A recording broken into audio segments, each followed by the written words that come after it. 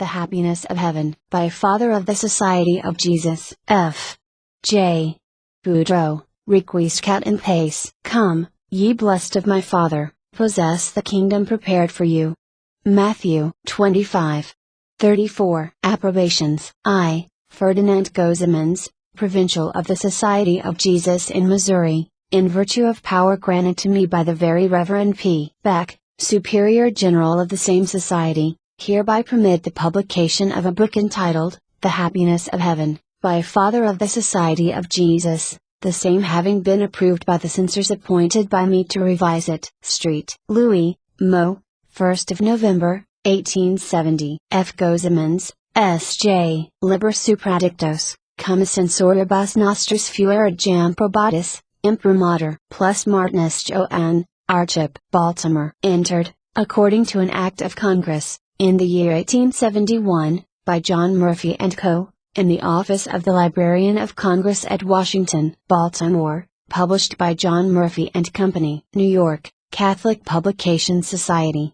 1872. Publisher's preface to the second revised edition. It seldom falls to the lot of a Catholic publisher to issue from his press a book, which, while it possesses the true, substantial merit of genuine Catholic literature, is at the same time graced with the novelty, the absorbing interest which at once command the attention on the public, and place the book in a high and permanent position before the world. Such has been our good fortune in the publication of The Happiness of Heaven, and of this no better proof can be required than the unprecedented sale of 3,000 copies, constituting the first edition, in less than 60 days, and the constantly increasing demand which already calls forth the second edition. Few books have been more warmly welcomed by the press, both Catholic and non-Catholic, than The Happiness of Heaven. Fewer still have proved, in the perusal, more worthy of the praises bestowed by reviewers, or have borne out the character which favorable critics had assigned. Of this work it may be said with truth,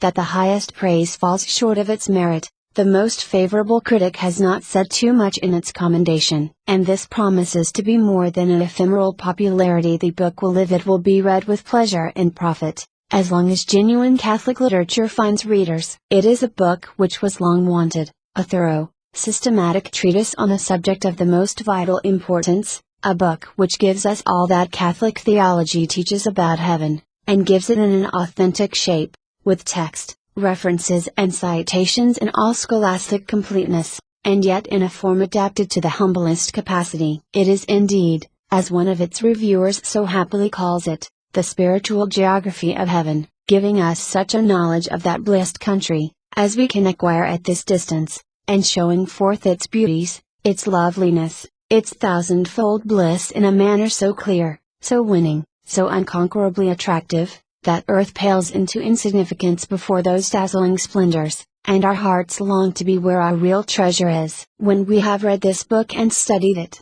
for a single perusal of it will not satisfy us, we know something of that heavenly paradise which is to be the eternal abode of the elect, and knowing it, we must love and desire it. We must submit with patience, if not with joy, to the trials of this life, which are to be there so gloriously rewarded. We must sigh for the moment which is to admit us into that paradise of endless delights and of imperishable beauty. Let then this book go forth on its mission of consolation and encouragement to the sorrowing and suffering poor. It will teach them to prize their sorrows and their afflictions as the virgin gold of which their crown is to be formed, and the brilliant gems which are to adorn it forever. Let it go to the counting house of the merchant, to the desk of the banker, and they will know that there is another and a truer wealth more worthy of their ambition. Let the great ones of the earth learn from it that their honors are a deceit and a snare, that one sigh for eternity, one moment spent in the service of God, purchase greater glory than all the crowns and scepters of earth can bestow. Let those whose lives are consecrated to the task of teaching young hearts to love God,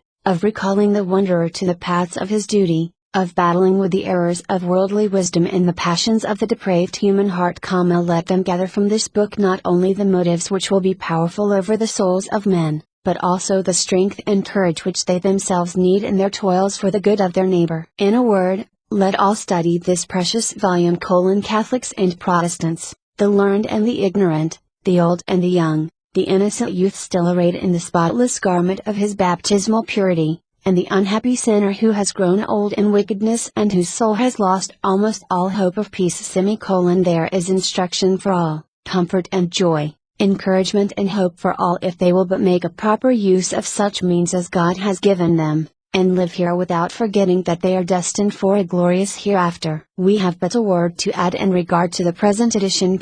Several alterations and improvements have been introduced into the work by the author, which enhance its value and render it more deserving the patronage it has already received. The Publishers, Baltimore, June 17, 1871. Preface to the first edition. Many books, owing to their special character, are designed for only a small circle of readers. But topics involving general and vital interests deservedly claim the attention of all persons. Such is the subject of the present work, The Happiness of Heaven. For who is he that, believing in the existence of that blessed abode, does not hope eventually to arrive there? What sublime descriptions do not the Holy Scriptures give us of the blessed city of God! Her walls are built of jasper stone, but the city itself is of pure and shining gold, like to clear crystal glass. And the foundations of the city are adorned with all manner of precious stones. Her gates are pearls. The very streets are transparent as glass. This glorious city has no need of the sun or of the moon to shine in her, for the glory of God is her light. In the midst of her sits the Ancient of Days.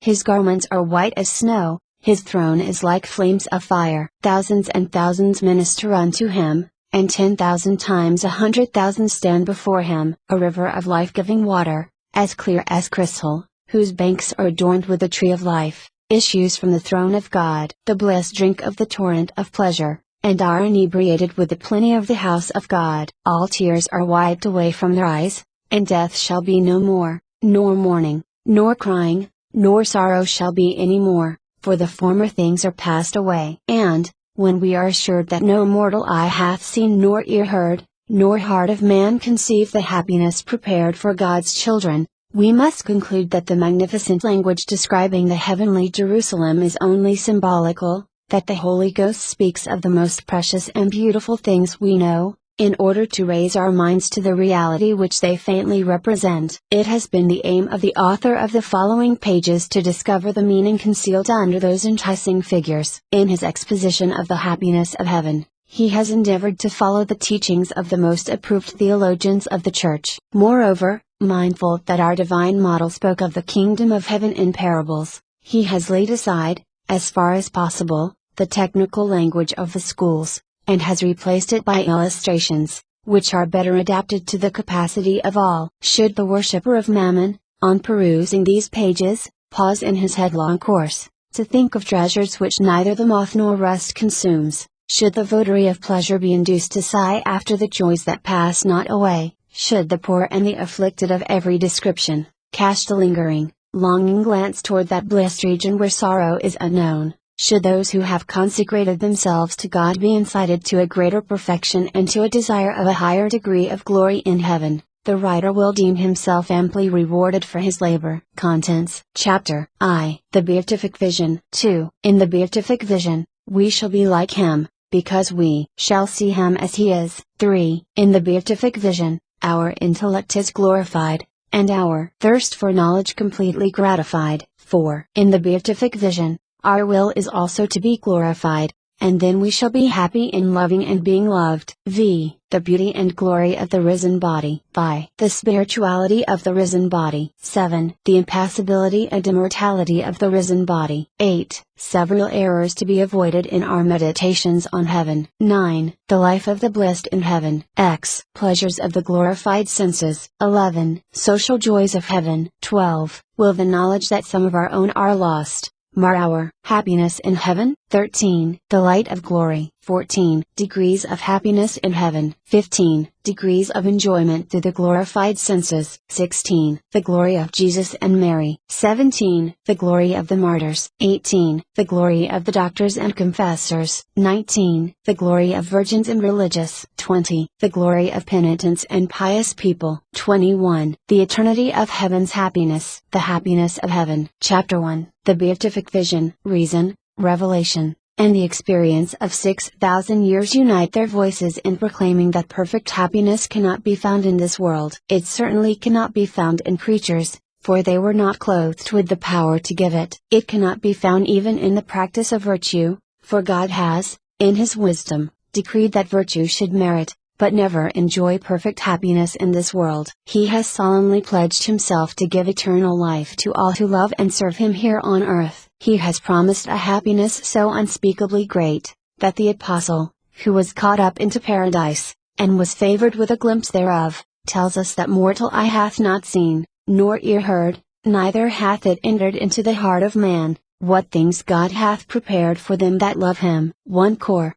11:9. This happiness which is now so incomprehensible to us is none other than the possession and enjoyment of God Himself in the beatific vision, as well as the perfect satisfaction of every rational craving of our nature and the glorious resurrection of the body. It is on this glorious happiness we are going to meditate, and first, we shall endeavor to obtain a definite idea of the beatific vision, which is the essential constituent of heavenly bliss. In meditating upon the happiness in store for the children of God, we are very apartment to build up a heaven of our own, which naturally takes the shape and color which our sorrows, needs, and sufferings lend thereto. The poor man, for instance, who has suffered mutely from toil and want, looks upon heaven as a place of rest, abounding with all that can satisfy the cravings of nature. Another, who has often endured the pangs of disease, looks upon it as a place where he shall enjoy perpetual health of body and mind. Another again, who, in the practice of virtue, has had all manner of temptations from the devil, the world, and his own flesh, delights in viewing heaven as a place totally free from temptation, where the danger, or even the possibility of sin, shall be no more. All these, and other similar views of heaven, are true, inasmuch as they represent it as a place entirely free from evil and suffering, and, at the same time, as an abode of positive happiness. Nevertheless, they are all imperfect views, because not one of them takes in the whole of heavenly bliss, such as God has revealed it to us. They all ignore the beatific vision, which is the essential happiness of heaven. But even among those who look upon heaven as a place where we shall see God, very few indeed understand what is implied in the vision of God. They imagine that we shall simply gaze upon an object whose surpassing perfection will make us happy in a way which they do not understand. These last do not fully comprehend what is meant by the beatific vision, though they view heaven as a place where we shall see God. Let us, therefore, endeavor to understand what faith and theology teach us concerning the beatific vision. We shall see that it is the essential happiness of the blessed which not only fills them with the purest and completest satisfaction, but that it is, moreover, in virtue of this beatific vision that they are enabled to enjoy the additional or secondary pleasures which cluster around the throne of God. Theologians divide the happiness of heaven into essential and accidental. By essential is meant the happiness which the soul receives immediately from God in the beatific vision. By accidental are meant the additional pleasures or joys which come to the blessed from creatures. Thus, when our blessed Lord says, "There shall be joy in heaven upon one sinner doing penance," He evidently means a new joy, which the blessed did not possess until sorrow for sin entered that sinner's heart. They were already happy in the beatific vision, and would not have lost the slightest degree of their blessedness, even if that sinner had never repented of his sins. Still, they experience a new joy in his conversion, because therein they see God glorified, and, moreover, they have reason to look for an additional brother or sister to share their bliss. Yet, although the blessed do rejoice in the conversion of the sinner, they do so in virtue of the beatific vision without which they could receive no additional pleasure from creatures. Therefore the beatific vision is not only the essential happiness of heaven, but it is also that which imparts to the saints the power of appropriating all the other inferior joys wherewith God completes the blessedness of His children. As this is a point of importance, we shall endeavor to understand it more clearly by an illustration. A man who is gifted with perfect health of body and mind, not only enjoys life itself, but he likewise receives pleasure from the beauties of nature, from literature, amusements, and society. Now, suppose he loses his health, and is thrown on a bed of sickness. He is no longer able to enjoy either life itself or its pleasures. What is all the beauty of earthly or heavenly objects to him now? What are amusements,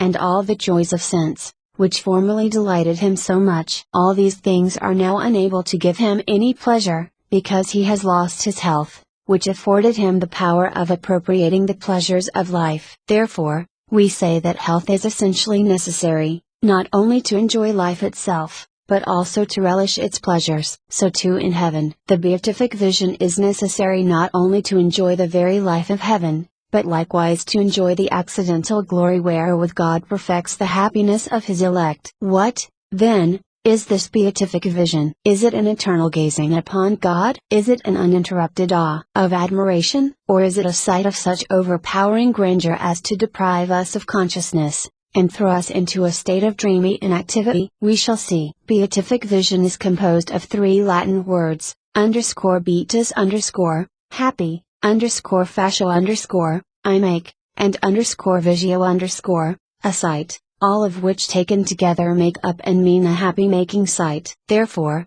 in its very etymology, beatific vision means a sight which contains in itself the power of banishing all pain, all sorrow from the beholder, and of infusing, in their stead, joy and happiness. We shall now analyze it, and see wherein it consists, for it is only by doing so that we can arrive at the clear idea of it, which we are seeking. Theologians tell us that the beatific vision, considered as a perfect and permanent state, consists of three acts which are so many elements essential to its integrity and perfection. These are, first, the sight or vision of God, secondly, the love of God, and thirdly, the enjoyment of God. These three acts, though really distinct from each other, are not separable, for, if even one of them be excluded, the beatific vision no longer exists in its integrity. We shall now say a few words on each of these constituents of heavenly bliss. 1. First, the sight or vision of God means that the intellect, which is the noblest faculty of the soul, is suddenly elevated by the light of glory, and enabled to see God as He is, by a clear and unclouded perception of His divine essence. It is, therefore, a vision in which the soul sees God, face to face, not indeed with the eyes of the body, but with the intellect, for God is a spirit, and cannot be seen with material eyes. And if our bodily eyes were necessary for that vision, we could not see God until the day of judgment, for it is only then that our eyes will be restored to us. Hence, it is the soul that sees God, but then, she sees Him more clearly and perfectly than she can now see anything with her material eyes. This vision of God is an intellectual act by which the soul is filled to overflowing with an intuitive knowledge of God, a knowledge so perfect and complete that all the knowledge of Him attainable, in this world, by prayer and study, is like the feeble glimmer of the lamp compared to the dazzling splendor of the noonday sun. This perfect vision, or knowledge of God, is not only the first essential element of the beatific vision, but it is, moreover, the very root or fountainhead of the other acts which are necessary for its completeness. Thus we say of the sun that he is the source of the light, heat, life, and beauty of this material world, for, if he were blotted out from the heavens, this now beautiful world would, in one instant, be left the dark and silent grave of every living creature. This is only a faint image of the darkness and sadness which would seize upon the blessed, could we suppose that God would at any time withdraw from them a clear and unclouded vision of Himself. Therefore, we say, that the vision of the divine essence is the root or source of the beatific vision. Yet, although this is true, it does not follow that the vision of the divine essence constitutes the whole beatific vision, for the human mind cannot rest satisfied with knowledge alone, how perfect soever it may be. It must also love and enjoy the object of its knowledge. Therefore, the vision of God produces the two other acts which we shall now briefly consider. Dico 1. Ascentem beatitudines formalis primo ac principaliter consistere in clear division, in quae, quasi infante si ratus tota beatitudines perfectio conjure. A state in impraesibila ac perfectissima animi operatio in ration consecutionis finis ultima, et immediacum ipsius conjunction. AC forma essentialiter distinguens statum beatum and non beato. Tamen, Dico 2, amor charitas et amicitiae divinia state simpliciter necessarius, ad homo id supernaturaliter perfect beatus, at qui ida absoluta stata ipsius beatitudines assenta dot suarez debit. Disput 7. 2. The second element of the beatific vision is an act of perfect and inexpressible love. It is the sight or knowledge of God as He is, that produces this love, because it is impossible for the soul to see God in His divine beauty, goodness, and unspeakable love for her, without loving him with all the power of her being. It were easier to go near an immense fire and not feel the heat, than to see God in his very essence,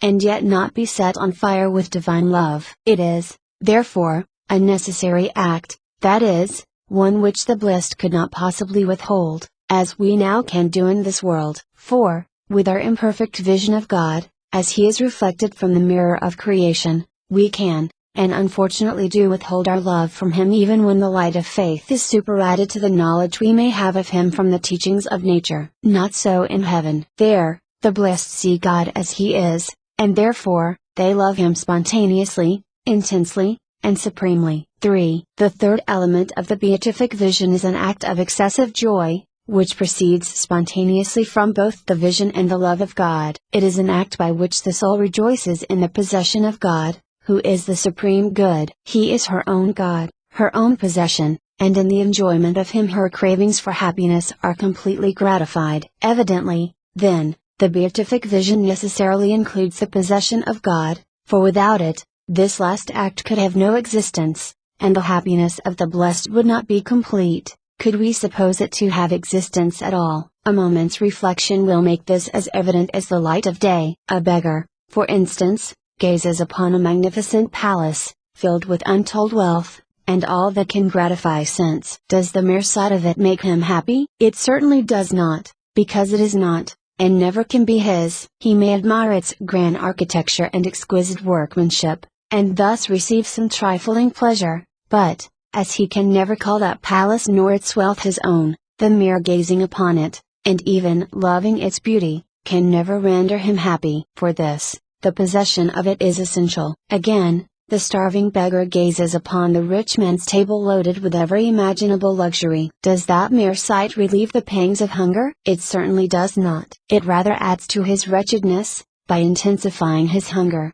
without satisfying its cravings. Even so would it be in heaven, could we suppose a soul admitted there, and allowed to gaze upon the beauty of God, while she cannot possess or enjoy him. Such a sight would be no beatific vision for her. The possession of God is, therefore, absolutely necessary in order that the soul may enjoy him, and rest in him as her last end. Hence, the act of seeing God is also the act by which the blessed possess God, and enter into the joy of their Lord. Si generatum eloquimur, verimistate quod visio, ut visio, non sit possessio, nam visio, ut sic, solum decit clarum cognitionem objecti visi, possessio autem significat habere et tenere objectum, eo modo, quo natum estate habere et genera, jam vero, quia deus non alit repetist in obis habere et tenere quam per visionum, ideo fit, ut visio sortiatur nomen et officium possessionis respectu delipicanis, debit.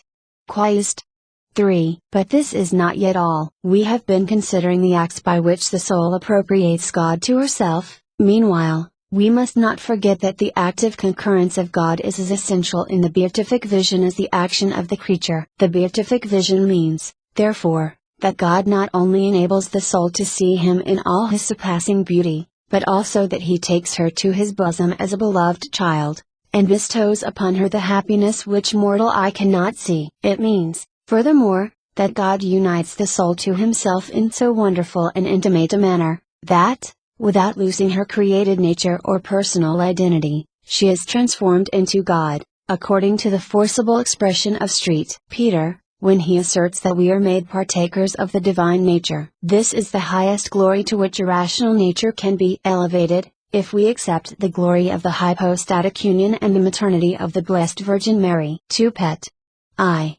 4. In explaining this partaking of the divine nature in heaven, theologians make use of a very apartment comparison. If, say they, you thrust a piece of iron into the fire, it soon loses its dark color, and becomes red and hot, like the fire. It is thus made a partaker of the nature of fire, without, however, losing its own essential iron nature. This illustrates what takes place in the beatific vision in relation to the soul. She is united to God, and penetrated by him. She becomes bright with his brightness, beautiful with his beauty, pure with his purity, happy with his unutterable happiness, and perfect with his divine perfections. In a word, she has become a partaker of the divine nature, while she retains her created nature and personal identity. Abstract words, however, and reasoning failed to convey a definite idea of this glorious happiness reserved for the children of God. Let us, therefore, have recourse to an illustration in the shape of a little parable. It will be as a mirror,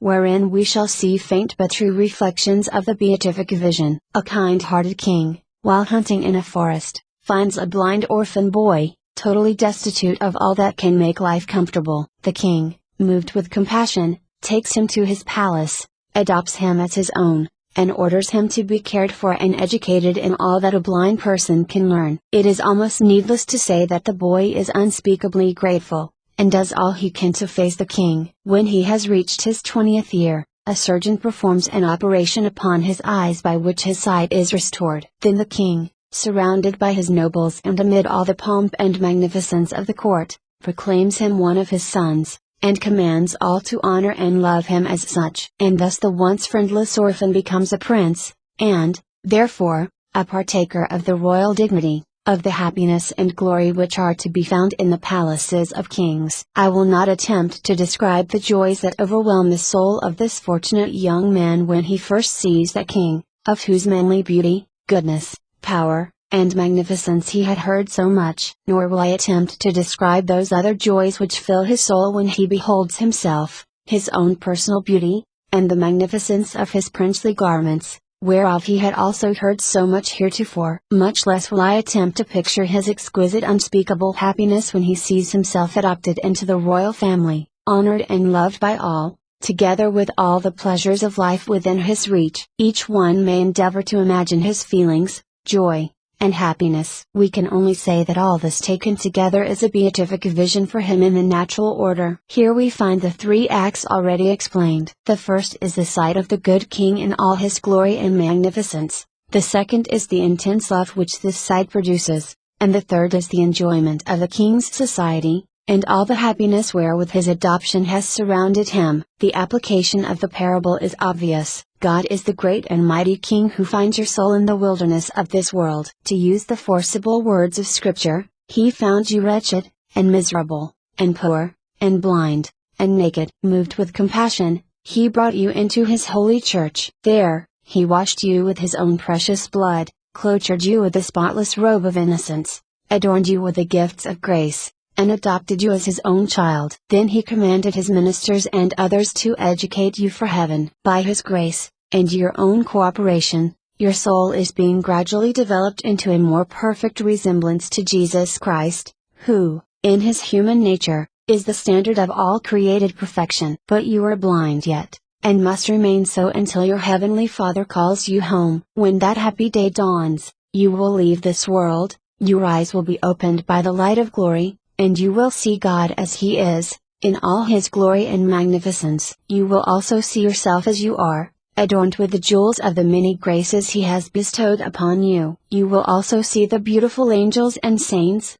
clothed with the beauty of God Himself, standing around His throne to hear the sentence that is to admit you into their society. This sight of the living God, and of all the magnificence which surrounds Him, will fill your soul with a perfect knowledge of Him, and this knowledge will produce a most ardent and perfect love, and when He presses you to His bosom, proclaims you one of His children, and commands all to honor and love you as such, your joy will be full. This will be emphatically a beatific vision for you.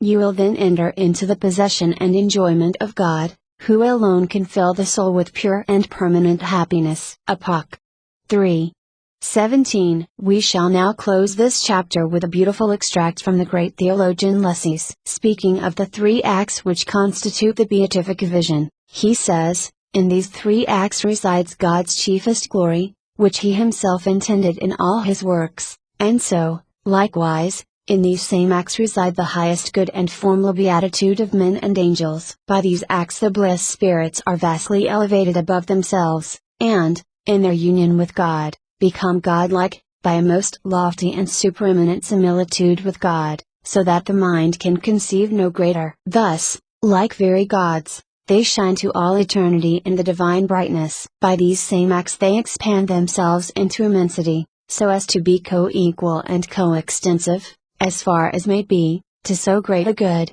that they may take it in, and comprehend it all. They linger not outside, as it were upon the surface of it, but they go down into its profound depths, and enter into the joy of their Lord, some more, some less, according to the magnitude of the light of glory imparted to each. Immersed in this abyss, they lose themselves, and all created things, for all other good and joys seem to them as nothing by the side of this ocean of good and joys. In this abyss there is to them no darkness, no obscurity, such as now hangs over us about the divinity, but all is light and immense serenity. There are their eternal mansions, with a tranquil security that they can never fail. There is the fulfilling of all their desires. There is the possession and enjoyment of all things that are desirable. There nothing will remain to be longed for, or sought for any more, for all will firmly possess and exquisitely enjoy every good thing in God. There the occupation of the saints will be to contemplate the infinite beauty of God, to love His infinite goodness, to enjoy His infinite sweetness, to be filled to overflowing with the torrent of His pleasures, and to exult with an unspeakable delight in His infinite glory, and in all the good things which He and they possess. Hence comes perpetual praise, and benediction, and thanksgiving, and thus the blessed, having reached the consummation of all their desires, and knowing not what more to crave, rest in God as their last end. De Perf. Divin. Lib. 14. c. 5. Chapter 2. The Beatific Vision. Continued. In the Beatific Vision, we shall be like Him, because we shall see Him as He is. 1 John 3.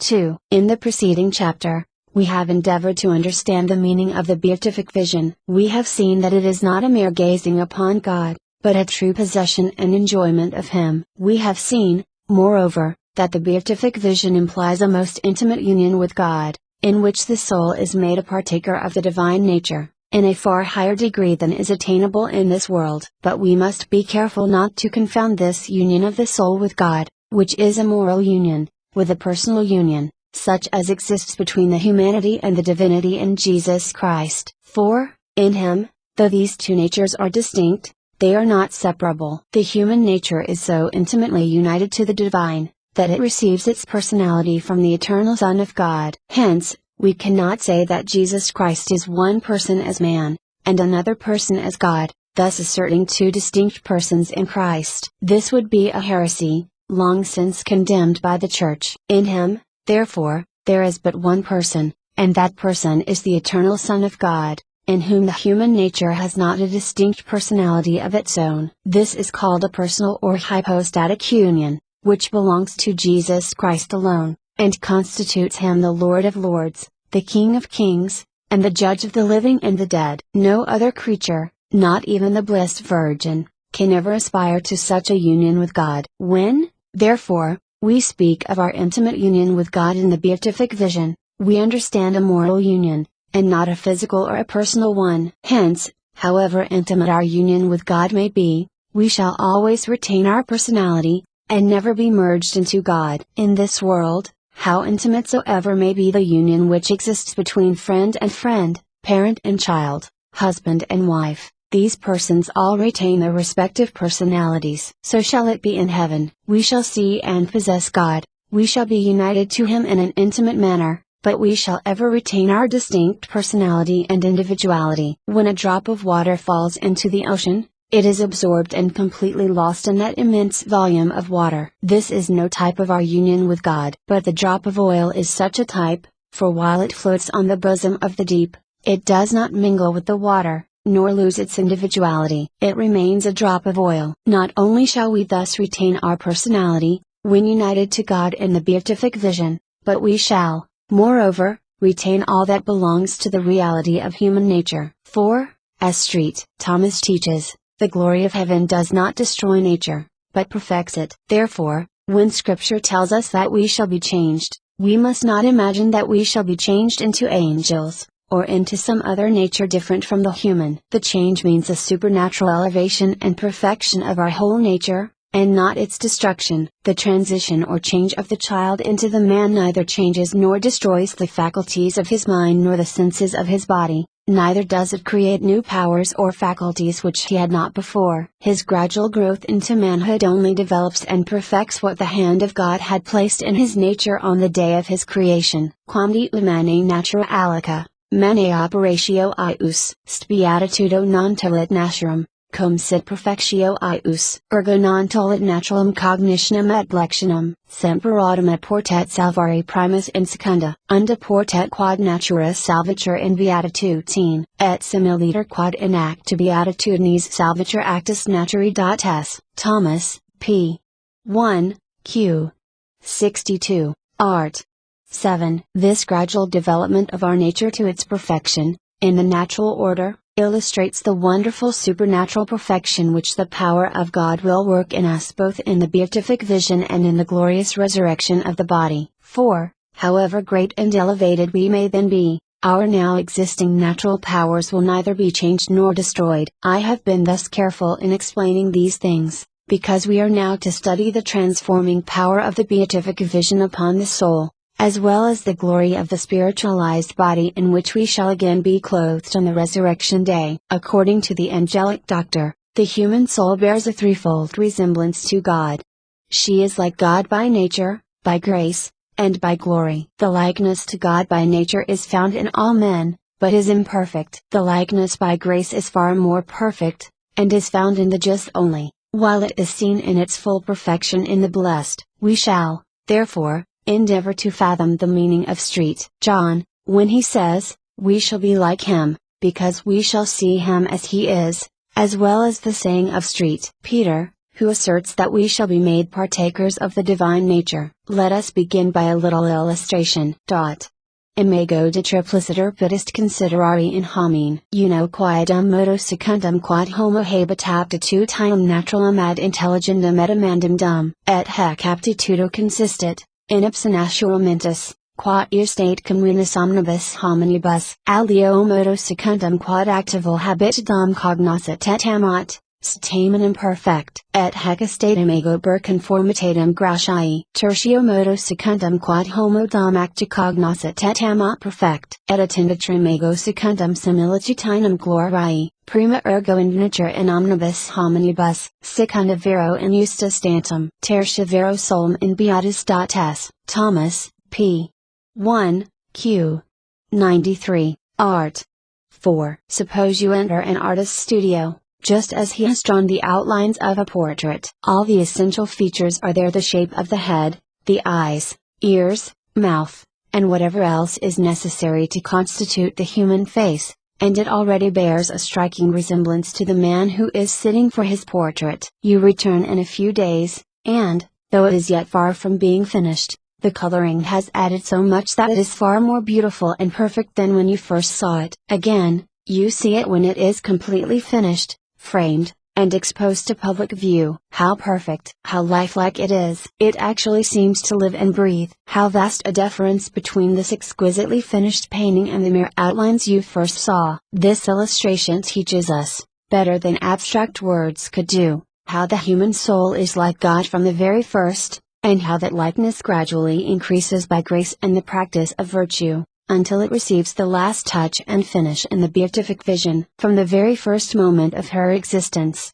the soul is like to God, because she is a spirit, and therefore immortal. She is endowed with intelligence, free will, memory, and whatever else belongs to a spiritual substance. Evidently, this is already the image of God, though, compared with what it will be by grace and the beatific vision, it is as yet nothing more than the mere outlines. Next comes baptism, by which the soul is raised to the supernatural state. She is washed with the blood of Jesus, and clothed with a robe of innocence, which, if we may use the expression, begins the coloring or beautifying process. Faith, hope, and charity are infused into her, by which she is enabled to lead a supernatural life. Then come other sacraments, which have for their object to wash away stains, remove imperfections, and to nourish, strengthen, beautify, and gradually develop a greater resemblance to God. But there is an immense difference between the senseless image we saw on the canvas and the soul. The portrait is a lifeless image, which is totally passive,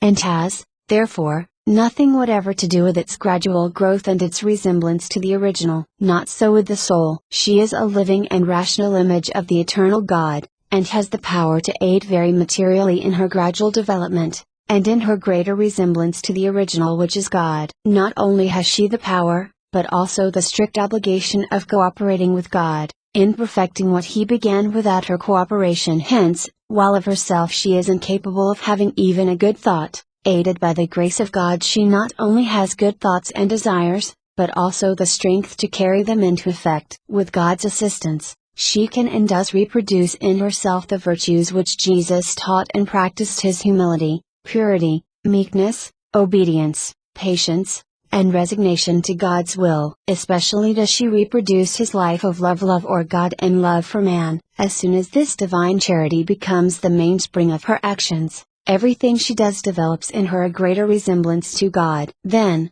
not only prayer, the sacraments, pious reading, and other spiritual exercises, but voluntary mortifications, temptations from the devil, the world, and the flesh, even eating, drinking, and innocent recreations, all help powerfully to develop and perfect in her the image of God. For, as St. Paul tells us, to them that love God, all things work together unto good. Rom. 8:28. Could you now see a soul at the first moment of her existence, you would see the image of God begun. Could you see her again immediately after baptism, she would appear far more beautiful, because she is then clothed with a robe of innocence and beautified by the grace of God. But could you see that same soul after 10, 20, or more years of a holy life, you could scarcely believe that it is the same soul, so much more godlike and beautiful has she become. But again, could you see her united to God in the beatific vision, you would be so overpowered with her dazzling splendor and unearthly beauty, that you would be ready to fall down and adore her, thinking that it is God Himself you see, and not His image. She would have to prevent this adoration, by assuring you that whatever excellence you behold in her is, after all, that of a mere creature. This is what happened even to St. John, who had already seen so many and such wonderful visions. When the bright angel stood before him, to reveal the secrets of God, he says, "And I fell down before His feet to adore Him. But He saith to me, See thou do it not, I am thy fellow servant, and of thy brethren, who have the testimony of Jesus, adore God." St. Augustine says that the angel was so beautiful and glorious that St. John actually mistook him for God, and would really have given him divine worship, had not the angel prevented it by declaring who he was. Epoch 14. From all this, we begin to see what St. John means when he tells us that we shall be like God, because we shall see Him as He is. Our likeness to God was begun on the very first day of our existence. It was gradually developed by God's grace and the sacraments, and by our own cooperation with all the helps of God. But during life, the process of development was slow, so very slow, that we were at times tempted to think it had ceased altogether. But in the beatific vision the process is rapid as a flash. The soul is suddenly transformed into that degree of likeness to God which she has deserved by a holy life. She is made like to God, because she sees Him as He is. It is this glorious vision which contains in itself this transforming power, and which assimilates the soul to God. In this world a deformed man may gaze upon a beautiful object without becoming beautiful thereby. The poor man gazes upon the rich man, but remains as poor as ever, and the ignorant man gazes upon the philosopher, and nevertheless remains as ignorant as before. Not so in heaven. The vision of God has a transforming power, that is, it has the power of communicating to the beholder attributes which he had not before, or possessed only in the germ. Thus the soul, because she sees God as He is filled to overflowing with all knowledge. She becomes beautiful with the beauty of God, rich with His wealth, holy with His holiness, and happy with His own unutterable happiness. In a word, by the vision of God, she is made a partaker of the divine nature, and, like a very God, she shines unto all eternity in the divine brightness. A diamond, carefully cut and perfectly polished, glitters and shines in the sun with exceeding brilliancy. It not only reflects the light, but also absorbs it into itself, so as to shine even in the dark with the light it has absorbed. It actually becomes, as it were, a little sun, shining with its own light. It is thus become a partaker of the sun's nature, while it retains its own peculiar diamond nature and individuality. This is an image of what takes place in the beatific vision. While she was in this world, God had polished that soul, by the sacraments and by sufferings, and now that she is in His presence, and sees Him as He is, she shines and sparkles in His light with unspeakable splendor. She reflects and absorbs the divine light and beauty of God. She is like God, because she sees him as he is, she is made a partaker of the divine nature, while she retains her own human nature and personal identity. But, let us again hear Lessees. Speaking of this communication of the divine nature to man,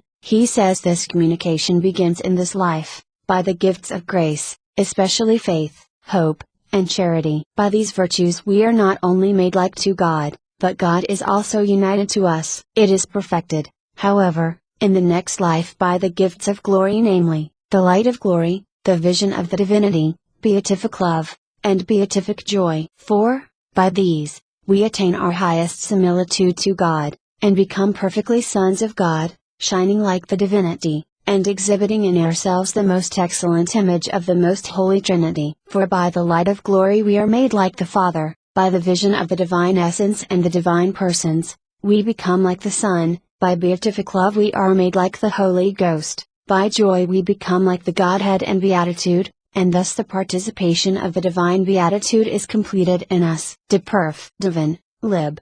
14. c. 1. Now, Christian soul, meditate well on all this. Endeavor to fathom the bliss of the saints when they see themselves like God in so eminent a degree. Remember that you were created to enjoy the unspeakable happiness of seeing God, and of being made a partaker of the divine nature. But remember, too, that God, who created you without your cooperation, will not save you without it. He never will polish your soul into a jewel fit for heaven, in spite of yourself. You must, therefore, cooperate with Him, and do His holy will in all things. However painful may be the trials He sends you, there are also many strokes to take away some roughness or deformity which would prevent your soul from being perfectly like Him. Every act you perform, while in the state of grace, adds a new feature of beauty to your soul, and therefore prepares her the better to receive the finishing touch in the beatific vision, and to shine with greater splendor as a perfect image of the living God. Chapter 3. The Beatific Vision. Continued. In the beatific vision our intellect is glorified, and our thirst for knowledge completely satisfied. Man was created with a thirst for knowledge which can never be satiated in this world. Sin, which greatly weakened and darkened his mental faculties, has not taken away his desire and love for knowledge. And the knowledge which he acquired by eating the forbidden fruit, rather increased than satisfied his thirst. But all his efforts to reach the perfection of knowledge, even in the natural order, have been fruitless. With all his boasted discoveries in astronomy, chemistry, geology, mechanics, and other kindred sciences, his knowledge of nature's secrets is still very limited. But could he even master every natural science, and compel nature to reveal her most hidden secrets, his thirst for knowledge would still remain unsatisfied. Let us, for the sake of illustration, suppose a man so gifted that he not only knows all that can be known about this world, but soars beyond it, and learns the exact size, distances, laws, and relations to each other of the countless worlds that shine in the blue sky. Supposing these distant orbs to be peopled like ours, he knows the character, manners, laws, and languages of their respective inhabitants. He knows, moreover, all their sciences, the characters of their plants, animals, and minerals. In a word, he sees and knows every star as perfectly as he knows his own house and its inmates. What vast knowledge would not that man possess? He would certainly be far more learned than all the philosophers that ever lived, taken together. But would his thirst for knowledge be completely quenched? Would he say that his mind is so completely full that he can long for no more, or that it can contain no more? No, he could never say that, for the knowledge of the creature alone can never completely fill or satisfy the mind. We are little, and very limited, it is true, and if we are aiming at Christian perfection, we are accustomed to look upon ourselves as such. And the oftener we compare our borrowed perfections with those of God, the more deeply convinced of our littleness shall we become. But yet, how little soever we may be, we have, in a certain sense, capacity for the infinite, and for it, only the infinite is sufficient. Hence, as all the wealth of this world could never make any man perfectly happy, so neither could the perfect knowledge of every creature perfectly satisfy his cravings after knowledge. The one is as finite as the other, and consequently neither could do that for which the infinite alone is sufficient. Yet this is not all. Not only is the full knowledge of the whole natural order incapable of satisfying man's desire for knowledge, but not even all the knowledge of God, and of the supernatural order, so far as they can be known in this world by faith and theology, ever did or ever could make a man say, "It is enough, I ask for no more." Indeed, the very reverse takes place. For if there be any knowledge that intensifies thirst for more, it is precisely the imperfect knowledge of God we have by faith in the contemplation of Him and His creatures. Theologians have studied and learned much, they have thrown much light on the dark mysteries of revelation, yet what they know is only as a drop in the boundless ocean of God's unfathomable being. With all the vast knowledge of God which they have acquired, they are still constrained to cry out with St. Paul, "Oh, the depth of the riches of the wisdom and of the knowledge of God! How incomprehensible are His judgments, and how unsearchable His ways!" Do what we may, read the Holy Scriptures, study, pray, meditate, we never can see and know God as He is, so long as we remain pilgrims in this world. The saying of St. Paul will ever remain true: "We now see through a glass in a dark manner, plus that is, imperfectly and unsatisfactorily." Rom. 11:13 plus 1 Cor.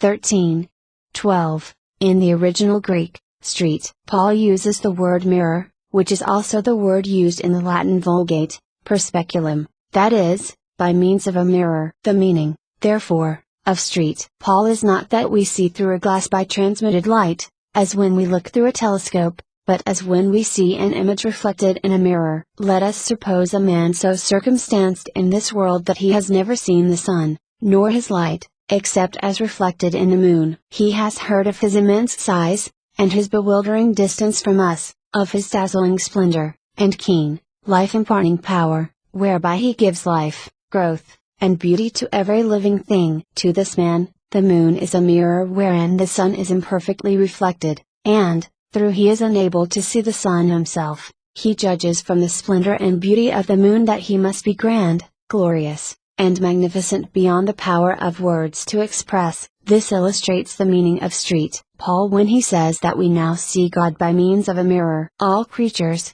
the sun, the moon, and the stars, the vast expanse of the ocean, the earth, trees, flowers, animals, and man especially, are a grand mirror in which the perfections of God are reflected in a dark and imperfect manner. We see, in them all, vain reflections of His divine beauty, wisdom, goodness, power, and of His other perfections, but Himself as He is, we cannot see. Therefore, all the knowledge of God which we can derive from the contemplation of creatures, adding even all that He has been pleased to reveal of Himself, far from satisfying, rather increases the thirst of the soul for more. They who know most of God are the saints, and they are the very ones who can say, with the royal prophet, "As the hart panteth after the fountains of water, so my soul panteth after Thee, O God. My soul hath thirsted after the strong, living God, when shall I come and appear before the face of God?" This is the continual sigh and cry of the saints,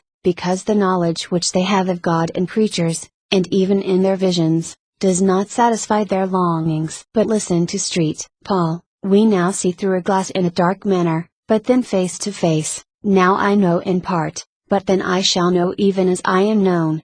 Plus Ps. Zl. 2 plus 1 Cor. 13:12. How consoling are these words of inspiration! Yes, in heaven, we shall see God as He is, face to face. We shall see Him in all His adorable perfections by a clear and unclouded perception of His divine essence. We shall gaze with unspeakable delight and rapture upon that beauty, ever ancient and ever new. We shall drink in all knowledge at its living source unmingled with error or doubt. All the darkness and ignorance caused by sin will forever vanish in the light of God's countenance, as the darkness of night disappears before the rising sun. We shall then see, as it is, the august and awful mystery of the most holy Trinity, the deepest, the sublimest, and the most incomprehensible of all those that God ever revealed to man. We shall then see the Eternal Father, ever begetting His only Son, and the Holy Ghost ever proceeding from both Father and Son. We shall then see how they are really three distinct persons, and yet one undivided essence. We shall see, face to face,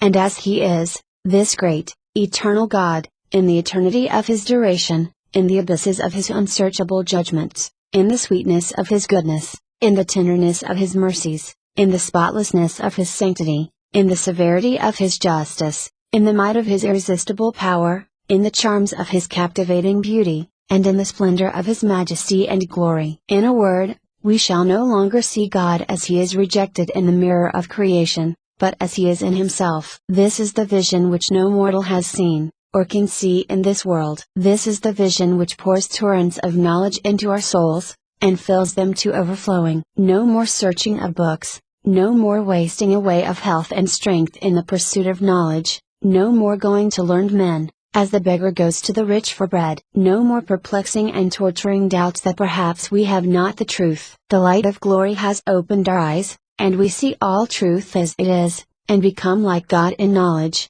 because we see him as he is. But this is not yet all. The glorification of our intellect will not only enable us to see God as he is, it will also unveil us to ourselves, and make us see ourselves as we are. In our present state of existence, we are a mystery to ourselves. In spite of the numberless learned works written on the mind, and the laws by which it operates, our knowledge of it is still very limited. We see the human soul only as reflected in a mirror, that is, in her outward manifestations. Thus, when we read a magnificent poem, or when we gaze upon a noble ship plowing the waters of the deep, or riding safely through a fearful storm, or when we look upon grand churches, palaces, and works of art, all these are as mirrors, which reflect the greatness, wisdom, power, and ingenuity of the human soul. Again, when we enter orphan asylums, or other institutions for the unfortunate and destitute of every description, we may view them as mirrors which reflect the moral goodness of the soul, but the soul herself as she is, we cannot see. She is as invisible to us as God himself. In heaven, we shall know and see ourselves as we are. 4. As Street. Paul tells us, then I shall know even as I am known. We shall then see and know that beautiful, living image of the eternal in her very essence. We shall see her clothed with a surpassing beauty, adorned with the gems of grace and good works, and shining in the presence of God like a very star. This sight of ourselves and of our exceeding beauty will kindle in us none other than sentiments of unbounded gratitude to God, who is the giver of our existence and of all that we possess. Here again, as well as in the knowledge of God, the human intellect will rest satisfied, because its thirst for the complete knowledge of self will be quenched in the beatific vision. Besides seeing ourselves as we are, we shall also see the beautiful angels, our elder brothers in creation. We shall also see, as they are, our fellow men, who are now as much a mystery to us as we are to ourselves. We shall likewise see all other creatures as they are in their very essence, and not as they now appear to us. We shall see all things in the one God and Father of all, who is above all, and through all, and in us all. Thus shall our souls be filled to overflowing with all knowledge from its living source, which is God himself, the eternal truth. 4. 6. Before closing this chapter, I must remark, for fear of being misunderstood, that when we say the blessed will see all things in God, we do not mean that they will really possess all knowledge. We are finite beings, and, consequently, essentially unable to possess any attribute or perfection in an infinite degree. We can no more possess all knowledge than we can be clothed with all power, all holiness, all beauty, or any other perfection in an infinite degree. All these attributes belong to God alone. Even the angels, who are so superior to us, do not know everything. When we say, therefore, that we shall see all things in God, we simply mean that each one's capacity, great or small, shall be completely filled, and that he shall desire nothing more. When we fill many vessels with water, the smallest is as full as the largest. So in heaven, each one shall know according to his individual capacity, which the light of glory will give him. Each one shall be filled to overflowing, and desire no more. But more of this when we come to speak of the degrees of glory. Angeli superiores, inferiores in essentia purgant. Angeli autem inferiores videns am divinam, ergo angelus videns am divinam, vitas talicanis ire. Stanima non perfectius vidbadum quam angelus, ergo animi videnstum non apportet quad omnia videant. Sicatum ignorantia non estate poe nalitas, defectus quietam, nec necessa state quad omnis talis defectos per gloria malferitur. Sic in etiam possit dici quad defectus esset impopulino quad non pervineritat gloriam petri. S. Tom, supple. Q. 92, Art.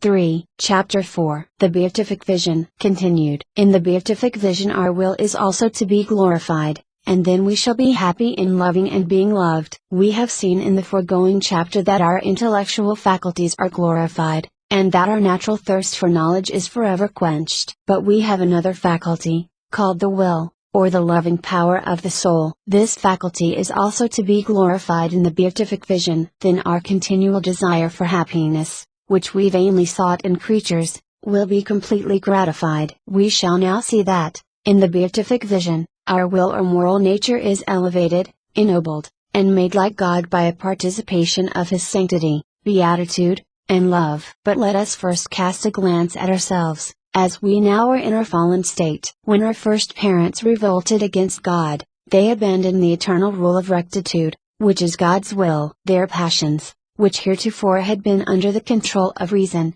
revolted against them, and their will was turned away from God. We, their children, have inherited all the consequences of their fall. We seek ourselves inordinately follow our own capricious will, which leads us into excesses, at which we blush. In our sober moments, we stubbornly persist in seeking our happiness in creatures, though reason itself loudly proclaims that in them it cannot be found. Evidently, then, our will has been sadly perverted in the fall of our first parents. One of the objects of the Christian religion was to bring back our will to a conformity with the divine will, and to cause it to love God above all things. Yet, in spite of its manifold teachings, in spite too of the sacraments, and the many graces we daily receive, in spite of prayer, meditation, and other spiritual exercises, this grand object is but partially attained in this world. For we find our perverse will again and again rising in rebellion against God. When a command is imposed upon us which does not chime in with our wishes,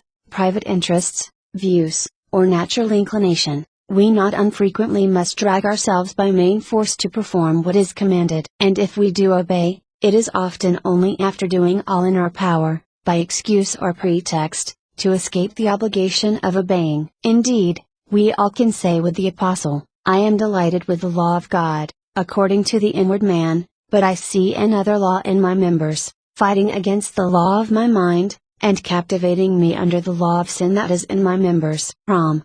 7:22. What a tyranny this law of sin exercises over the will, even of holy persons. How often do they discover, on close examination, that their will has departed from the eternal rule, which is the will of God. How often do they find that they had been seeking their own, instead of God's glory. After doing really great things, which they fancied were done purely for God, they find, to their grief, that, to a great extent, they had been secretly and artfully seeking themselves, and their own glory. And they have reason to fear that they have already received their reward in that human applause which they sought, or in which they took such complacency when it came unsought. It is said that persons who have been bitten by a viper, and who have nevertheless recovered by the application of timely remedies, are never again the same in health as they were before. At times they are swollen, or feel acute pains, or have a morbid and depraved appetite for what they should not eat. At other times they feel a general languor,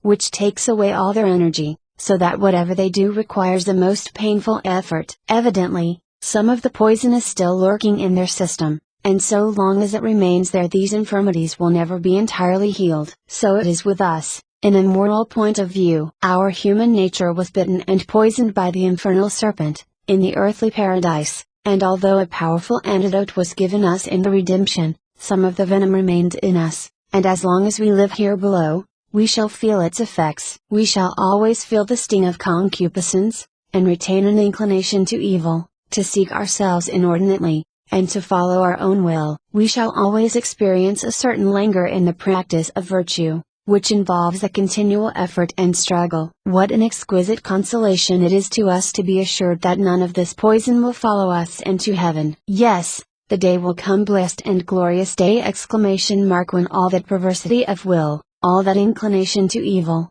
and all the passions of our depraved nature will be no more. All these will die in our temporal death, and be buried never to rise again in our glorified bodies. The Beatific Vision will glorify our will, and change us, as it were, into new creatures. Then shall we find ourselves joyfully willing to do what God wills, as He wills it, and because He so wills it without the least repugnance on our part. We shall no longer have peculiar views, private interests, or natural inclinations to clash with the will and interests of God. His divine will and ours shall become so totally one, that we shall seem to have no will of our own, so completely, and, at the same time, so sweetly, shall it be identified with the will and good pleasure of God. In a word, as our intellect is elevated by the light of glory, and filled with the purest knowledge in the beatific vision, so also our will is purified, sanctified, and made like God's will, in rectitude and perfect sanctity. But not only shall our will become holy and conformed to God's will, we shall also love God above all things, purely, unselfishly, ardently, and for His own blessed sake, and in that love shall we, at last, find the perfect happiness we vainly sought in the love of creatures. Human love is a source of partial happiness in this world, and it is in this human love, as in a mirror, that we see faint reflections of the unspeakable happiness which will inebriate our souls in the beatific vision. But they are emphatically faint reflections, for whether it be conjugal, parental, or fraternal love, or whether it be the love of pure friendship, whether it be even elevated by grace to the supernatural virtue of charity, it never did, and never will bestow perfect happiness in this world. It depends for its existence and perfection on conditions which can never be completely fulfilled in our present state of imperfection, and, therefore, the short-lived happiness to which it gives birth is always mingled with a certain amount of bitterness. It is in heaven, and only in heaven,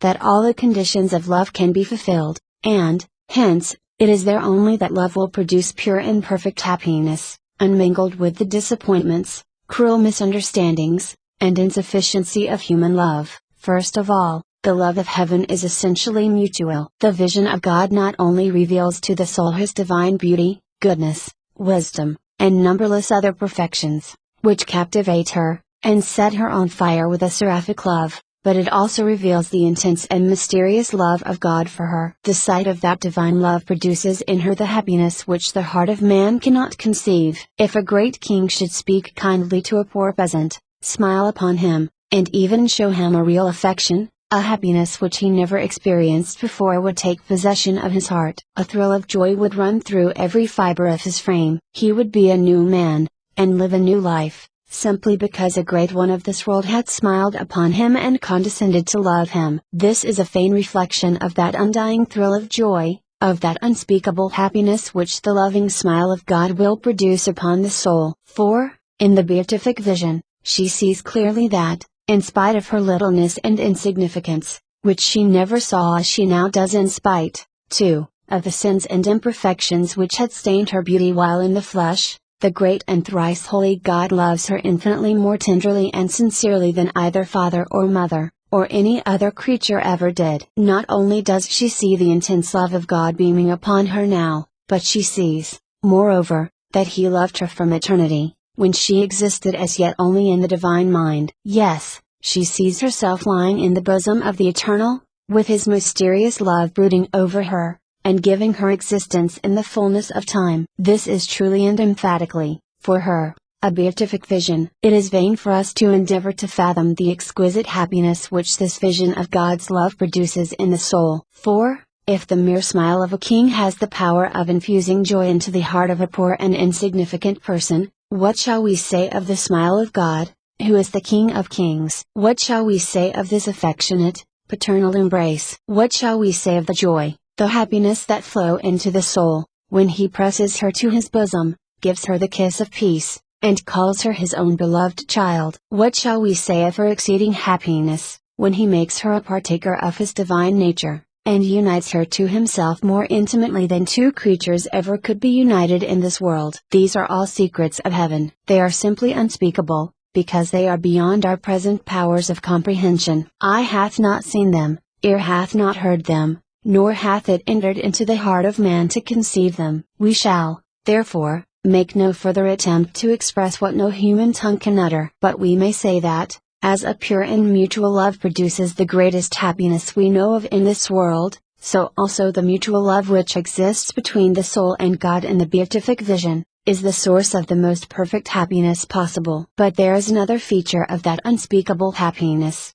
which we must now consider. Love must not only be mutual to produce happiness, there must, besides, be neither fear nor suspicion that either of the parties will prove false. Everyone knows that when a suspicion of that nature fastens upon the mind of one who loves, his happiness is at an end, and there is no telling to what extravagant excesses his jealousy may lead him. This imperfection, which blasts so much happiness in this world, will never find its way into our heavenly home. For the soul not only sees that he who loved her from eternity will continue to do so everlastingly, she not only sees the utter impossibility of God's ever despising her, but she, at the same time, sees the impossibility of her ever proving false to him. She not only sees God as he is, but she also sees everything else as it is. However beautiful, therefore, creatures may be in heaven, she always sees in God a beauty and perfection so vastly, so infinitely superior, that it is impossible for her to be captivated by creatures,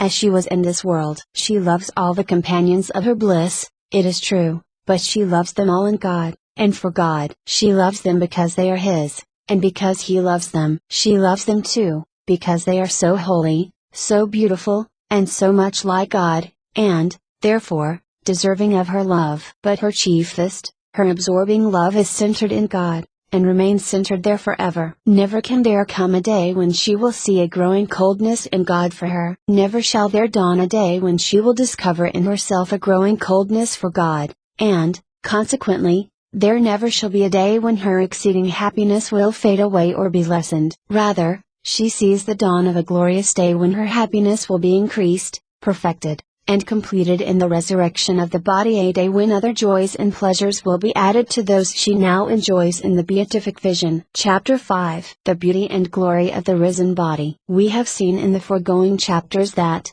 in the beatific vision, the human soul sees, loves, and enjoys God, and that her essential happiness consists in that unfailing, blessed vision. But, although the blessedness she now enjoys is far greater than words can express, it is not yet integral or complete, and never will be, except when she is again clothed in her own body, beautified, and glorified after the likeness of her Saviour's body. However, although her happiness is not yet complete, you must not therefore imagine that the half shadow of sadness or unhappiness hangs over her, for, as we have seen, her will is now totally conformed to God's will. It follows that although she sees other joys and pleasures in store for her, and desires them, these desires do not in the least mar her exceeding happiness. She wills the resurrection of her body as God wills it, and because He wills it, and because also her body is absolutely necessary to complete her human nature, which essentially consists of both soul and body. We shall begin our meditations on the resurrection of the body by first contemplating the beauty and splendor of the glorified body. In order to form some idea of the perfect beauty and splendor of form which is in store for us, we must first look at some of the transformations which take place in the natural order. These will aid us,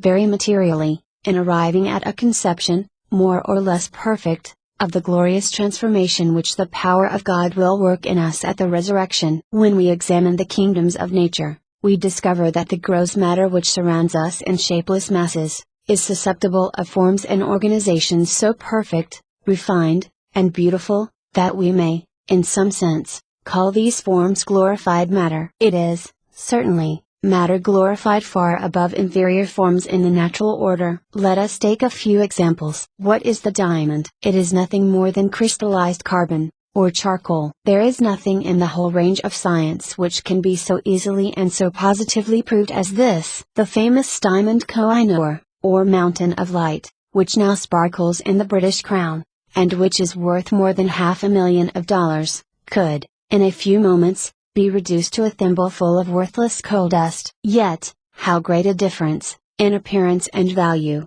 between that precious gem and a thimbleful of coal dust. Again, what are other gems, such as the ruby, the sapphire, the topaz, the emerald, and others? They are nothing more than crystallized clay or sand, with a trifling quantity of metallic oxide or rust, which gives to each one its peculiar color. Yet, what a difference between these sparkling and costly jewels and the shapeless clod or sand which we trample underfoot. If we now look for a moment into the vegetable kingdom, we see this glorification of matter still more wonderfully displayed. Of what are all plants composed? They are all composed of four elements of matter, which have no remarkable beauty of their own. In scientific language they are called carbon or charcoal, oxygen, hydrogen, and nitrogen. By the power and the laws of life these are transformed into that endless variety of beauty and color, odor and taste, so striking in the vegetable world. Hence, the most beautiful flowers, and their exquisite perfumes,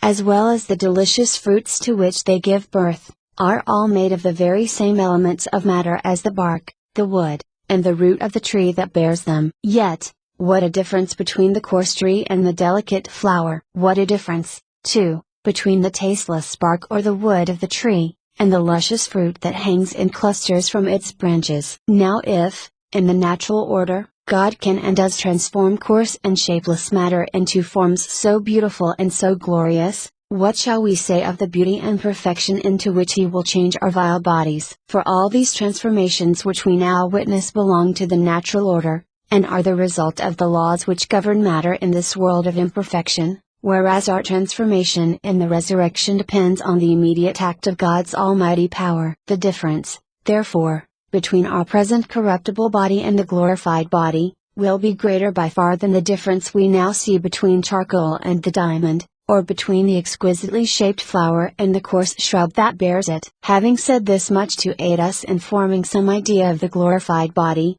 we shall now proceed to examine one of its attributes, which St. Paul mentions, when he says, "It is sown in dishonor, it shall rise in glory." Our bodies were indeed sown in dishonor, in the company of worms, and a prey to corruption. They had been honored by the presence of an immortal Spirit, the very image of the living God. They had been honored by the Holy Ghost, who made them His temple. They had been honored, too, by the presence of Jesus Christ, who made them His tabernacle, every time we received Him in Holy Communion. But death has struck them down, the Spirit has fled, they lie cold and motionless, and corruption begins to assert its empire over them. Our nearest and dearest friends hasten to throw them into the dark and silent grave, where they return into their original dust. Then, indeed, our bodies are sown in dishonor. But when the fullness of time shall have come, these same dishonored bodies shall rise in glory. 1 Cor.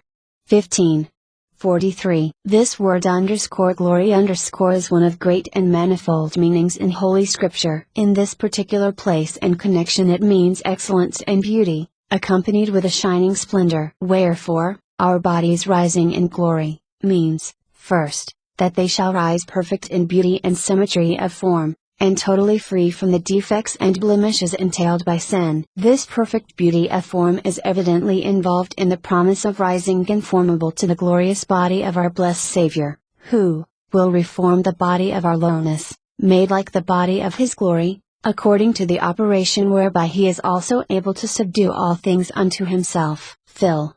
3:21. The human body was created perfect in the beginning. It was the masterpiece of God's power and wisdom in this world. But sin dishonored and disfigured it. It gave birth to a host of infirmities, which mar its original beauty, and in some cases change it even into a monster. Still, in spite of sin, it yet retains, in many individuals, much of its primitive comeliness. But how perfect soever in form and feature any one may be, there is always some deficiency. Some member, organ, or feature is slightly distorted, imperfect, or out of proportion with the rest. On the resurrection day, all these defects and blemishes disappear, and the human body is again, far more than in the beginning, a masterpiece of God's creative power, wisdom, and love. For every member, organ, and feature will then be exquisitely shaped and proportioned, so as to harmonize into a perfect whole of surpassing beauty, without defect or deficiency of any kind. Oh! With what rapturous delight will the soul reunite herself with that beautiful body, and make it her temple forever. It was the companion of her sorrows and her joys in this world. But it was, too, a body of sin and death, and she had, perhaps more than once, sighed and prayed to be delivered from it. But now that it is purified, beautiful, and glorified, she re-enters it with joy, because it is become the fit companion of a beatific spirit. The fond mother meeting her long lost child, and, in the joy of her heart, pressing it to her bosom, is a faint image of the joy which the soul will experience in the reunion with her glorified body. But this is not all.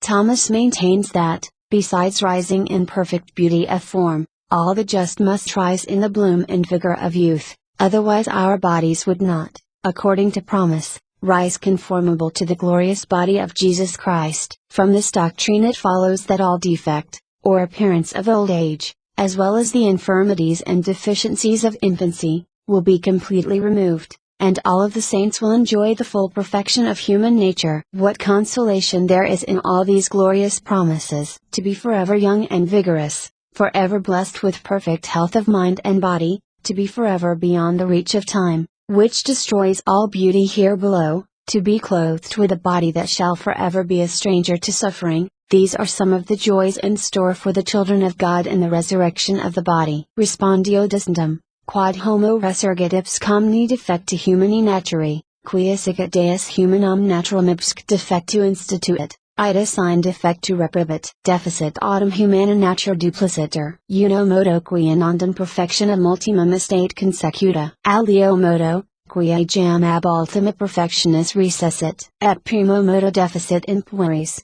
secundo modo deficit in senibus. Et ideo, in ut risc reducitur humana natura per resurrectionem, ad statum ultimi perfectionis qui estate in juvenilitate, ad quam terminatur modus augmendi, aque, incipit modus decremendi. S. Tom. Supple. Q. 81, Art. 1. However, this is not all. Rising in glory means something more than rising in mere beauty of form, bloom of youth, and the complete perfection of human nature. It also implies a radiant brilliancy wherewith the just will shine on the resurrection day. This is one of the meanings of glory in the language of Scripture. Take the following as an instance out of many. And when Aaron spoke to all the assembly of the children of Israel, they looked toward the wilderness, and, behold, the glory of the Lord appeared in a cloud. That is, a brilliant and dazzling splendor burst forth in the heavens. So, also, when Jesus was glorified in his transfiguration, his face did shine as the sun, and his garments became white as snow. Moreover, as a general rule, when celestial inhabitants appeared in this world, they were surrounded with a halo of brilliant light, as we read of the angels who appeared at the birth of Christ, and of those who appeared to the holy women that were going to embalm the body of Jesus. Hence it is that in the paintings of Christian art, the head, or the whole body of Christ, of the Blessed Virgin, and of the saints, is always surrounded by this halo of light. Exod. 16. This is the light, the brilliancy which is promised to the saints by our blessed Lord Himself, when He says, "Then shall the just shine as the sun in the kingdom of their Father." Thus shall the soul that is now united to God, in the beatific vision, and already a partaker of the divine nature, communicate her own dazzling splendor to the body, and surround it with an aureole of glory, which will form a portion of her blessedness forevermore. Matt.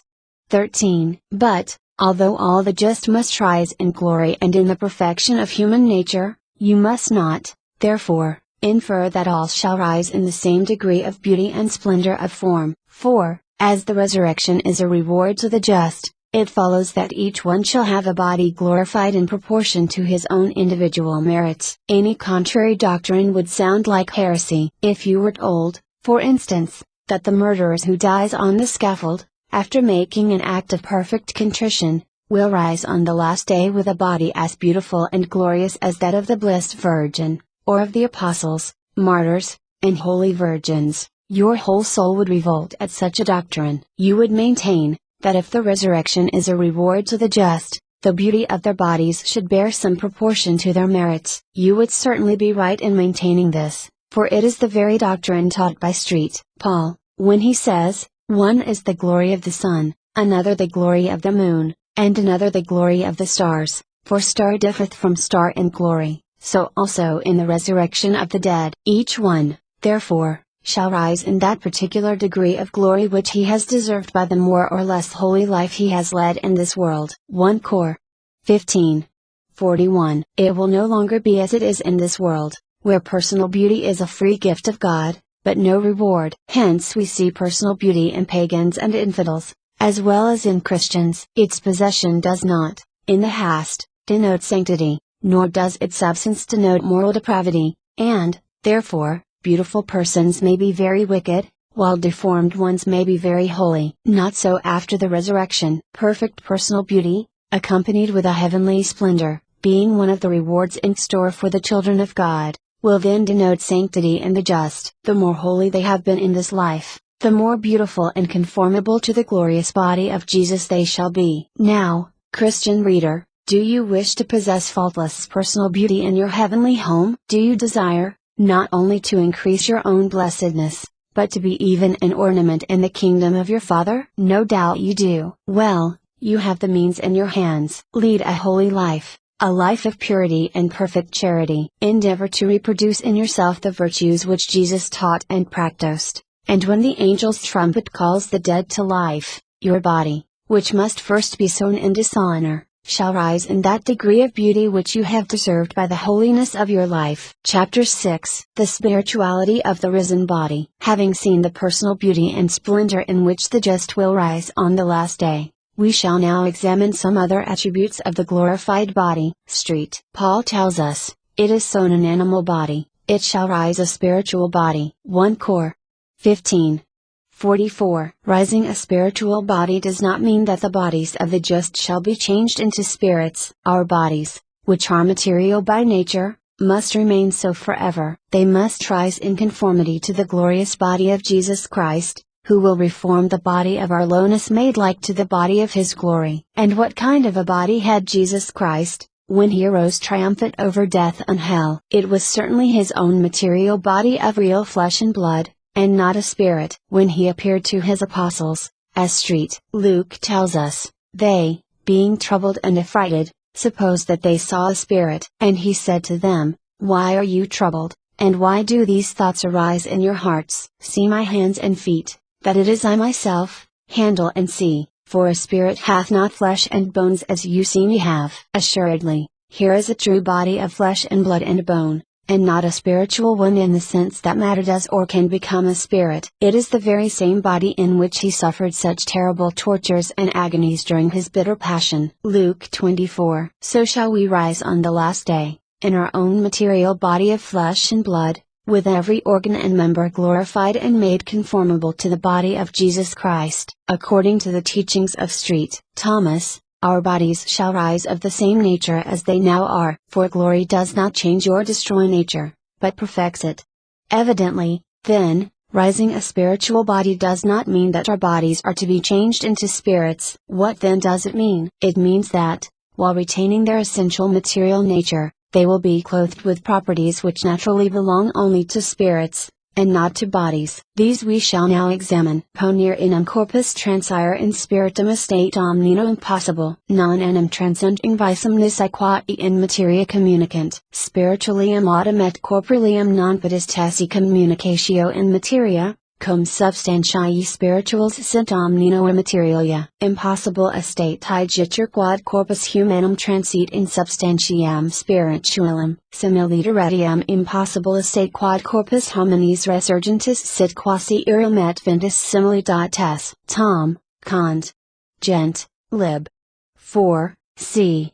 84. 1. In the first place, rising a spiritual body implies that the glorified body will no longer need food, drink, and sleep, to sustain life and strength, as it now does. The risen body will, therefore, in this respect, become like a spirit, which needs neither food nor drink. Eating is a necessity of the present life, and makes our bodies animal. This necessity will no longer exist after the resurrection. When we reflect upon this, it seems to us that nearly one half of human life, and of its energies, are expended upon this one thing of eating, providing, and preparing food. Fields must be sown, and crops must be raised, grain must be ground, cattle must be cared for almost as children, ships must cross and recross the ocean, and all this to prepare food and raiment for our vile bodies. What a slavery this is! The soul, that noble image of the living God, instead of giving her time to the developing of her faculties and the contemplating of God and His works, must provide and prepare food for the body. Rising a spiritual body will forever emancipate us from this slavery. But although it is true that there shall be no more eating and drinking in heaven, as we now understand these two actions, You must not infer from this that the sense of taste shall not be gratified in the blessed. It most certainly will be, as well as every other sense of the human body, though not by the corruptible food of the present life. When the butterfly was a caterpillar, it devoured green leaves with pleasure and avidity. They were its very life. But now that it has changed into a beautiful butterfly, it lives on the honey and exquisite perfume of flowers. If you offer it those same leaves that it loved so much while a caterpillar, it scorns them, and refuses even to touch them, for they are now unable, in its transformed state, to give it any pleasure. So shall it be with us after the resurrection. Our taste shall be so refined that we shall scorn the low animal pleasures which are fit only for our present corruptible bodies. What a difference there is between the coarse green leaf which is the food of the caterpillar,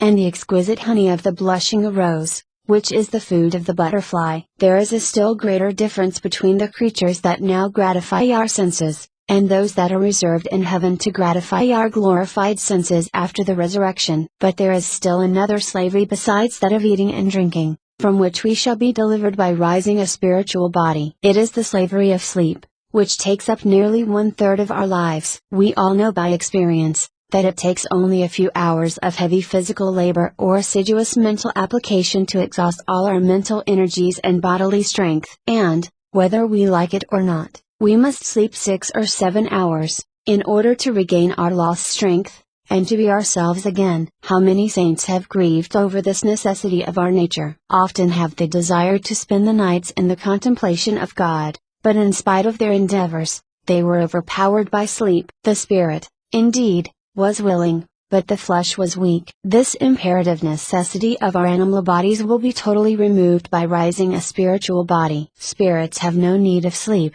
their energies are never exhausted by the manifold acts which they constantly perform. They live in the continual enjoyment of that supernatural strength wherewith they were clothed the moment the vision of God flashed upon them. It is this wonderful strength which will be poured out, as it were, over our bodies, at the resurrection. 4. As street. Paul says of our body, it is sown in weakness, it shall rise in power. Hence, however intense may be the application of our mental faculties or of our physical powers in heaven, we shall ever remain strangers to the well-known feelings of fatigue and prostration. All our energies shall ever remain fresh and unimpaired, and their continual exercise shall be the never-failing source of the most exquisite enjoyment. 1 Cor. 15. 43. 2. In the second place, rising a spiritual body implies vastly more than the mere emancipation from the necessities of nature. It means, besides, that the body will then be totally subject to the spirit, and consequently that concupiscence and other inordinate passions, which now war against the spirit, shall no longer exist. This is one of the most consoling of promises to persons who are endeavoring to lead a holy life. Their present corruptible body, in which the law of sin resides, is an enemy that is ever warring against the spirit. Often have they cried out with street. Paul, unhappy man that I am! Who will deliver me from the body of this death? The grace of God, by Jesus Christ our Lord. Rom. 7. 24. Yes, the fullness of grace has come at last, and the body of sin and death is no more. It is now changed into a spiritual body, which is not only totally subject to the spirit, but even aids and perfects it, in all its intellectual operations, as well as in its moral affections. The spiritual body is, therefore, no longer a burden and a temptation, it is become like a spirit, which cannot be enslaved to inordinate animal passions or instincts. What a blessedness is here promised to us! No more involuntary cravings after forbidden pleasures, no more of those involuntary thoughts and inclinations which are so humiliating to pure souls, no more danger of being turned away from God by the beauty of creatures, no more wandering of the mind from His presence. In a word, the spiritual body is totally subject to the spirit, and the law of sin, which received its birth at the fall of our first parents, is totally destroyed. 3. Rising a spiritual body means, in the third place, that the matter of which the body is now composed will become so refined and delicately organized, as, in some sense, to approach the nature of a spirit, while retaining its essential material nature. Our body will therefore lose its material grossness, roughness of texture, and weight, and will be clothed with the attributes of agility and subtlety. Agility implies the power of transporting ourselves from place to place with the rapidity of thought. In this world we can, in the twinkling of an eye, send our thoughts on the wings of electricity across a whole continent, or the vast expanse of the ocean. After the resurrection, we shall possess that power in our very bodies, because they shall rise spiritual bodies, entirely under the control of the soul. Subtlety means that our risen bodies will be endowed with the power of penetrating all things, even the hardest substances, as easily as the sun's rays penetrate a clear crystal. This is the power which our blessed Lord possessed and exercised, when he arose from the dead, without removing the stone that covered the mouth of the sepulchre. He simply passed through it with his glorified body. Again, after 8 days, when the apostles were gathered together, Jesus cometh, the doors being shut, and stood in the midst, and said, Peace be to you. This is a supernatural gift with which we shall be clothed, because we must rise conformable to the glorious body of Jesus Christ. John 20:26. These, then, are some of the attributes of a spiritual body. They are evidently the natural properties of spirits, but God will clothe the bodies of His children with them, as a reward for their love of Him and the holy lives they have led in this world. Chapter 7. The impassibility and immortality of the risen body. Besides the attributes which immediately flow from the fact that our animal bodies will rise spiritualized, there are 2 more qualities, which we shall now consider, namely, the impassibility and immortality of our risen bodies. 1. Impassibility implies the total loss of the power of suffering. What an enormous capacity we have for suffering! The power of receiving pleasure through our senses is only as a drop in the ocean, when compared to our manifold capacities for suffering,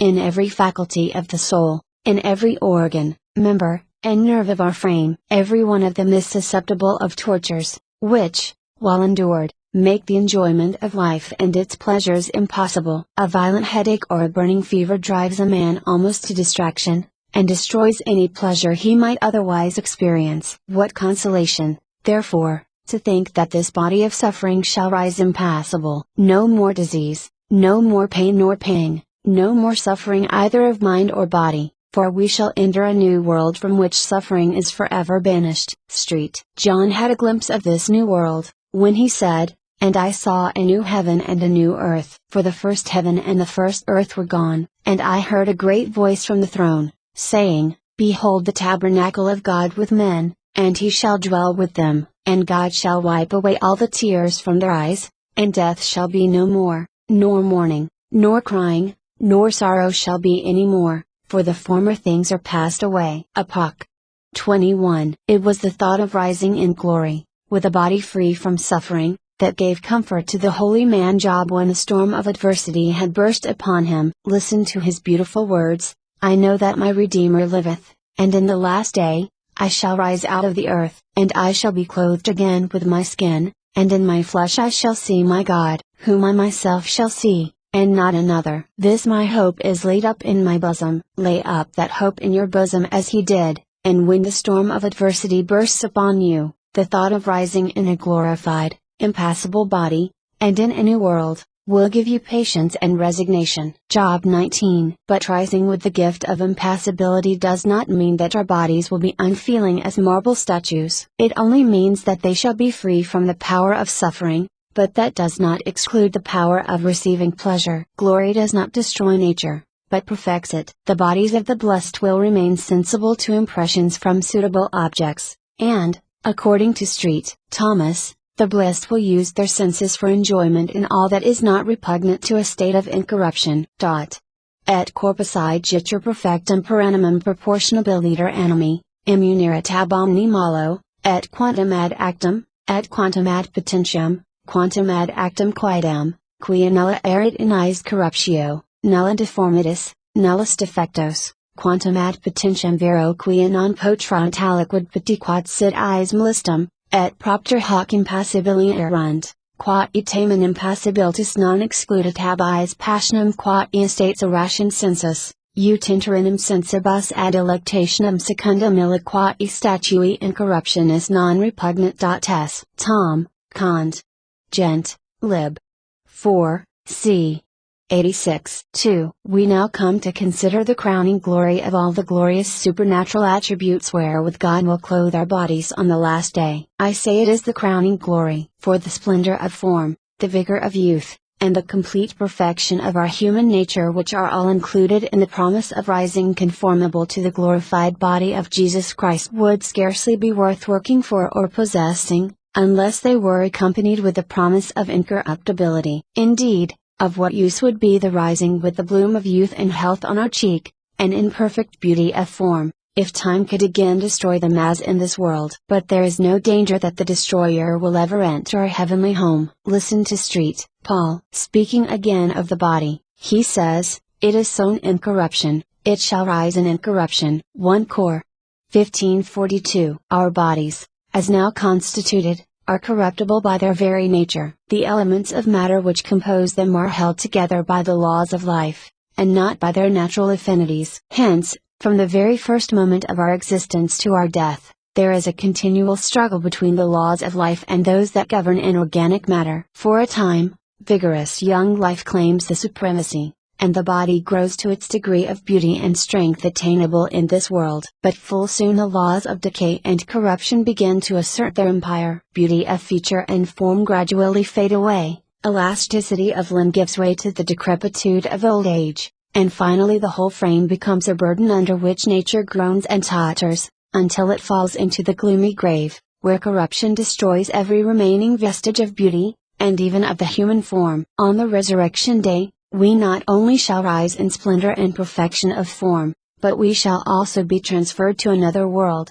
whose laws are in perfect harmony with the laws of life, and into which corruption shall never enter. In the present world, we already see things which, as far as we know nature's laws, are incorruptible. The diamond, for instance, is the most incorruptible of all known substances, and unless the now existing laws of nature should change, the splendid Koh-i-Noor and other diamonds will glitter as brilliantly as they now do, when the angel sounds the trumpet to announce to the world that time shall be no more. These beautiful gems are therefore a faint image of our glorified bodies, which shall not only rise in perfection of form, but shall also be totally incorruptible. They shall forever be beyond the reach of death, decay, or corruption, resplendent in themselves, and increasing the very beauty of heaven, as sparkling gems enhance the beauty of a royal crown. Yes, this vile incorruptible body must be changed into an incorruptible one. It must rise like the body of Jesus Christ, who,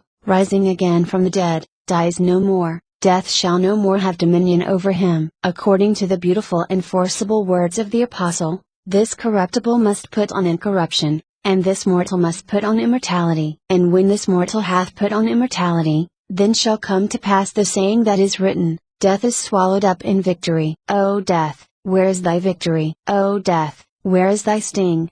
Plus, Rom. By 9 plus 1 Cor. 15. 53. These, then, are some of the supernatural gifts wherewith God will clothe the bodies of the just on the last day. They are so great in themselves, that it would almost seem they should be worth working for even if there were no beatific vision. Yet, if taken separately, they are, so to speak, the mere external ornaments and finish of the happiness which heart of man cannot conceive. These glorious attributes of the risen body perfect and complete the happiness of man. As the soul and body reunited in glory form one human creature, so the happiness of the soul and body is one. After the resurrection, the beatitude of heaven can no longer be separated into the happiness of the soul in the beatific vision, and then the pleasures of the body through the glorified senses, as if there were two distinct beatitudes, or as if the soul and body were two distinct individuals. Whatever happiness comes from the union of the soul with God in the beatific vision, and whatever pleasures may reach the soul through the glorified senses, or from our communion with the saints, or the contemplation of the sacred humanity of Jesus Christ, the Blessed Virgin Mary, and other saints, it is all one happiness enjoyed by our human nature, which is one. Chapter 8. Several errors to be avoided in our meditations on heaven. Now that the soul is again clothed in her body, glorified after the likeness of Christ's body, other pleasures and joys, besides those we have already contemplated in the beatific vision, claim our attention. They are the pleasures of the glorified senses, which, along with the beatific vision, are to gratify every rational appetite and craving of our human nature. And thus the whole man, in soul and body, will enjoy the complete happiness of heaven. But, in order to form a correct idea of these additional pleasures of the glorified senses, or rather of the integral happiness of heaven, we must be on our guard against several errors into which very good and even spiritual persons may easily fall. The first error consists in ignoring or making little of the beatific vision,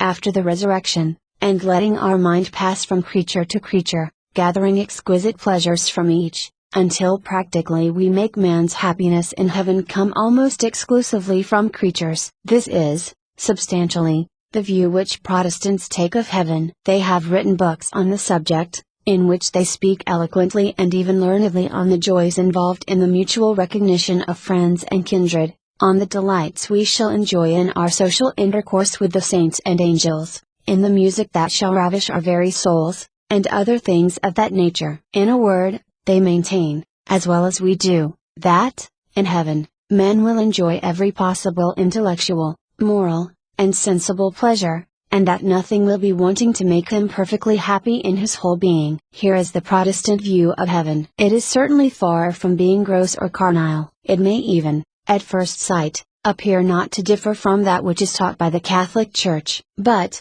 on closer examination, the difference becomes apparent. In the Protestant view of heaven, the beatific vision is either entirely ignored, or, if mentioned at all, it is explained so as to mean next to nothing. At last, it does not appear to add anything to the exquisite happiness already enjoyed in creatures. In their view, heaven is really nothing more than a natural beatitude, such as might have been enjoyed even in this world, if Adam had not sinned. We must, therefore, be on our guard against any view of heaven which would make its principal happiness come from creatures. We must ever remember that no creature, either here or hereafter, can give perfect happiness to man. Wherefore, in our meditations on heaven, we must beware of making its chief happiness consist in delightful music, social intercourse with the saints, or in the pleasures enjoyed through the glorified senses, however pure and refined we may imagine them to be. This, then, is the first error to be avoided, and with much care, not only because it is untrue, but because also it lowers the beatitude of heaven, which consists essentially in the vision, love, and enjoyment of God Himself. The second error to be avoided consists in placing the whole happiness of man so completely and exclusively in the beatific vision, that neither the resurrection of the body with its glorious gifts, nor the communion of saints, nor heavenly music, nor any other creature, can increase the happiness already enjoyed by the soul in the possession of God. In this extreme and exclusive view of the beatific vision, man is so completely absorbed in God, and so perfectly happy in Him, that the whole creation is to him as if it were not, and if he were the only man ever created, or the only one in heaven, his joys would be precisely the same as they are, now that he is surrounded with angels, saints, and other creatures of God. They who hold such extreme views may be very holy persons, but their opinions are far from being in accordance with sound theology. They remind us of those unskillful guides who taught St. Teresa that, in order to reach the most perfect contemplation in this world, we must raise our minds so completely above every creature, that although it should be even the humanity of Christ, it is still some impediment for those who have advanced so far in spirituality, and that it hinders them from applying to the most perfect contemplation. It is almost needless to add that she soon discovered this to be a very dangerous error, and, as may be seen in the 22nd chapter of her life, she expresses the deepest regret for having, even for a moment, entertained such an opinion. So will these persons of whom I speak discover their error, if they view the whole happiness of heaven, as it is taught by sound theology. Let us, then, see what theology teaches on the resurrection of the body, as increasing the happiness of the blessed, and on the accidental beatitude which comes to man from creatures. 1. It teaches, first, that the resurrection is not a mere accidental glory, which may or may not be given to the just, but that it is an essential element of man's happiness.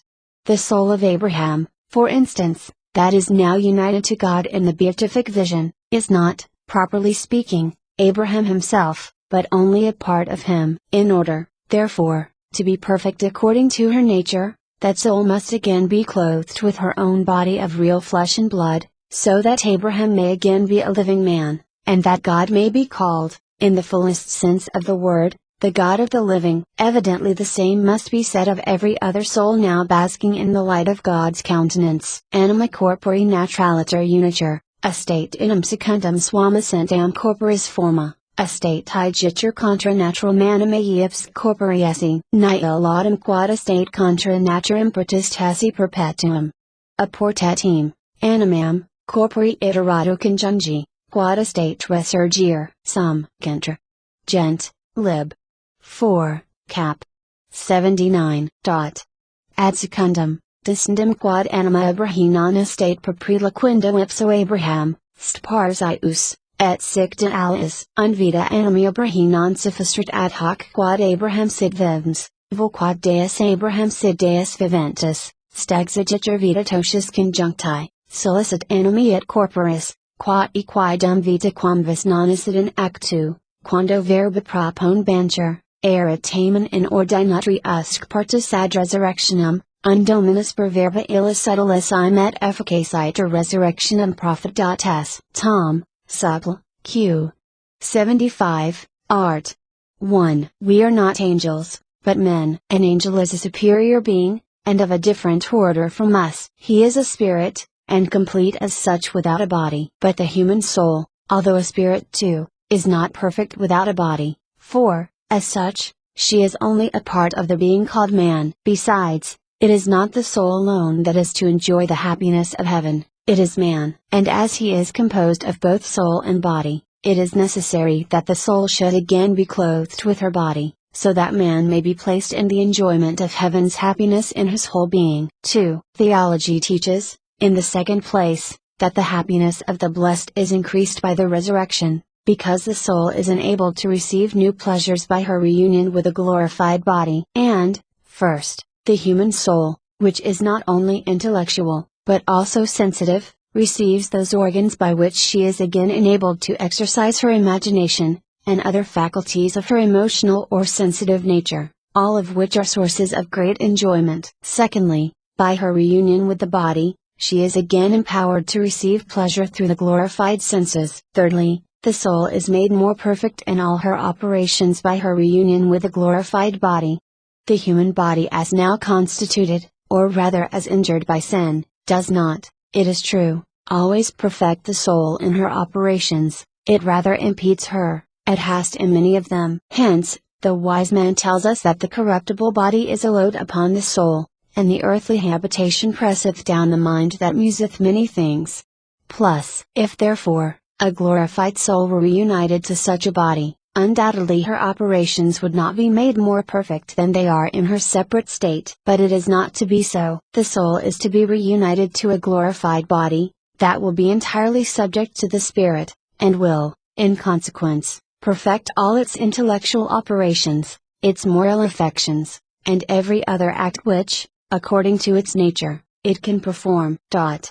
Si ergo a corpore removitur amuliet per quad actioni animi resistit, simpliciter erat anima perfectior in taeli corpore existens quam separata, quando autem perfectius in esse, dando perfectius spiritus operari. Unded operatio animi conjuncti taeli corpore erat perfectior quam operatio animi separati, hujusmati autem corpus erat gloriosum, quad omnino subditur spiritui, uncum beatitudo in operation consistat, perfectio erat beatitudo animi post resumptionem corporis quam ante.s. Tom, Supple. Q. 93, Art.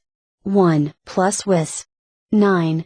15. But, perhaps, some may say, will not the vision of God, at hast, be lessened or obscured by the reunion of the soul to a material body? It certainly will not. If the vision of the divine essence could be obscured by the risen body, then, as Suarez wisely observes, the resurrection would be a punishment to the just, rather than a reward. Hence, he maintains that even the beatific vision is more perfect after the resurrection than it was before. This becomes evident when we remember that the beatific vision consists of the three human acts of knowledge, love, and enjoyment of God. These acts are evidently more perfect after the resurrection, since the human soul acts more perfectly in union with a glorified body than when separated from it. It follows, then, that even the essential beatitude of the saints is both increased and perfected by the resurrection of the body. Let us now see what theology teaches about accidental glory. 3. It teaches that accidental glory is any perfection of supernatural beatitude coming to the blessed from any object outside of the beatific vision,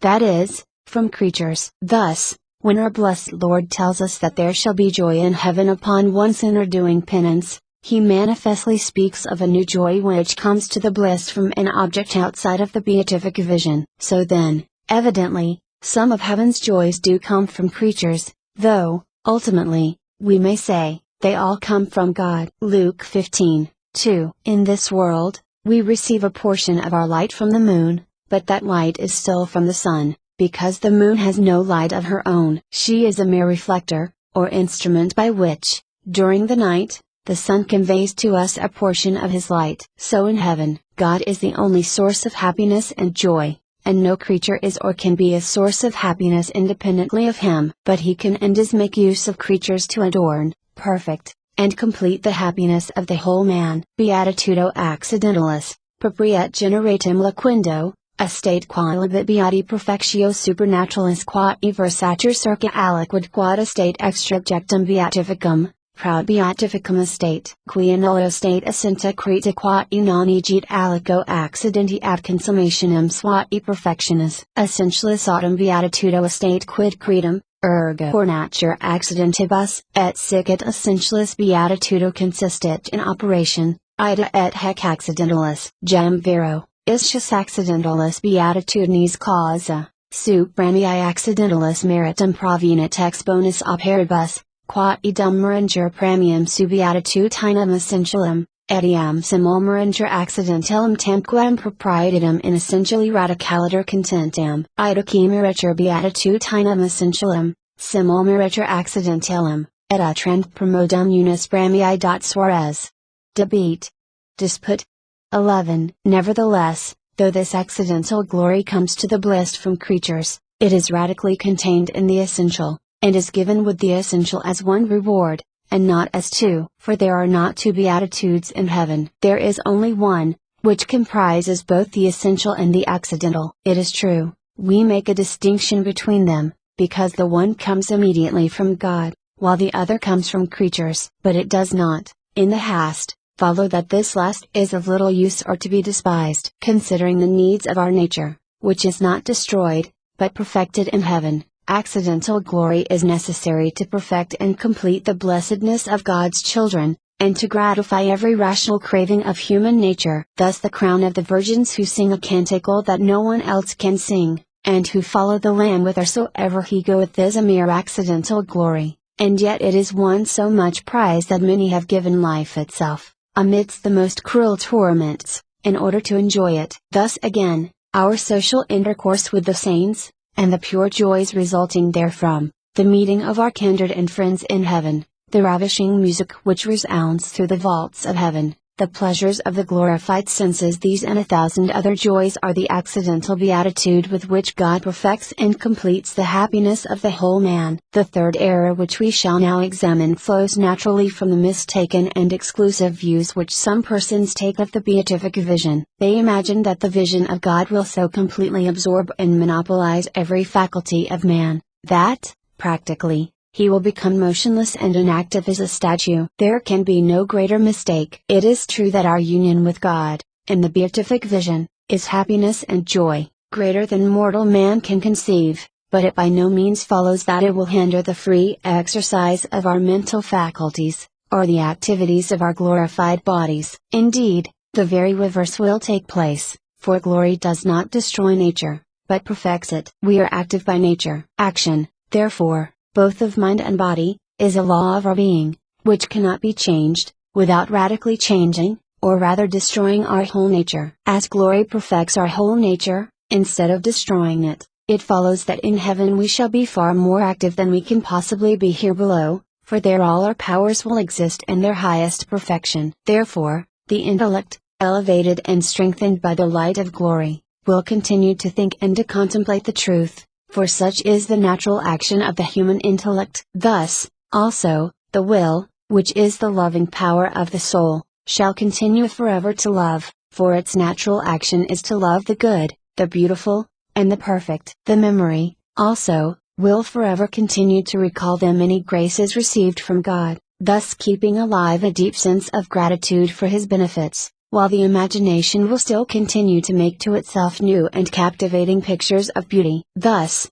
also, the eye will continue to see material objects, for such is the natural action of that organ. The ear will continue to hear delightful sounds, and the whole body will continue to receive pleasurable sensations, and to perform all other actions which are natural to it, if we accept those that belong to the animal life of man. For, as we have already seen, such actions are incompatible with a life and state of incorruption. The soul of Jesus Christ enjoyed the beatific vision, even while here on earth in mortal flesh. Was He, on that account, prevented from doing anything, except contemplating the divine essence? He certainly was not. He labored and preached, He ate, drank, and slept, He visited His friends, and did 1,000 other things, without losing sight of the divine nature. Ad quorum distendum, quando unum darum estate ratio alterius, occupatio animi circa unum non impedit nec remit et occupationem ius circa allied, et quia Deus apprehenditur sanctus ut ratio omnium qua abis agentur cognoscentur,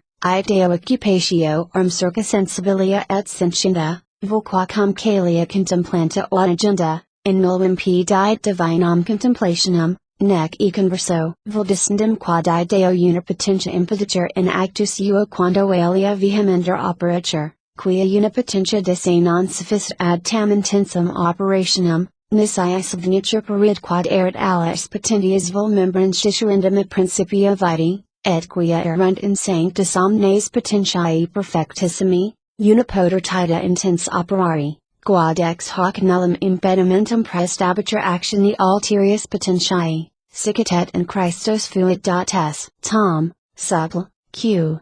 82, Art. 8. Moreover, if the beatific vision is to overpower us, suspend our activities, and change us into statues, what would be the use of bestowing upon us the gift of agility? As we have seen, by that wonderful gift we shall be empowered to transport ourselves, with the rapidity of thought, to the most distant parts of God's universe. Is such a power to be given as a reward to God's children, and then rendered totally inactive and useless? We might as well say that though we shall have eyes, we shall not see. Wherefore, Street Thomas maintains that the blessed will go from place to place, according to their will, to exercise the power of agility which they have received, and to enjoy the beauty of God's creatures, which eminently reflect the divine wisdom.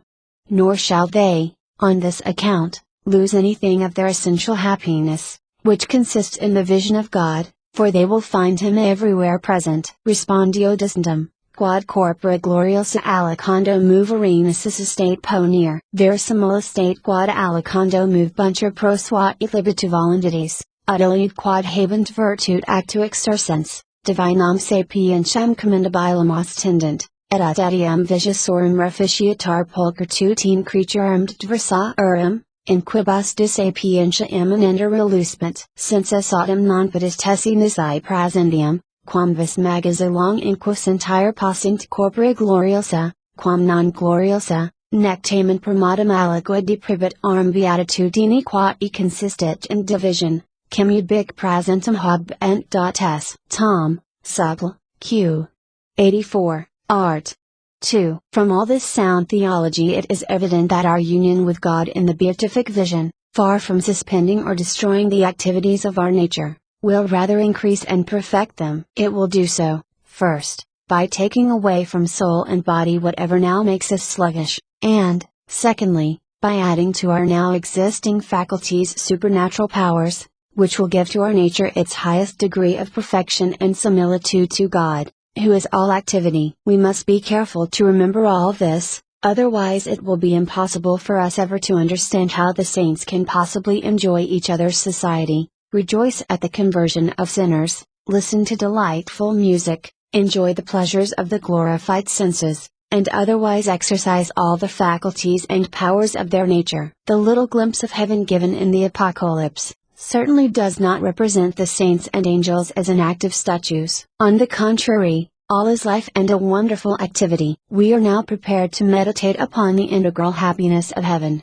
which includes the resurrection of the body. This is the happiness which is to gratify every rational appetite of man. Chapter 9. The life of the blessed in heaven. Having examined the glorious gifts with which the risen body is clothed, and seen that it perfects the soul in all her operations, understanding, moreover, that the glorified senses are to contribute their share to the happiness of man, we shall now consider the happy life of the blessed in heaven, including the resurrection. But, remember, it is not a new life that is now to occupy our thoughts. It is a continuation of the same life that was begun the moment the vision of God flashed upon the soul. This heavenly life, which was enjoyed by the soul alone before the resurrection, is now enjoyed by the whole man, in its fullness and perfection. If you dig in a dry and barren spot, and happen to strike a vein of living water, it bubbles up, overflows, and moistens the surrounding earth, clothing it with beautiful verdure and smiling flowers. So it is in the resurrection. The life which had been concentrated in the soul alone, overflows to the body, giving to it life, beauty, and glory, and causing it to thrill with inexpressible pleasure. The beatific vision, which was the essential happiness of the soul before the resurrection, is now the essential happiness of man. In our meditations on the life of Christ, we make ourselves present to the mysteries we are contemplating. We do not look upon them as past, but as actually taking place under our eyes. Thus we see Jesus lying in a manger, we see him flying into Egypt, disputing with the doctors in the temple, we see him laboring, preaching, and dying upon the cross. We shall endeavor to do the same in our meditations on the life of the blessed. Let us, then, transport ourselves in spirit to that great day, which street John saw, when a mighty angel, coming down from heaven, stood upon the land and sea, and, lifting up his hand on high, swore by him who liveth forever and ever, that time should be no more. Then, says St. John, I saw the dead, great and small, standing in the presence of the throne, and the books were opened, and the dead were judged by those things which were written in the books. And I heard a great voice from the throne, saying, Behold the tabernacle of God with men, and he will dwell with them, and they shall be his people, and God himself shall be their God. And he that sat upon the throne said, Behold, I make all things new. Apoc.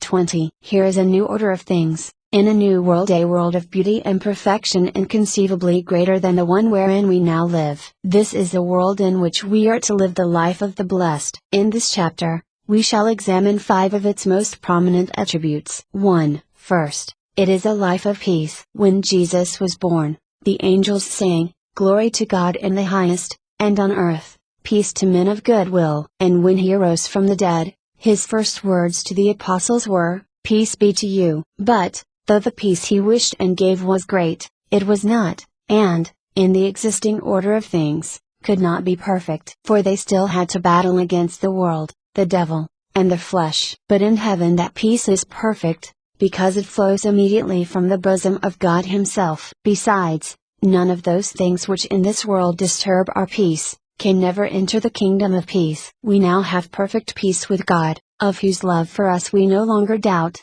as we may have often done when on earth. We also have peace with ourselves, for those unruly passions which formerly disturbed our peace, no longer exist in our glorified bodies. We enjoy perfect peace with our neighbor, for conflicting interests, envies, and jealousies, which gave rise to dissensions and enmities, have not found and never will find their way into heaven. We also have peace from the devil, who no longer goeth about like a roaring lion, seeking whom he may devour. He has found no admittance into the kingdom of peace. We also have peace from our past life, for the sins which so often made us tremble, are washed away in the blood of Jesus, and are, therefore, no longer a source of trouble. The remembrance of them rather intensifies our love for the God of mercy and therefore increases our happiness. We now, also, have peace from our future. That awful future was formerly shrouded in impenetrable darkness, and often filled us with gloomy forebodings. But now the judgment is over,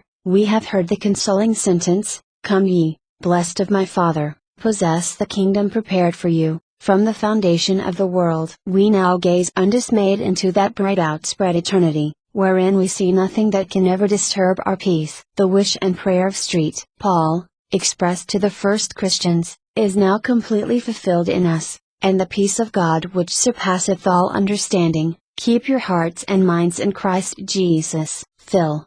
4:7. This, then, is the first feature of heavenly life, and, as is evident, this peace is absolutely necessary to enjoy the life itself, and whatever else of happiness is in store for the children of God. 2. The life of heaven is one of rest. St. John says, "And I heard a voice from heaven, saying to me, Write, Blessed are they that die in the Lord. From henceforth now, saith the Spirit, that they may rest from their labors." This is one of the most captivating features of heavenly life for the poor, and for all others who labored much in this world. It also gives the most exquisite consolation to those who, on account of peculiar difficulties in the practice of virtue, have been fatigued and wearied almost unto death. Their whole spiritual life was one of continual labor and struggle, which at times so disheartened them, that they felt strongly tempted to give up all further attempt at Christian perfection, and to seek consolation and rest in the pleasures of this world. Oh,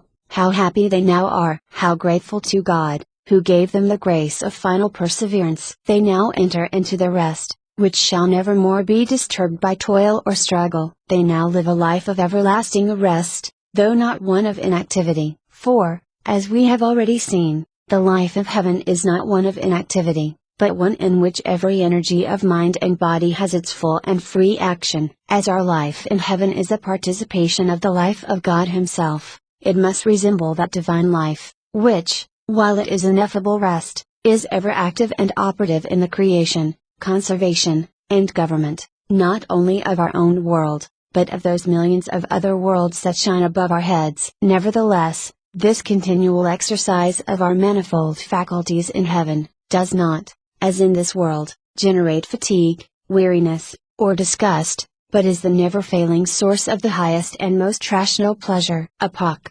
14. What a consoling thought this is for the poor! They labor much, and for scanty wages, which, in many instances, scarcely suffice to keep themselves and families from starvation. What a consolation also for persons who have devoted themselves to God in religious communities. By their vows they became poor for Christ's sake, and, like Him, they labored much. The wear and tear of the religious life deprived many of their health and strength, and yet they continued to labor as if they were in full vigor. Their day of rest has come at last. Their beloved spouse has called them to Himself, that they might rest from their labors. The last words of the Church over them is a solemn prayer for that heavenly rest. Eternal rest give unto them, O Lord, and let everlasting light shine upon them. May they rest in peace. Here is the end of all labor, struggle, and fatigue. Here is the beginning of a life of eternal, undisturbed repose. 3. The life of heaven is also one of intellectual pleasure. We saw,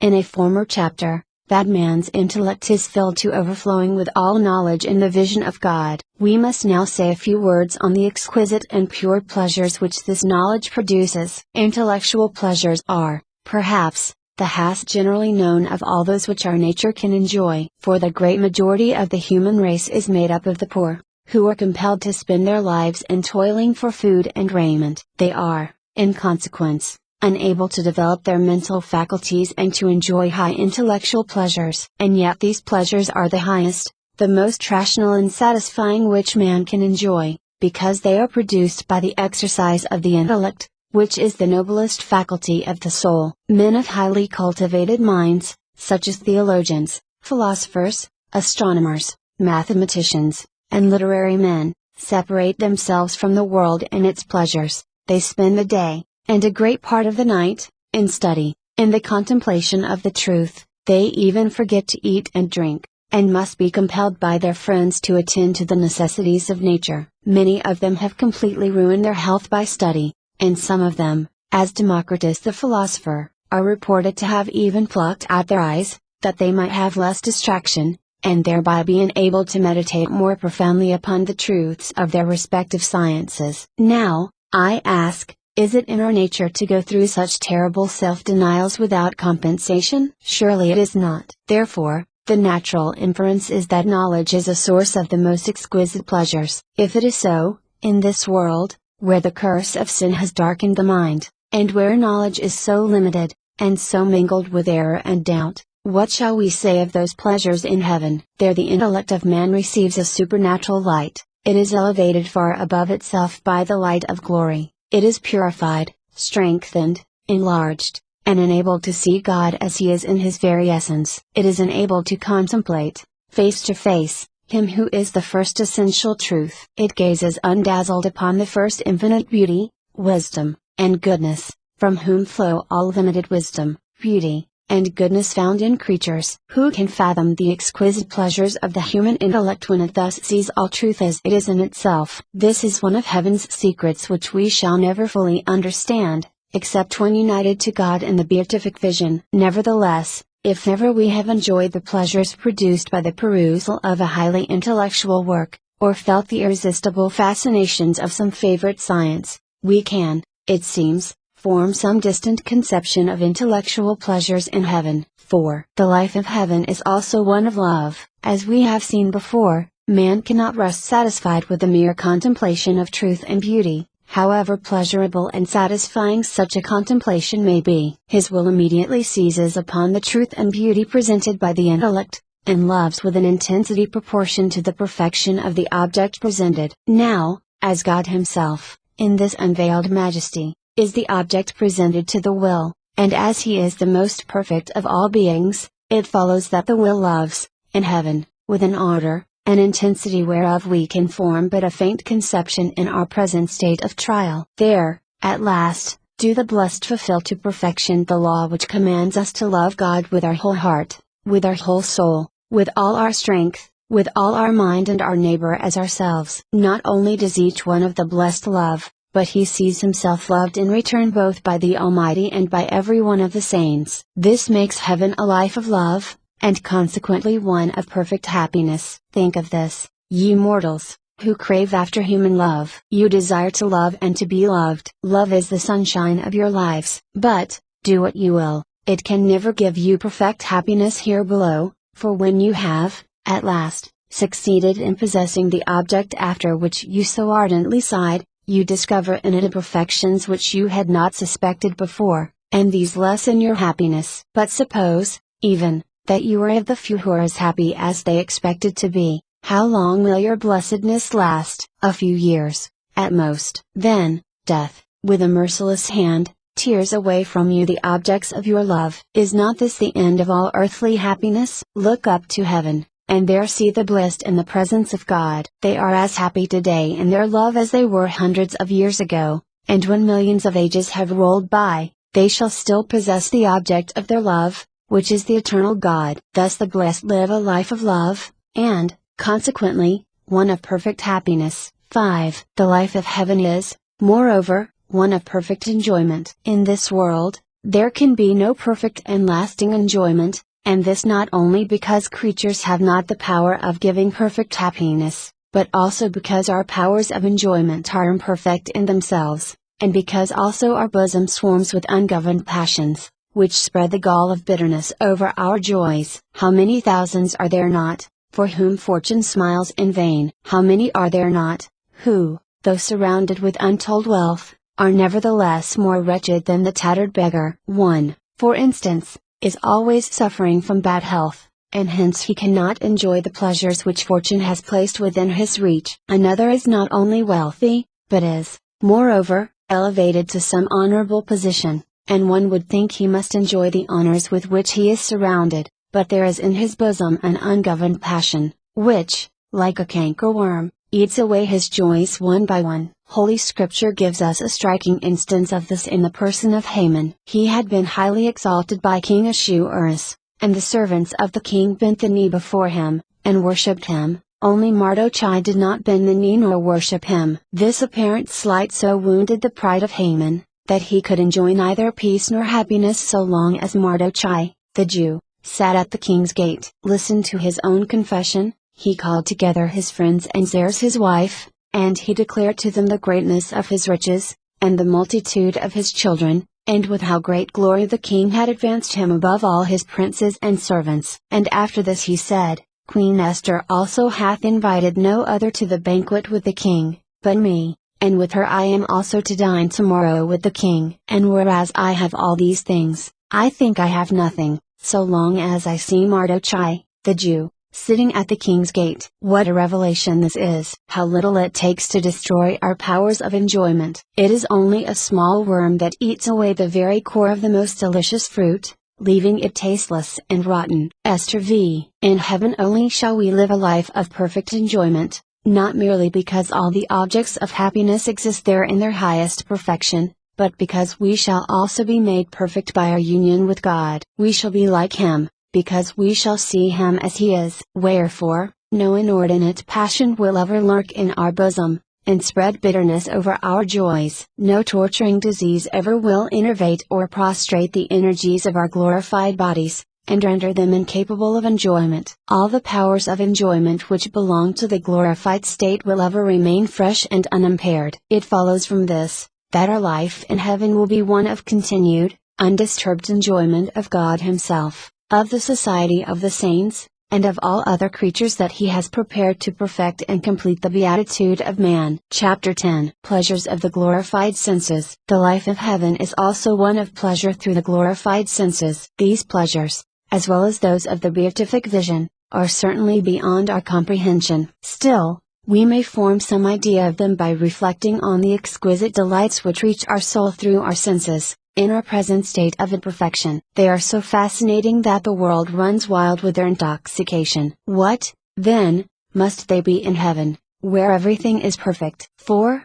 in that world of God's magnificence, both the senses and their respective objects exist in their highest perfection, which is far from being the case here below. Now, give free scope to your imagination, let it roam among the blessed, and flutter from creature to creature. Build up all you can of pure pleasure, and you will never reach any more than the dimmest and faintest shadow of the reality. Gaze upon the glorious body of Jesus Christ, the most perfect and lovely that ever came from the hand of God. It is the very sun that gives beauty to the whole of heaven. Then contemplate the transcendent beauty of the Immaculate Mother, who, next to Jesus, is clothed with the greatest glory. Feed your eyes upon that countless multitude of saints. They are all beautiful, because they have all risen with a body glorified after the likeness of Christ's glorious body. Each one has a beauty and perfection of his own, according to his merits, and the very lowest is clothed with a loveliness far superior to anything ever seen in this world. If there is a rush to see beautiful objects, grand and sublime sights, magnificent scenery, and the works of art, on account of the intense pleasure enjoyed through the sense of sight, what shall we say of the exquisite pleasures in store for that sense in heaven? Then again reflect how very captivating, soothing, and enlivening music is. The ear revels in it, and pours into the soul torrents of harmony, which make her, for the time, altogether forget the outer world. So captivating is it, that hours pass by unheeded, and she would almost fancy it is the echoes of angels' voices she hears. What, then, must heavenly harmony be, if our imperfect music is so delightful? Think, also, how exquisitely the odors of flowers, incense, and all manner of perfumery produce a soothing effect upon man, banishing cares, and infusing a new life into him. What must those pleasures be in heaven? We have already seen that, in heaven, there is to be neither eating nor drinking, as we now understand these two actions. But this does not mean that the sense of taste is not to be gratified. It most certainly will be, though not by corruptible objects, as in this world. The same must be said of the sense of touch or feeling, which is diffused over the whole body. The five senses of the human body are not mere accidental ornaments, which may or may not exist, they are essential to the integrity of its nature. Thus a blind or a deaf and dumb man is not a perfect man, because he lacks something which is essential to the integrity of his nature. Now, as glory does not destroy the nature of the body, but perfects it, it follows that all the blessed must rise with their five senses in their full perfection, and as their perfection consists in their activity and power of receiving impressions from external objects, and conveying them to the soul, it is evident that the senses must remain active in heaven, and have suitable objects to act upon. This is precisely what we learn from the angelic doctor, who maintains that the glory of the body does not destroy its nature, but perfects it, and even preserves the very color that is natural to it. He maintains, moreover, that every power or faculty is more perfect when acting upon its proper object, than it is when inactive, and, as human nature will reach its highest degree of perfection in heaven, it follows that every sense will there act according to its nature. Plus, corporis gloria naturam non tollit, st proficit, und color debatur corpori ex natura suarum partium, remambit in eo, st superaditur gloria animi. S. Tom, Supl. Q. 85, Art.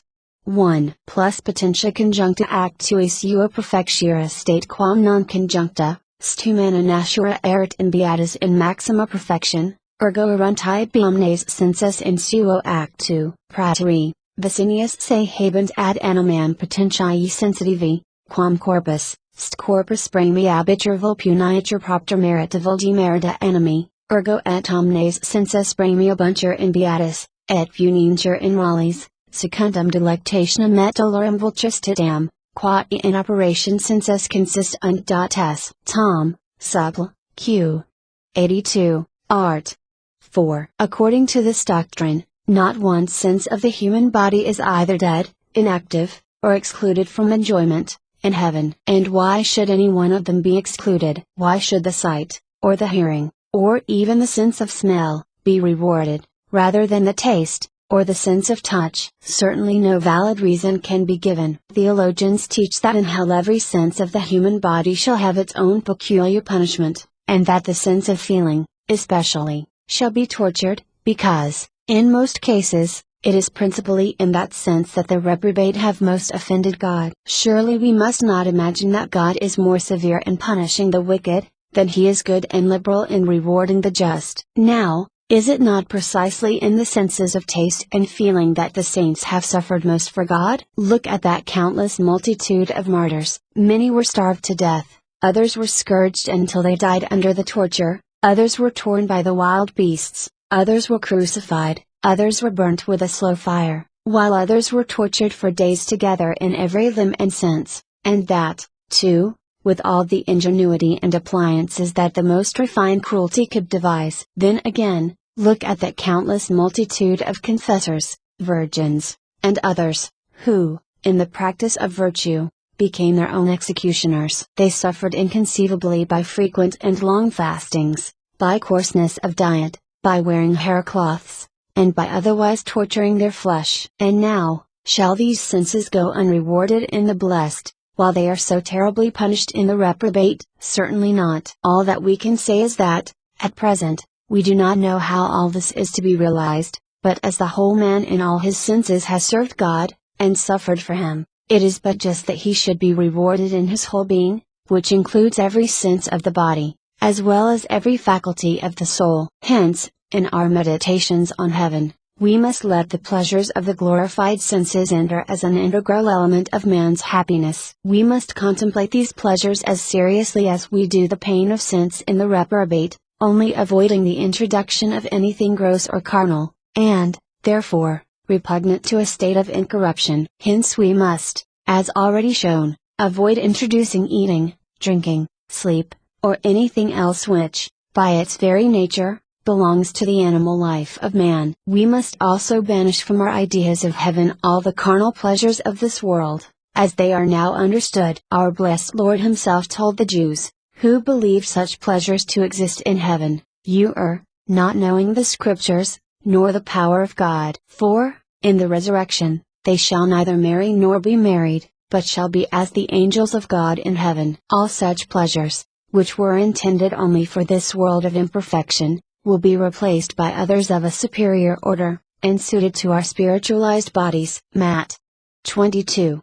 29. So, then, we see that the life of heaven is one of sensible pleasure through the glorified senses, as well as one of exquisite mental and moral enjoyment in the beatific vision. These sensible pleasures have, moreover, a peculiar characteristic, which the pleasures of sense have not in our present state of imperfection. In heaven the blessed can enjoy them all without fear, for none of them are forbidden, and, consequently, they can never be followed by bitter remorse or shame. Neither have they, as in this world, a tendency to darken the mind, and turn the heart away from God. They will rather intensify our love for Him, who is the author of our exceeding blessedness, whether it comes immediately from himself or partly from the beautiful creatures he has prepared to complete the happiness of his beloved children. Chapter 11, Social Joys of Heaven. The life of heaven is also one of pure social joys. Among all the joys outside of the beatific vision, there are certainly none so sweet as those which arise from our social intercourse with the blessed. We are social beings by nature, our highest and best powers are framed for society, and we are never in our normal state except when in communion with our fellow men. Hence all men love society, if we accept the misanthrope or man-hater, who is a mortal monster. He has unfortunately developed in his bosom some of the worst passions of our fallen nature, and they have built an element of hell in his heart. For in that godless and hopeless region there is no love either for God or neighbor, and, therefore, social joys can have no existence therein. With the exception of a few persons of this kind, all men love society. Even the lonely hermit loves it. But he sees in it dangers to his soul, and he cuts himself off from it in this world, that he may enjoy it in the next, where it shall have lost its dangerous element. Social intercourse with our fellow beings affords us some of our purest joys in this world, yet they are not, and never can be perfect. They are roses with cruel thorns, that wound and make us bleed, almost as often as they delight us with their delicious perfumes. How often does it not happen that we go into society with a light heart, and return home sad and heavy? And why so? Because our heart has been wounded, perhaps crushed, by some wicked insinuation, or some unkind interpretation of an action performed with the best of intentions on our part. Even our holiest actions are criticized, and unworthy motives, which never entered our minds, are attributed to us. Then again, they, whom we had considered our best friends, may betray us, and reveal to a cold and cruel world the secrets which, in our simplicity, we had confided to them. In a word, if intercourse with our fellow creatures is often the source of pure joys, it is not infrequently the occasion of our keenest sufferings. And why? Because in our present state of imperfection we are sinful and selfish. Because we allow ourselves to act toward others through jealousy, envy, natural aversion, and other ungoverned passions of our fallen nature. We do not love all men, and all men did not love us. We see many defects in others, which make them unamiable, and they see as many in us, which make their love for us almost an impossibility. Wherefore, so long as we live in the flesh, our social joys must always be mingled with a certain amount of bitterness. Let us now raise our eyes to our heavenly home, and there contemplate a life of the purest, and most perfect social pleasures. There, neither selfishness, nor uncharitableness, nor any unruly passion can exist, and, consequently, our social joys will never be mingled with the gall of bitterness. Putting aside, for a moment, all the shortcomings and imperfections that mar our social joys in this world, let us look at their bright side only, and see what it is that makes our social intercourse with others a pleasure. This will be as a mirror wherein we shall behold some faint reflections of social joys as they exist in heaven. What are the personal attributes or qualities in others that make our social intercourse with them a pleasure? They may be reduced to 6, which really include all others that could be mentioned. These are virtue,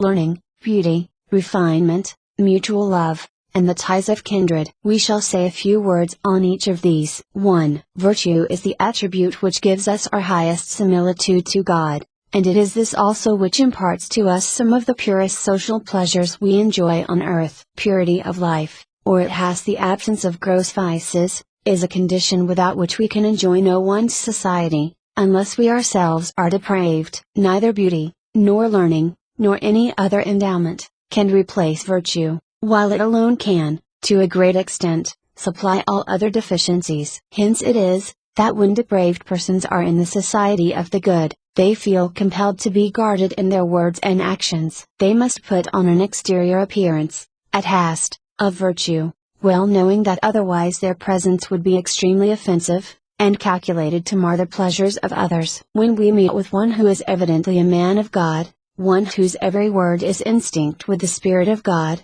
whose whole exterior betokens the intimate union of his soul with God, in whose very countenance the beauty of angelical purity shines forth, we deem it a happiness to spend a few moments in his society. The pleasures enjoyed in his company are not only exquisite, they are also sanctifying. If that is so in this world, where all holiness is imperfect, What shall we say of the pleasures of heavenly society? Holiness is an essential attribute of every inhabitant of heaven. They are all pure, for none else can see God. They are all made partakers of the divine nature in a far higher degree than is attainable in this world, and consequently they are all clothed with the spotless purity of God Himself. Not only are they all pure, but they are, moreover, totally free from those natural defects of character, which, in this world, make many holy persons unamiable, and even repulsive. As nature is not destroyed, but perfected by glory, our natural character will not be destroyed by our union with God. But whatever is faulty in it,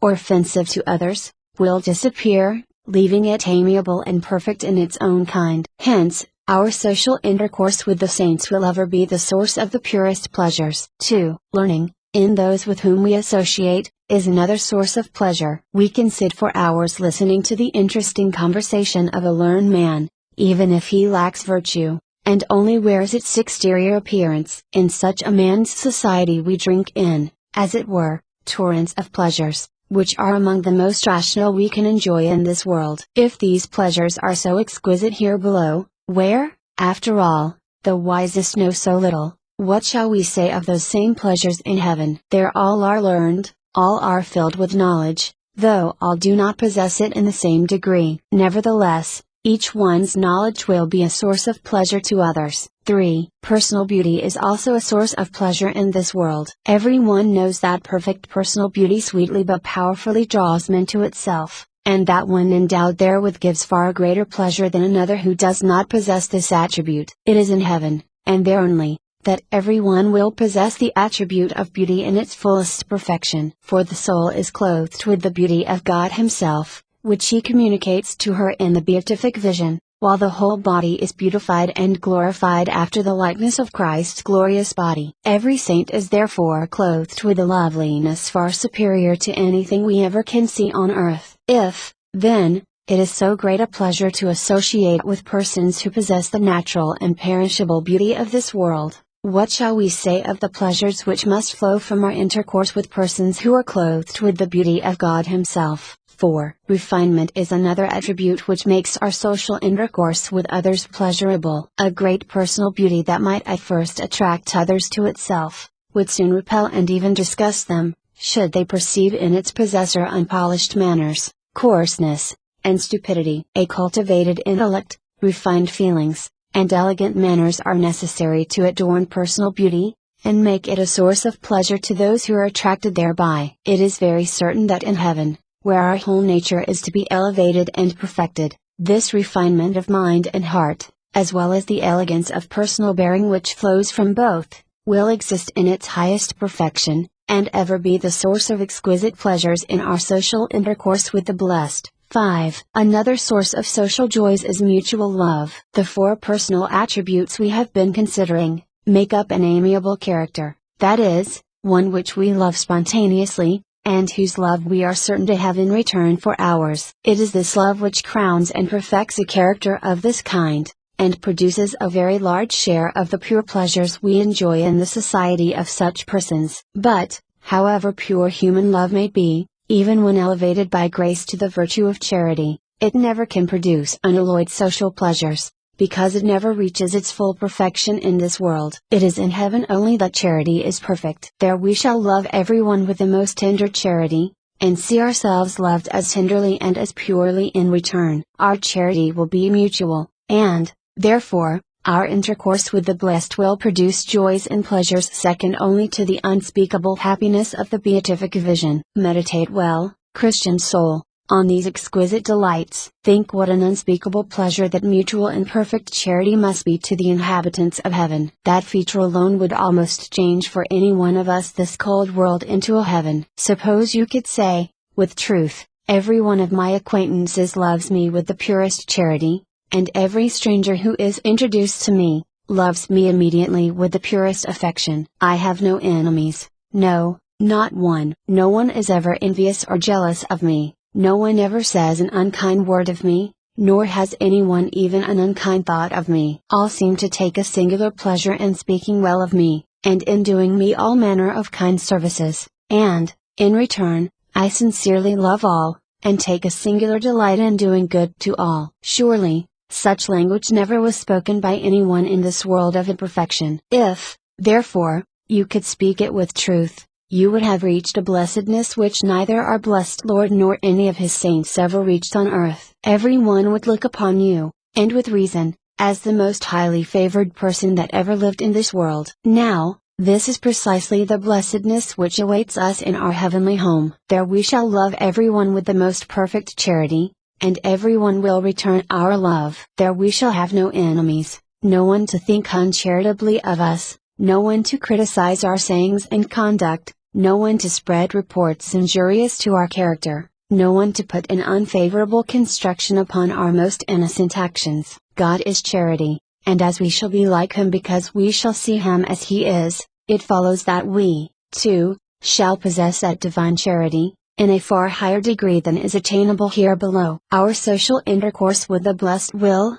therefore, ever be the source of the purest and sweetest joy. 6. Besides the things already enumerated, there is one more which is to be the source of still greater joy. And what may that be? It is the meeting, in heaven, of them whom we love so well here, because they were bound to us by the sacred ties of kindred, or of true friendship. It is the meeting of parent and child, of husband and wife, of brother and sister, of relatives and friends with whom we were united by the bonds of the purest love. As glory does not destroy our nature, neither does it destroy our natural virtues, but perfects them. Hence, we shall take along with us our natural love for our relatives and friends. Thus Jesus Christ, our model, now loves His blessed mother with the natural love of a dutiful son. He loves her, not only because she is so pure and holy, but also because she is His own mother. The elevation of His human nature above everything that is not God, has neither destroyed nor diminished in Him that natural love which every child has for its mother. Thus, again, Mary now loves Jesus most tenderly, not only because He is her God, but also because He is her own Son, flesh of her flesh, and bone of her bone. Her elevation to the highest glory, after that of Jesus, has neither destroyed nor diminished in her the natural love which every mother has for her child. If anything, it has made her love more ardent even than it was in this world. So we, also, shall enter heaven with the natural love we now have for our kindred and friends, but in us it will be purified from everything inordinate or imperfect. What a delight that meeting must be for the blessed! We can even now form some faint idea of that heavenly joy, by reflecting on what takes place when a beloved father returns home from a long and perilous voyage, or from some cruel war, where he was daily exposed to captivity and death. What outbursts of gladness among the members of his family! How happy they are to see him and embrace him! If these joys are so great in this world, what must they be in heaven? Especially since there they are coupled with the thought that there is no more separation. No more separation. What delightful music there is in that short sentence. Death shall be no more, and therefore we shall never more be torn away from the society of our kindred and friends. However, it seems to me I hear you say, there is no difficulty in believing that the meeting of our own in heaven is an unspeakable joy. But suppose we do not meet them there, what then? Suppose that on entering heaven we learn that our father, our mother, or some other loved one is lost forever. Shall we still be happy? Will there not be in such a case an essential element wanting to complete our happiness? We shall devote the next chapter to answering this difficulty, which is a lifelong torture to many a pious mind. Chapter 12. Will the knowledge that some of our OWN are lost mar our happiness in heaven? This is a difficult question to answer satisfactorily, on account of our instinctive feelings of natural affection, which arise, and, like a mist, obscure our judgment. Nevertheless, the difficulty is much lessened,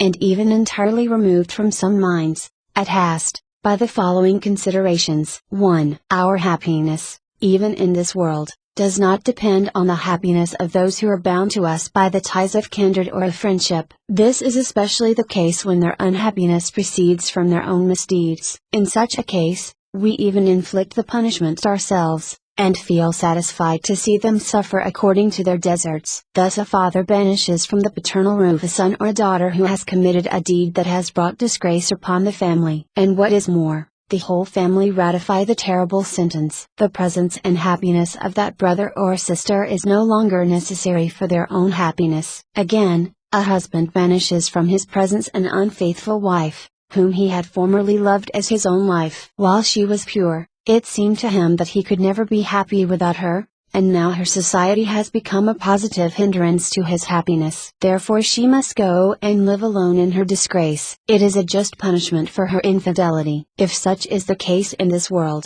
why not in heaven? Those of our own who die in sin appear before God in disgrace. He disowns them as unworthy children, or as unfaithful spouses, and as such he banishes them from the kingdom of glory, and we shall undoubtedly ratify the just sentence. Nor will their wretchedness, which is the work of their own hands, disturb our peace or mar our happiness. 2. In heaven, we shall be like God, because we shall see Him as He is. This moral transformation, as we have already seen, is the work of the beatific vision. By that glorious vision, and consequent union with God, we shall participate in all the attributes of God which are communicable to a rational nature. One of these attributes is justice, that is, the power of judging as God does, without passion, prejudice, or any of those motives which, in this world, render our judgments rash, unjust, or partial. Not only shall we be clothed with the power of judging justly, but with it we shall have a desire that every one be rewarded or punished according to his works, and we shall rest perfectly satisfied to see the just sentence carried into effect. Even now we possess that attribute,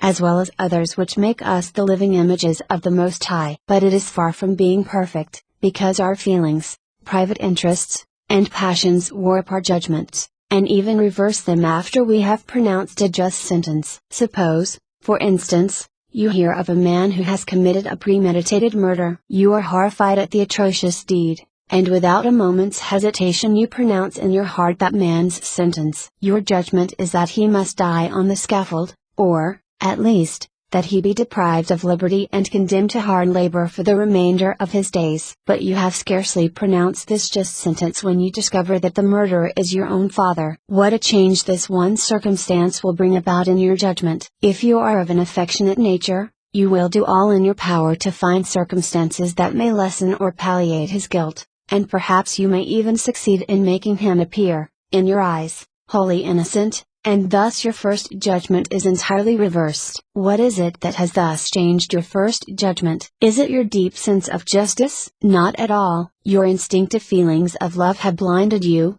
and made it impossible for you to judge his case fairly, and on its own merits. But, again, if you are not of an affectionate nature, you may be so transported with rage at your father's crime, that you can find no punishment severe enough for him. And why so? Because you see yourself and your family forever disgraced. You feel your cheek burning with shame, and, in your desire for revenge, you heap maledictions upon your unfortunate father's head. Here, again, your judgment is wrong, because it is dictated by an unmanly desire of revenge. So, in either case, you are unable to judge fairly, and to pronounce a just sentence, simply because the criminal is your own father. Now, it is very certain that none of these prejudices or passions, which now so much interfere with our judgments, will follow us into heaven. There, clothed with the justice and sanctity of God Himself, we shall judge as He does, without passion or prejudice. And the fact that the criminal is our own father, or mother,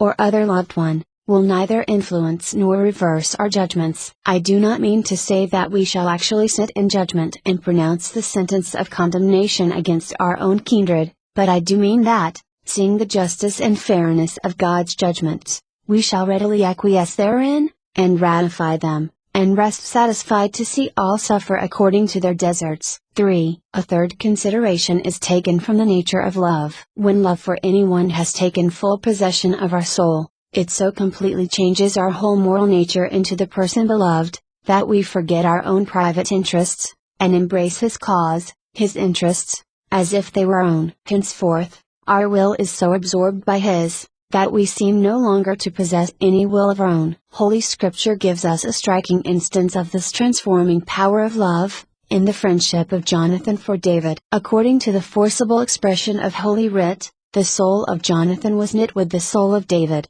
and Jonathan loved him as his own soul. David had slain the famous Goliath, and when the Jewish army was returning home in triumph, the women saying, "Saul slew his 1,000, and David his 10,000. King Saul was filled with anger and envy on hearing David praised more than himself, and, from that day, he hated him, and did all in his power to destroy him. His son Jonathan, who loved David as his own soul, left nothing undone to save his friend. He watched everything his father said or did, discovered all his plans against David, and then would go into the forest, at his own peril, and warn his friend of approaching danger. He did more, he forgot, or gave up all his own private interests, and embraced those of David. For, being the son of a king, he had the presumptive right to succeed his father upon the throne, but, instead of himself, he wanted David to reign in his father's place. He did even more, he embraced a line of conduct entirely opposed to the temporal interests of his own father, and he thus materially aided in placing David upon the throne of Israel. 1 Kings 18. This is a striking instance of the wonderful transforming power of love. Now,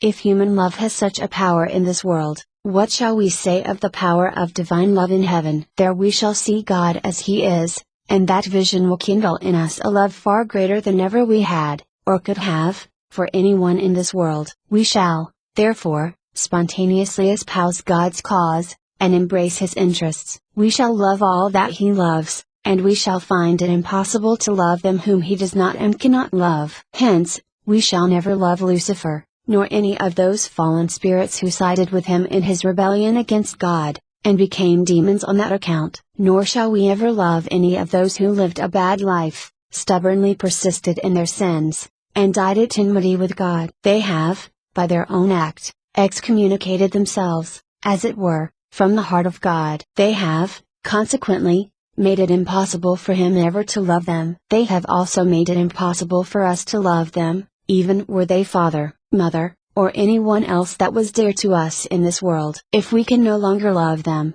we shall certainly not lose a single degree of our happiness on finding that they are not in heaven. 4. The fourth and last consideration I place before you is, that if the salvation of all their own were necessary for the happiness of the blessed, it might follow that very few, if any, could be happy in heaven. For it may be that there are only very few, if any, among the blessed, who see every member of their family, all their relatives and friends, around them in the abode of bliss. It would follow, too, that even the angels are unhappy, for, before the rebellion of Lucifer and his accomplices, they certainly loved each other, and probably with more perfection and intensity than we ever loved anyone in this world. And now they see a vast multitude of their former friends and associates in endless misery. Are they unhappy on that account? Certainly not. It is evident, then, that if we once admit that the salvation of our own is necessary for our individual happiness, we find ourselves compelled to admit also that heaven is a place of sadness and mourning, since there are many there who are not surrounded by those whom they loved in this world. The absurdity which necessarily follows from such an admission is,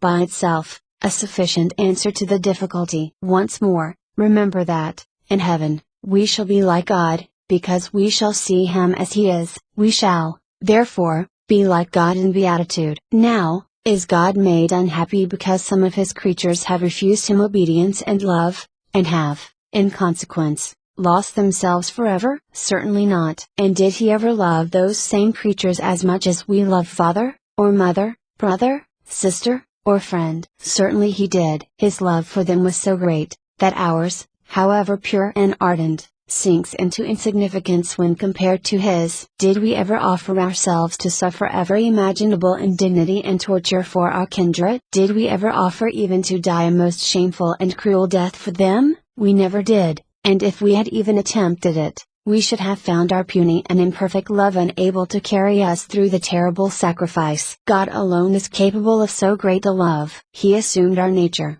and in it He suffered more than human mind can conceive. Look at Him in the garden, oppressed and overpowered with an agony of sorrow. Follow Him through the different stages of His bitter passion. Contemplate that cruel scourging, the crowning with thorns, the filthy spittle which covers His sacred face, and the other insults and indignities heaped upon Him. Follow Him to Mount Calvary, see Him there nailed upon an infamous gibbet, suffering every torture of mind and body to His very last breath. And why did He undergo all this? Because He loved us. And now, are all they, whom He loved so well, and for whom He suffered so much, around the throne of His glory in heaven. They certainly are not. Are even all they, who are His special friends in this world, around Him in heaven? Surely we have every reason to fear that one of them at least, Judas the traitor, is not there. And is Jesus unhappy because they are not all there? Certainly not. If, then, His happiness is not marred by the loss of those whom He loves so much, neither shall ours be, if we find that some of our own are lost. We shall be like Him in beatitude, because we shall see Him as He is. In the meantime, do all in your power to instill principles of virtue into your children, if you are a parent, into your pupils, if you are a teacher, or clothed in any other way with authority over your fellow creatures. See that none of them be lost through your own fault. For if there is one thing above all others difficult to understand, it is how fathers and mothers can be happy in heaven, when they see their own children lost through their own negligence, or bad example. Again, how can teachers, guardians, and pastors of souls be happy in heaven, when they see those committed to their care ruined forever, through their negligence? Again, how can those men be happy who have seduced others from the path of virtue, by immoral discourses, bad books, and evil actions? These certainly are hard things to understand, and still we must believe that all they who enter heaven are happy. We must believe,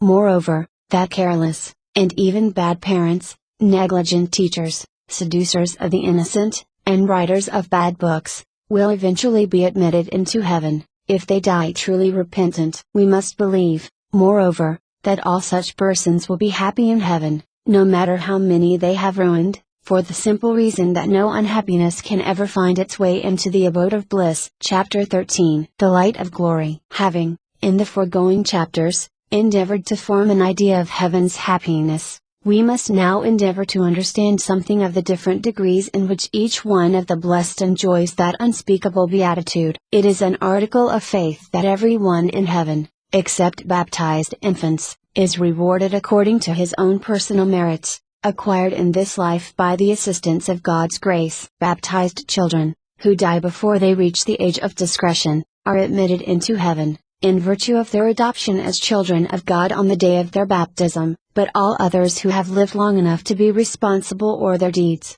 besides being admitted there in virtue of their adoption as children of God, are, moreover, rewarded according to their own personal merits. But, it seems to me, I hear you ask, does not the happiness of heaven consist in the beatific vision? Undoubtedly it does. And is the little boy, who dies before he can make an act of faith, or of charity, admitted to that glorious vision as well as the apostle and the martyr? Certainly he is. And the little girl, who dies before reaching the age of discretion, is she too admitted to the vision of God, as well as the sister of charity, the nun, and others who spend their lives in teaching the ignorant and ministering to the poor? Undoubtedly she is. And the murderer, who dies on the scaffold, after making an act of perfect contrition, is he, too, eventually admitted to the vision and possession of God? Yes, he, too, will see God face to face, and be made happy by that glorious vision. Well, then,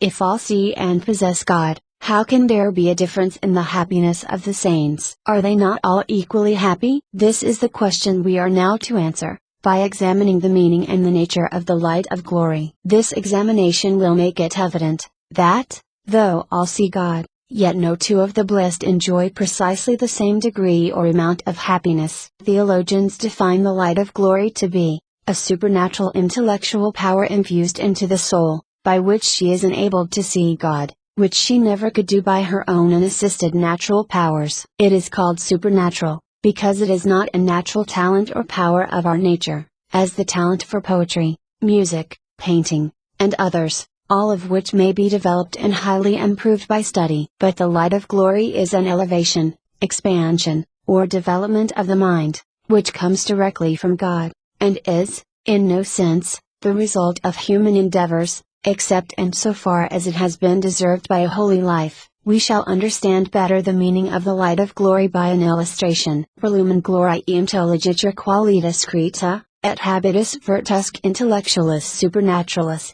ac per se infusa intellectui, quae retitur proxempitans et habulis ad videndum dum. Ida D. Thomas, secration probitur, ut virtudes infusi requiruntur, ut arm actus fiant conditionally modo, nimbia principio intrinsco et proportionato, ida etiam luminat fiat vigio, cominum activitas ex parte intellectus sit intuo ordine deficiens et imperfecta, id deo apportet et luminali virtutum comprat altiris ordinis, supernaturalum et actui proportionatam perquam elevatur ad efficiendam visionum comillo. Suarez, de Dio, cap. 14. Let us suppose that you never could learn mathematics or astronomy. In spite of the most intense application, you never could master even the multiplication table, and when you gazed upon the heavens, you could never see there any more beauty and magnificence than does the untutored savage. But, on a sudden, there is a flash of light from above, and your mind is enlightened far beyond its natural capacity, and you can see all the heavenly bodies as they are. You now know their names, motions, distances, laws, and relations to each other, and to the whole universe. Formerly, they appeared all alike, except the sun and the moon, but now, you see that no two of them are alike. Each one has its own size, velocity, beauty, and glory. You even soar far beyond the discoveries of science, and you gaze with delight upon millions of shining worlds, which the most powerful telescope never did, and never can, reach. You can, moreover, in the twinkling of an eye, calculate with astonishing precision the day, the hour, the minute, yea, the very second, at which an eclipse will occur. Gazing upon the heavens, which hitherto had given you so little satisfaction, now becomes the source of the most exquisite and rational pleasure. For you now see in these countless worlds so much beauty and magnificence, so delightful a harmony, that you can spend whole nights in the contemplation of the heavens. This sudden elevation and expansion of your mind to see such wonders in the natural order, illustrates what takes place in heaven the moment a pure soul enters there. In the supposition just made, you receive an accession or addition of intellectual power, which enables you to see clearly and to understand what was invisible and unintelligible to you before the flash enlightened you. The light of glory produces a similar effect upon the soul at her entrance into heaven. Our mind, which is now unable to see God except as through a glass, in a dark manner, is suddenly elevated in power,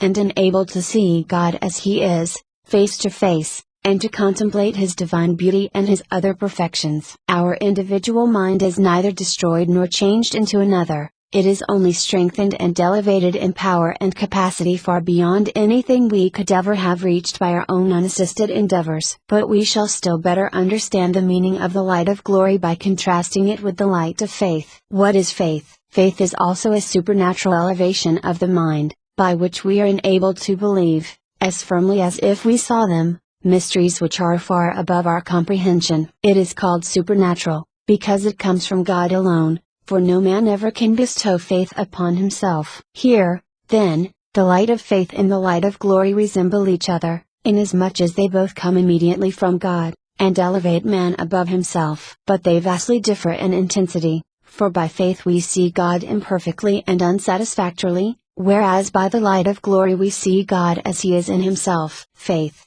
therefore, is as the first faint blush of the morning, while the light of glory is as the sun shining in his meridian splendor. So, then, the light of glory is a supranational addition to our mind, which enables it to cross the gulf between the Creator and the creature. I say gulf, because no created intelligence can see God as He is, by its own natural power. Hence, neither Street, Augustine, nor Street, Thomas, nor any other giant intellect could see God as He is in Himself, any better than the man who never could learn his letters. It is in this sense that we must understand Street. Paul, when, speaking of God, he says, "Who alone hath immortality, and inhabiteth light inaccessible, whom no man hath seen, nor can see." Evidently he means that no one can see God by the light of nature, for in another place he tells us that when that which is perfect is come, we shall see Him face to face. 1 Tim. 5:16. From all this it follows that all men are on a footing of perfect equality, so far as the power of seeing God is concerned. No one has that power in himself by nature, and no one can give it to himself or develop it by study, as we can other powers we have received in the natural order. It is as if we said that no man possesses the natural power to see through a stone wall, or through the earth. Certainly all men are equal here. For the man whose eagle eye can recognize a friend at the distance of 10 miles, is no nearer seeing through the earth than another, whose sight is so bad that he can scarcely recognize his own father at a distance of a few steps. So it is with seeing God. No man has the power in himself by nature, and, therefore, no one can develop it by study. Even the angels, who are so vastly superior to us in intelligence, could not see God as He is until they were elevated by the light of glory, and those among them who became reprobates by their sin, never did and never shall see God, although they still retain, even in their fallen state, more intelligence than man. I have been particular in explaining and insisting upon these things, lest it might be imagined that men of highly cultivated minds, such as philosophers, theologians, poets, and the like, shall see God better, and enjoy more of heaven's happiness than the ignorant, in virtue of their superior natural gifts. They certainly shall not. God does not bestow a supernatural reward upon the natural gifts, or even upon the natural virtues, which are to be found among pagans as well as among Christians. But He does reward the faith, hope, charity, and other supernatural virtues, which His children have practiced in this world. Hence, theology teaches that not even the angels, who are so superior to us, see God any better in virtue of their nobler and more perfect intellect. Thus, supposing an angel and a man to be equal in merit, they both receive the same amount of the light of glory, they both see God in the same degree of perfection, and both, therefore, enjoy the same degree of happiness. If we admit that the angel has a more perfect vision of God, on account of his more perfect natural intellect, then we must also admit that he enjoys a portion of supernatural beatitude, exclusively, in virtue of his natural powers, and not on account of his merits acquired by correspondence to divine grace. Evidently no such admission can be made, for heaven is a supernatural reward of supernatural virtues, which have been practiced, in this world, under the influence of divine grace, and not a reward of national endowments. If, then, no such doctrine can be admitted when the question is between angels and men, much less can it be admitted when there is question of superior natural intellect among men. Hence, the man who never learned his letters, either for want of natural talent or opportunity, shall undoubtedly see God, as well as the philosopher, if he has led as good a life, and he shall see Him better, and enjoy more of heaven's happiness, if he has lived a holier life.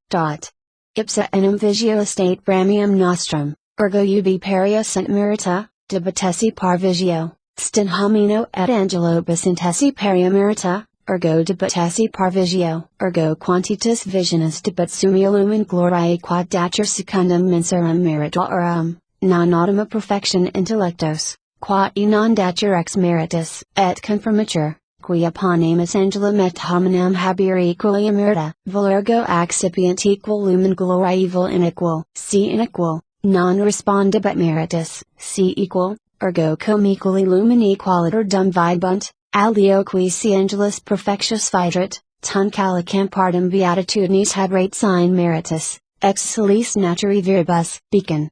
Divin, quiest.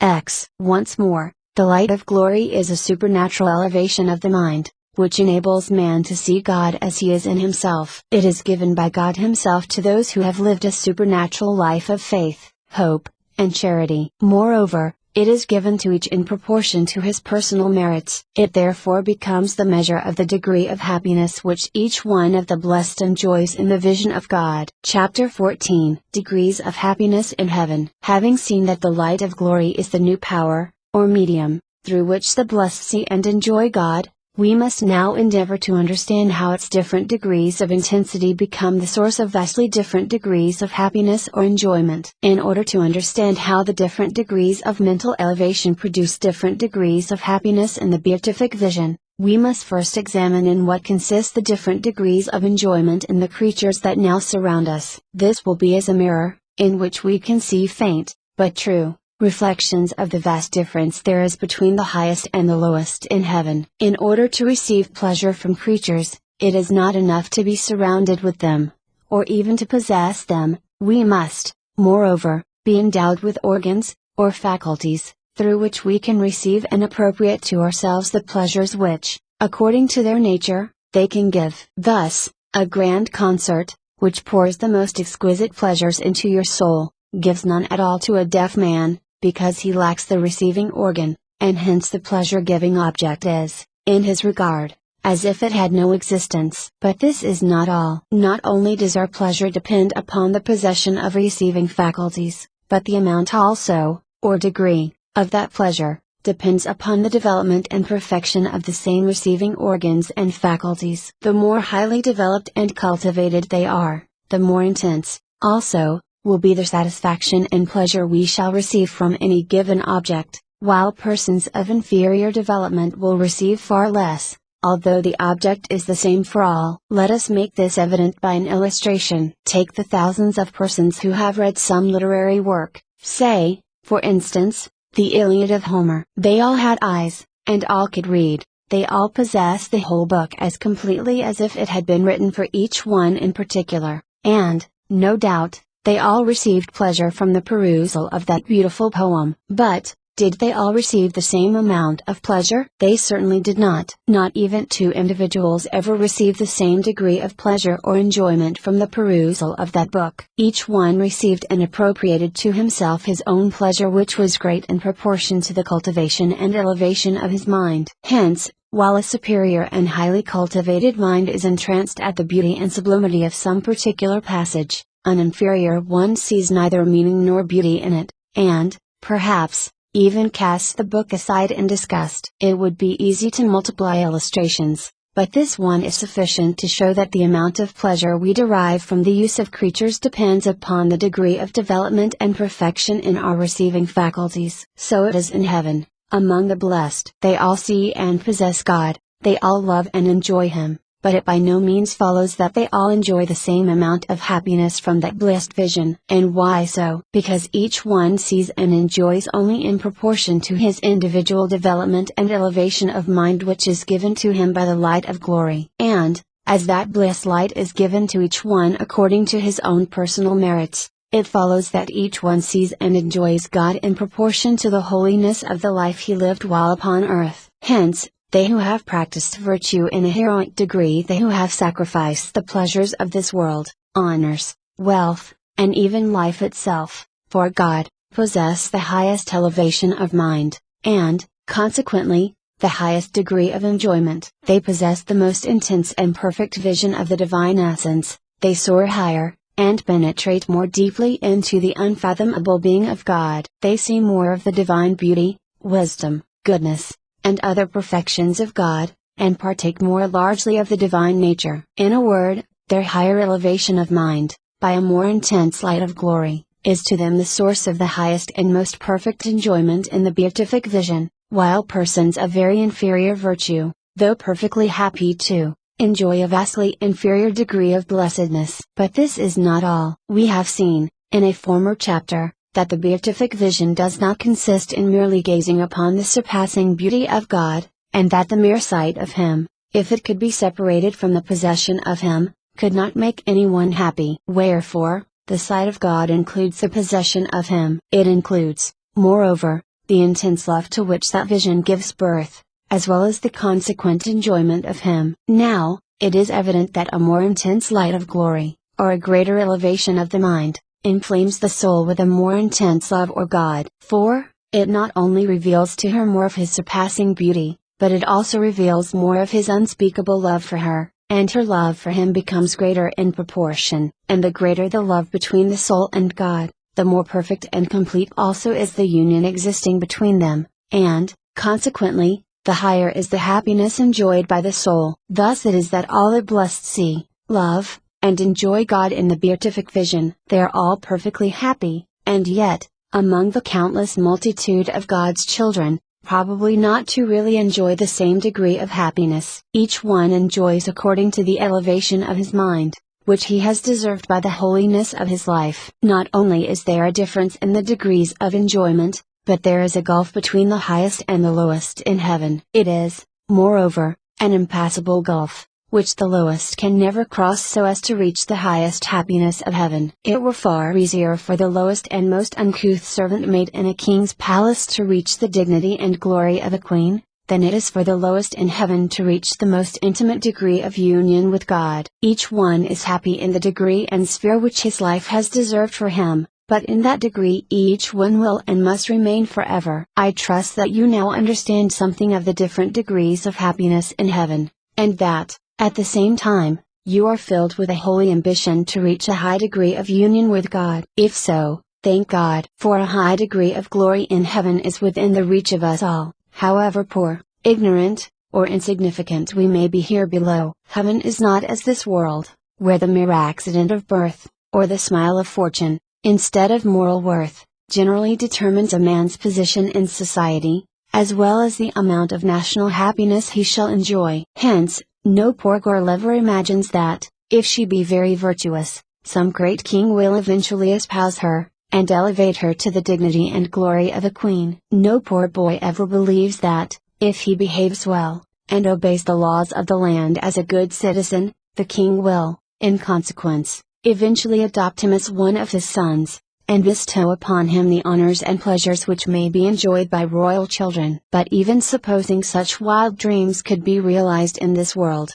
these ignorant and uncouth people could not be made happy in their elevated position. And why? Because the king, who has the power to give palaces, wealth, magnificent dresses, and tables loaded with every imaginable luxury, has not the power to bestow the elevation of mind, polish of manners, and other graces which befit queens and royal children. Hence, they would feel out of place, and be unable to enjoy the happiness to which they have been elevated. Besides, they would see themselves despised, and even ridiculed, by those whose birth and education have fitted them for high society. The mere fact, therefore, of their elevation to high honors, would not clothe them with the personal qualities which are necessary to enjoy the highest honors and pleasures of this world. How different all this is, when there is question of heaven. For, how poor and ignorant soever we may now be, we may reasonably aspire to a very high degree of glory, and to the exquisite delights which come from a more intimate union with God. How insignificant soever we may be,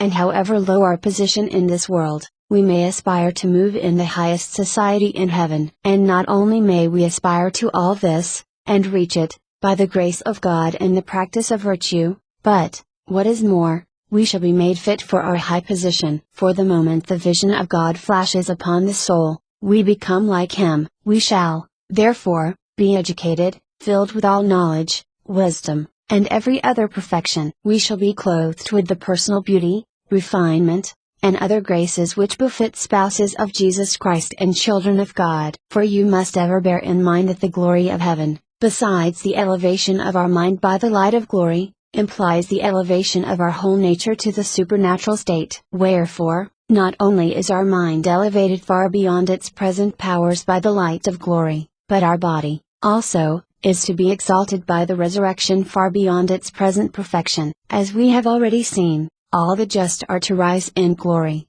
but each one in his own degree of perfection. For, one is the glory of the sun, another the glory of the moon, and another the glory of the stars. For star differeth from star in glory. So, also, in the resurrection of the dead. Here the Apostle of the Gentiles teaches us, in the plainest manner possible, that among the saints there is a very great difference in the degrees of personal beauty, grace, and splendor. There is as much difference between the beauty and splendor of the highest and those of the lowest, as we now see between the dazzling splendor of the surf and the pale light of the moon. As the resurrection is a portion of heaven's rewards, it follows that the more completely we have mortified our inordinate passions, and made our life conformable to that of Jesus Christ, the more also of personal beauty and splendor shall we possess in heaven, and, consequently, the more of heaven's happiness we shall enjoy. These attributes of personal beauty and perfection, and elevation to a high position, in heaven, are the very marks by which we shall immediately recognize those who have been most holy,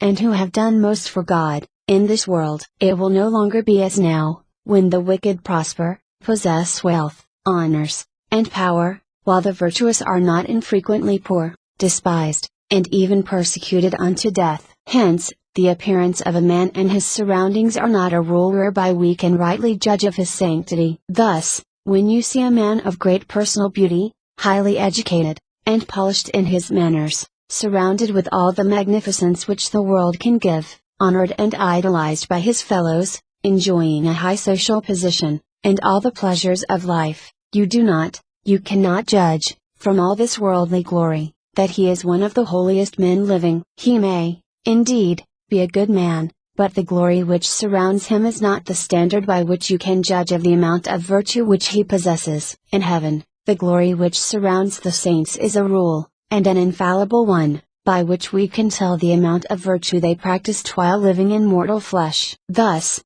when you enter there, you will see some who outshine others in splendor as the sun outshines the moon. You will see them wonderfully transformed into God, shining like the divinity in His presence, partaking of the divine nature in a high degree, and united to Him in the most intimate manner. You will see them elevated far above others in rank, honored and loved in a special manner by the angels and saints. On seeing them, your first thought will be that these are the holiest persons in heaven. You will judge that their dazzling splendor, their wonderful resemblance to God, their intimate union with Him, the high position they occupy, and the exquisite pleasures they enjoy, are also many proofs that, while on earth, they loved God with their whole heart, and their neighbor as themselves, that they were poor in spirit, humble, pure, patient in adversity, and that perhaps some of them laid down their lives for God, amidst the most excruciating torments. Here is a correct judgment, for it is precisely their heroic virtue,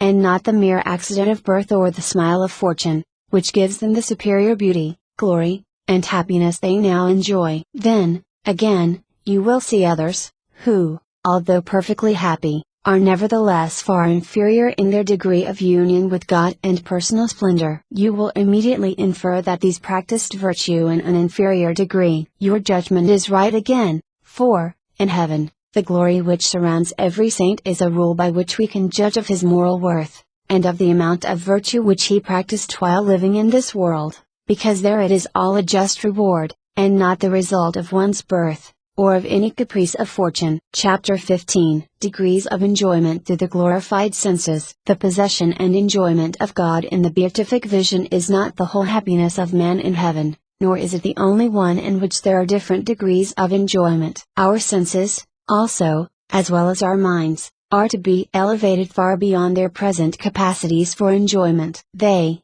too, are to receive a supernatural development, an exquisite delicacy of perception, and power of conveying pleasures to the soul, in proportion to the merits we have acquired by the holiness of our lives. They, consequently, who have led the holiest lives, are not only the most intimately united to God, not only the most completely transformed into Him by partaking more abundantly of the divine nature, but their senses, also, are glorified and elevated in power of enjoyment far above those who have practiced virtue in an inferior degree. Hence the highest in heaven will receive immensely more pleasure through their senses, than others whose lives have not been so holy. Any contrary doctrine would savor of heresy. If you were told, for instance, that a musician, who never served God, but who, nevertheless, received the grace of a deathbed repentance, shall, on account of his cultivated musical ear, enjoy more pleasure from heavenly music than the Blessed Virgin, the Apostles, Martyrs, and Holy Virgins, your whole soul would undoubtedly revolt at such a doctrine. You would maintain that if heaven is the reward of supernatural virtue, its whole happiness, its every joy, and its every delight, whether from God Himself or from creatures, should be enjoyed in a higher degree by those who have loved and served Him in a more perfect manner, and sacrificed themselves more completely for Him. You would certainly be right in maintaining all this, for it is certainly so. The highest in heaven will not only possess a greater elevation of mind which is necessary to enjoy greater pleasure even from creatures, but their senses also will be more refined and acute, and will, therefore, enable them to enjoy more refined pleasures from the objects of sense. It will be as already explained for the beatific vision. All shall see, hear, and otherwise enjoy the creatures prepared by the Almighty to rejoice the senses of His children, but all shall not, on that account, enjoy the same amount of pleasure. Each one shall receive his own pleasure,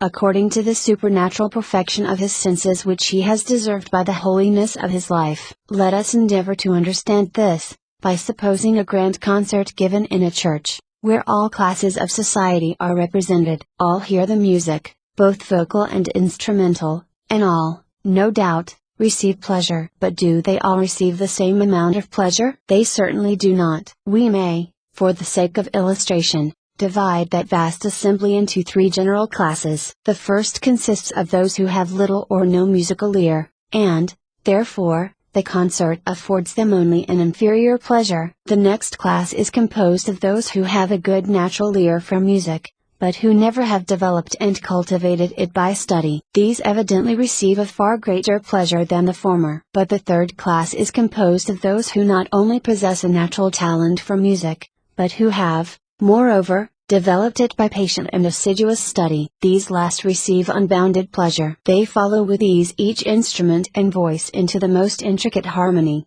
They receive the most exquisite pleasure precisely in those parts where the uneducated perceive little or no beauty, because the music is too scientific for them. Here you have the same object of pleasure for all. Every one present hears the whole concert as if he were there alone, and yet, what a difference in the pleasure enjoyed by each one. We have divided these persons into three classes, but, in reality, each one forms a class by himself, for there are not two of those present, whether among the educated or the ignorant, who receive precisely the same amount of pleasure. Each one appropriates and enjoys his own individual pleasure, according to the peculiar development of his faculties. So it is in heaven. All the blessed hear the magnificent harmony, but all do not, on that account, enjoy the same degree of pleasure. Each one enjoys in proportion to his individual development, which is given him as a portion of his reward. And, as the reward is given in proportion to the holiness of their lives, it follows that the holiest enjoy more pleasure than others from heavenly music. Evidently, this holds true of the other senses, which also are elevated and refined according to each one's holiness of life. Hence, however talented and learned a man may now be in music, astronomy, philosophy, poetry, or any other natural science, and how keen and perfect soever may be his senses, he will not enjoy more pleasure, in virtue of these more perfect natural gifts, unless they have been consecrated to the service of God. This is a truth which you must never forget, for it is to be feared that there is a half-formed notion in the minds of respectable and highly educated persons, that their superior talents and education will enable them to enjoy more of heaven's happiness than those who either have no great talents or are too poor to have them developed by study. There can be no greater illusion. If it were so, the poor, who have already suffered so much from their humble position, would seemingly have reason to complain on seeing the educated classes again above them in heaven, and that, too, merely on account of their higher education, and other natural advantages. Remember that God can and will elevate each one in the power of enjoyment, according to the holiness of his life, and not according to the natural advantages he enjoys in this world. But although it is perfectly true that natural talents, as such, are not rewarded, and, therefore, do not elevate their possessors to a higher glory or power of enjoyment, the case is quite different if these talents have been developed under the influence of grace, and consecrated to God by supernatural motives. In such a supposition, they will most certainly be rewarded with a higher degree of glory, and an increased power of enjoyment. Hence, philosophers, theologians, and other learned men, who study for the glory of God, poets, who sing the praises of God and of his saints, musicians, who devote their talents to the composition of sacred music, the men and the women who consecrate their talents and lives to the education of youth, all these shall undoubtedly have their talents rewarded with an increased power of enjoyment, because they have supernaturalized them by a pure intention, and exercised them for the glory of God and the salvation of souls. The rich man will certainly not be higher in heaven on account of his wealth, but he may increase his glory by making a proper use thereof. He may relieve the necessities of the fatherless and the widow. He may build up houses for the education of the poor, he may increase the beauty and the majesty of God's temples, and thus change his wealth into a means of reaching a very high degree of glory in heaven. So with you, if you be wealthy, talented, and highly educated, although you will not be higher in heaven on account of these natural advantages, you may vastly increase your glory by charity to the poor, by teaching the ignorant, by writing or translating good books, by purchasing and circulating such pious books among the poor, and by otherwise using your social position for the advancement of religion, and glorifying God with the natural advantages He has so liberally bestowed upon you. But you may, perhaps, ask, will not these different degrees of glory cause envy and, therefore, Unhappiness in the lowest among the blessed. Will not kings and queens, and other great ones of this world, be unhappy if they see the poor above them? When they see those, to whom they imagined they could not even speak without lowering their dignity, shining far above them in splendor. I answer, that if kings, queens, and other great ones of this world have the unspeakable good fortune of being admitted into heaven, they certainly will not be envious of the greater glory they shall behold in those upon whom they formerly looked down. There is no envy in heaven. If we once admit the possibility of such a thing as envy, then farewell to the happiness of heaven. For in such a supposition no one could be happy. The lowest would envy the happiness of those who are a little higher, and these would envy the happiness of the highest, and these, again, would envy the happiness of the Blessed Virgin, and she, too, would be unhappy, because she does not possess the glory of the hypostatic union, which is the privilege of Jesus Christ alone. The absurdity of all this is a sufficient answer to the question. Each one in heaven is satisfied with his own lot, because it suits himself and no one else. As St. Augustine says, when a tall man and a little boy are both dressed in a suit of the same precious cloth, each is suited and fitted to his satisfaction. The little boy is neither envious nor unhappy because the tall man has more cloth than he, and he certainly would not exchange with him. So also in heaven. Every one is there satisfied with his own degree of glory, because it suits himself, and gratifies all the rational cravings of his nature. Not only are the lowest without envy, and perfectly satisfied with their degree of glory, but they even rejoice at the higher glory of others. For they see that those who enjoy the highest glory of heaven have deserved it by the heroic virtues they practiced while on earth. Christian soul, I suppose that now you understand something of the degrees of enjoyment in heaven, and that you are filled with noble ambition to reach a high degree of union with God. You no doubt desire to see your whole nature so elevated as to have the most perfect enjoyment of God Himself, and of the creatures in store to rejoice the glorified senses of the just. Set to work in good earnest to live a holy life,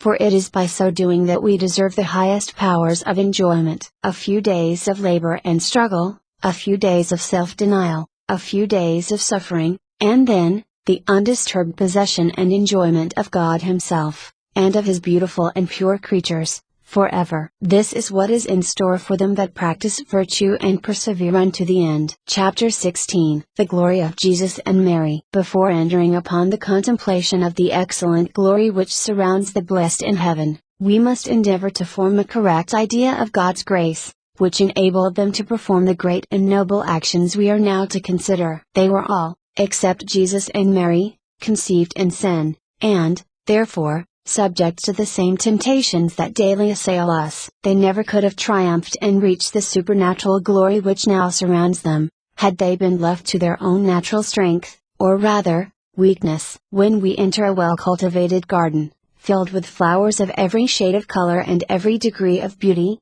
it never enters into our minds that they grew so of themselves, or gave to themselves their delicate and exquisite perfumes. We know that the skill of the gardener had something to do with their growth and beauty. We know, moreover, that rain and sunshine, the quality of soil, and other natural influences, did what was totally beyond the power of the gardener, and finally we come to God, who is, ultimately, the sole author of their very life, growth, and perfection. We are now to enter God's glorious garden to contemplate the beauty of the flowers which He has planted and beautified by His grace. Every saint is like a flower, beautiful in proportion to the amount of grace he received, and in proportion, also, to the amount of his own free cooperation with this grace. Some received the grace of the apostleship, and all, except one, corresponded with that grace. Others received the grace of martyrdom, others received the grace of the priesthood, others the grace of trampling underfoot the honors and pleasures of this world,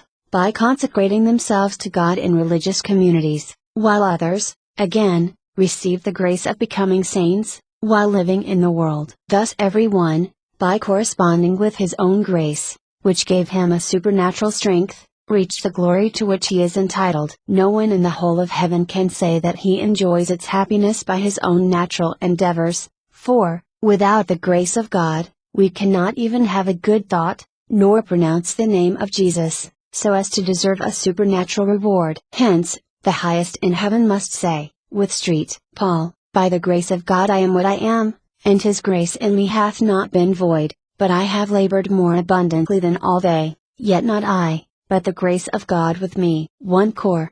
15. 10. It is by the aid of this grace that the blessed have reached the glory of heaven, it is by this all-powerful grace that they have deserved the unfailing crown, whereof St. Paul speaks so boldly and confidently, when he says, I have fought a good fight, I have finished my course, I have kept the faith. As to the rest, there is laid up for me a crown of justice, which the Lord, the just judge, will render to me at that day, and not to me only, but to them also, who love His coming. This is the glorious crown we are now to consider, and first of all, in Jesus Christ, who, in His human nature, is elevated and glorified far above all, in heaven. 2 Tim. 4.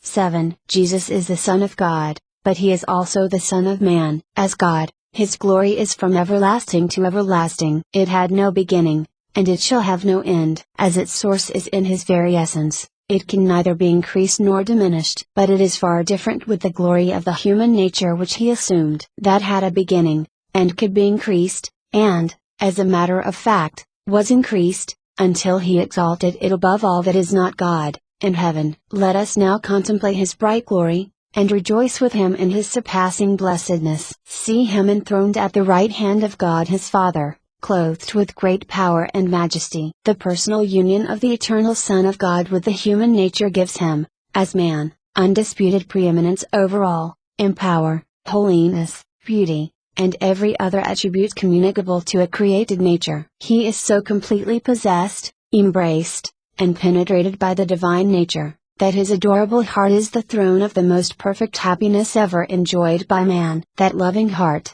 which is purer than the sun's brightest rays, is filled to overflowing with the most exquisite joys emanating from the very bosom of the most holy Trinity. While on earth, no one ever loved God and man as He did, and now there is none in all the heavens who is equally loved in return, both by God Himself and the bright throngs that surround this throne. No man, therefore, ever did, or ever can enjoy a happiness so pure, so exquisite, and in so eminent a degree as he does. While on earth, his soul was sorrowful even unto death, but now it is inebriated with torrents of joy, too great for poor human language to express. While on earth, he likewise suffered in all his senses. He endured hunger and thirst, cold and heat, fatigue, and the numberless privations which his poverty entailed upon him. But it was especially during his cruel passion that his sight, hearing, taste, and particularly his sense of feeling, were tortured to the utmost, and now his glorified senses have become the avenues of the most exquisite and refined pleasures. He now sees himself surrounded by the thousands whom his precious blood has sanctified and beautified,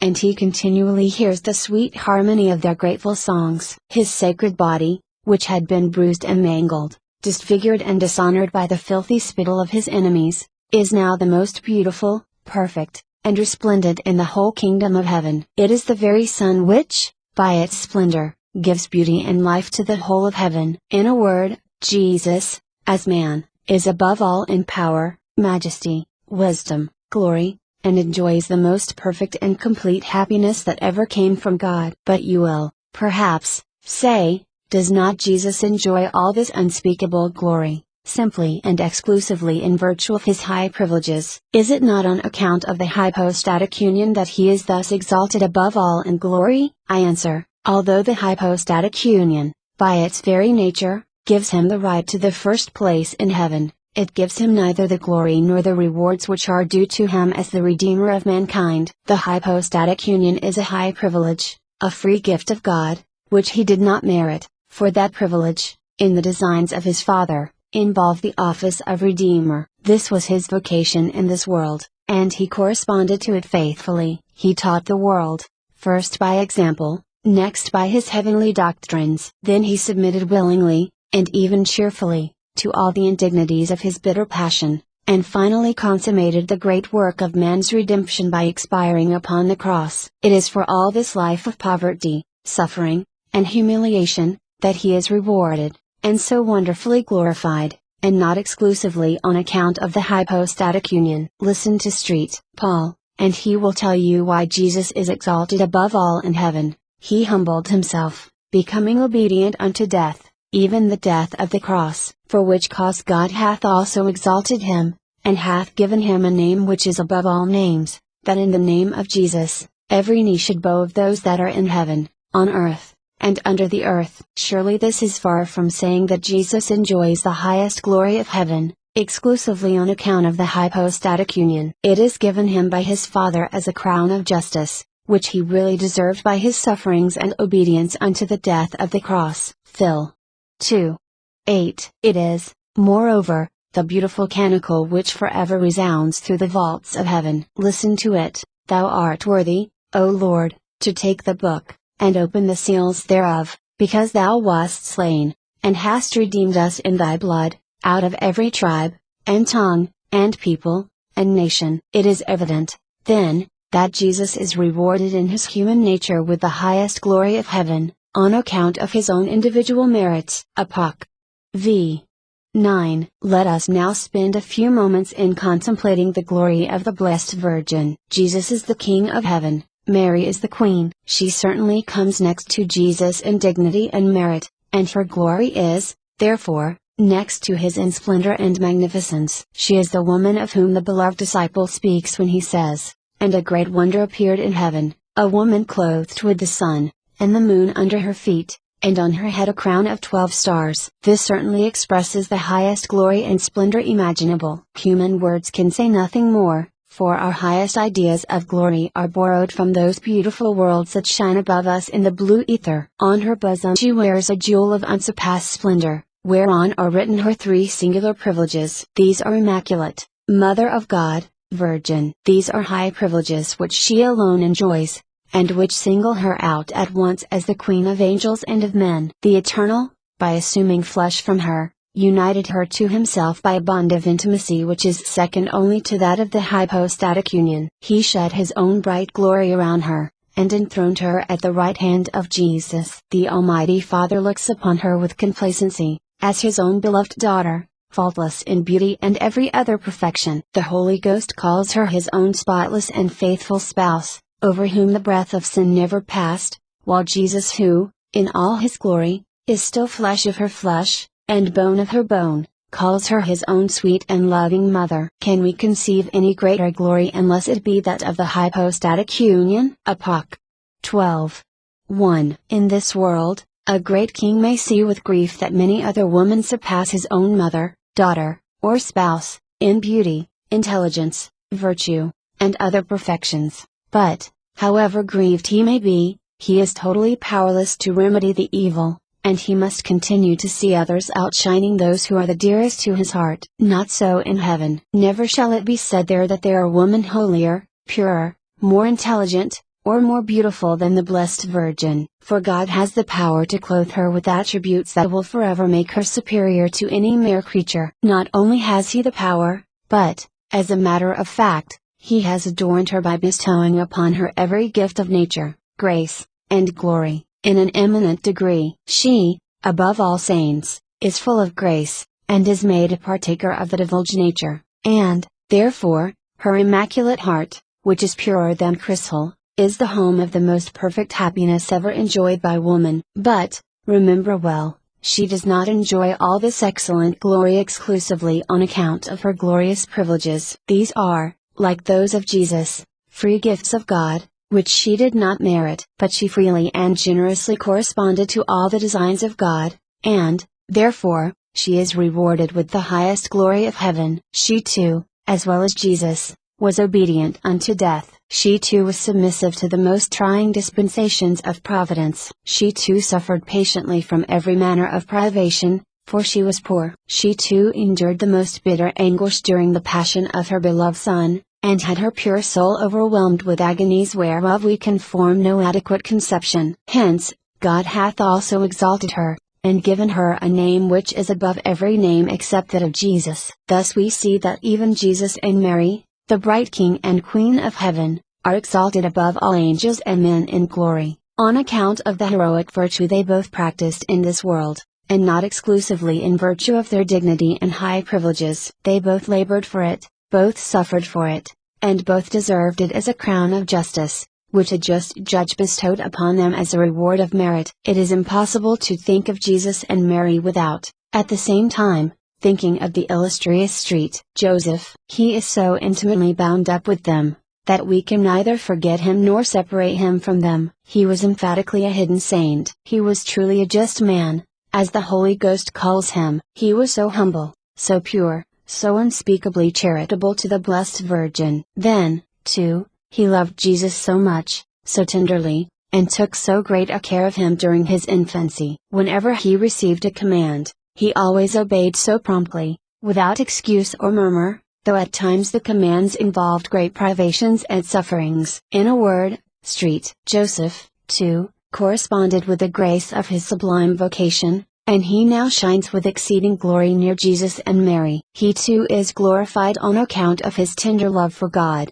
for Jesus and Mary, and for his neighbor, and not exclusively in virtue of the glorious privilege of having been the guardian of Mary's purity, and the foster father of Jesus. Therefore, his exceeding glory is also a crown of justice, wherewith a just judge has encircled his brow. Chapter 17. The glory of the martyrs. We shall now contemplate the glory of the vast multitude of the blessed, who surround the thrones of Jesus and Mary. I quote from the Apocalypse: "After this, I saw a great multitude, which no man could number, of all nations, and tribes, and peoples, and tongues, standing before the throne, and in the sight of the Lamb, clothed with white robes, and palms in their hands." This glorious multitude represents all the blessed. They may be divided into 8 classes, namely, the martyrs, the doctors and confessors, the virgins, the religious, the penitents, the pious people, those of inferior virtue, and the baptized infants. In this chapter we shall consider the glory of the martyrs. Apoc.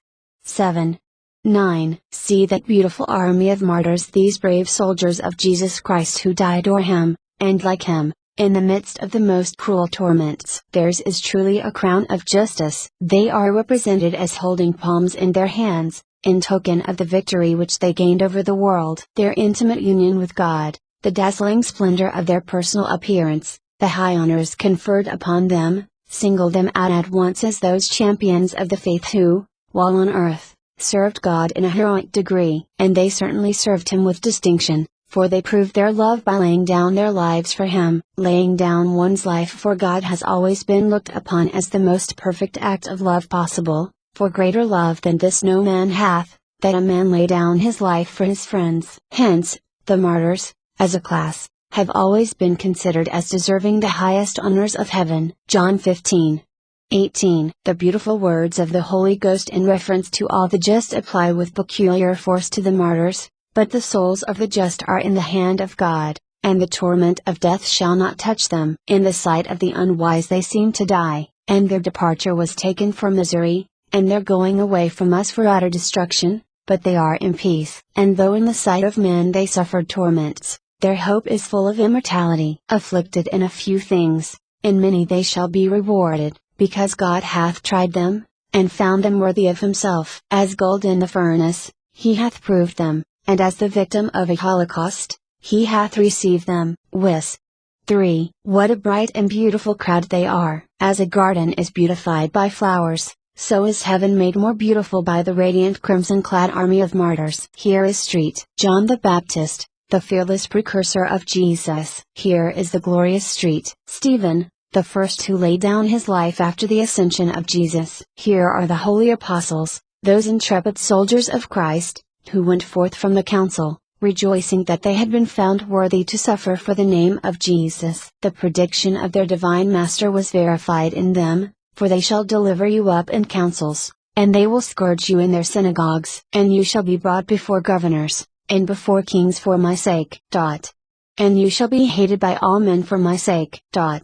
Yea, the hour cometh that whosoever killeth you, will think that he doeth a service to God. Plus, Matt. X. Plus John 16. But in spite of all this hatred and persecution, they sowed the seed of the Word of God in the hearts of men, and watered it with their own blood. They now enjoy a peculiar glory in heaven, for, besides the glory which belongs to them as martyrs, they also enjoy that which belongs to them as apostles, promised to them in these words of our blessed Lord: Amen, I say to you, that you, who have followed me, in the regeneration, when the Son of Man shall sit on the seat of his majesty, you shall also sit on 12 seats, judging the 12 tribes of Israel. Matt. 19:28. Here are also so many holy popes, and bishops, and priests, the worthy successors of the apostles, who, like them, joyfully laid down their lives for the love of Jesus Christ. Here is also that countless multitude of holy missionaries, who, like the apostles, went forth into all nations to preach the gospel. They, too, were brought before governors, and before kings, and sealed their faith with their blood. Here, too, are holy virgins, who preferred death, in all its horrid shapes, rather than stain their souls, or have another spouse besides Jesus, to whom they had consecrated themselves. The grace of God changed them from timid, retiring virgins, into dauntless heroines, and enabled them to suffer death with superhuman courage and constancy. Here are also married men and women, fathers and mothers, who loved God more than they loved their children. Here, even, are little children,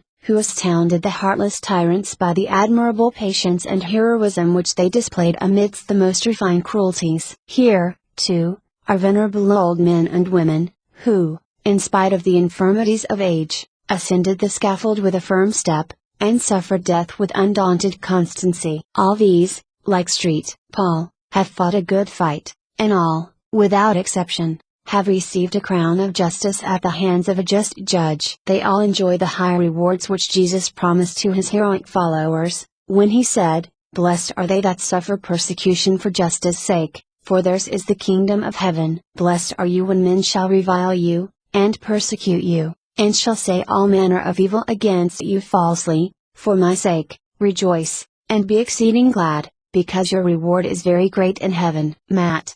v. But, before leaving these to consider the glory of others, we must remark that, although they are all martyrs, they do not, on that account, all enjoy the same degree of glory. They are all stars, but star differeth from star in glory. Each martyr is clothed in his own brightness, which is great in proportion to the intensity of his love for God, and the amount of suffering endured for him. Some were simply put to death, without any additional torture. Others were imprisoned, scourged, and then put to death, while others again were tortured for days, weeks, and even months, with the most frightful torments. Again, some came to their martyrdom totally devoid of any previous virtue, some even loaded with sin, and unbaptized, but they received a baptism of blood which made them pure, and deserved for them the high honors of heaven. Nevertheless, the glory that surrounds such is far inferior to that which surrounds those who, like St. John the Baptist,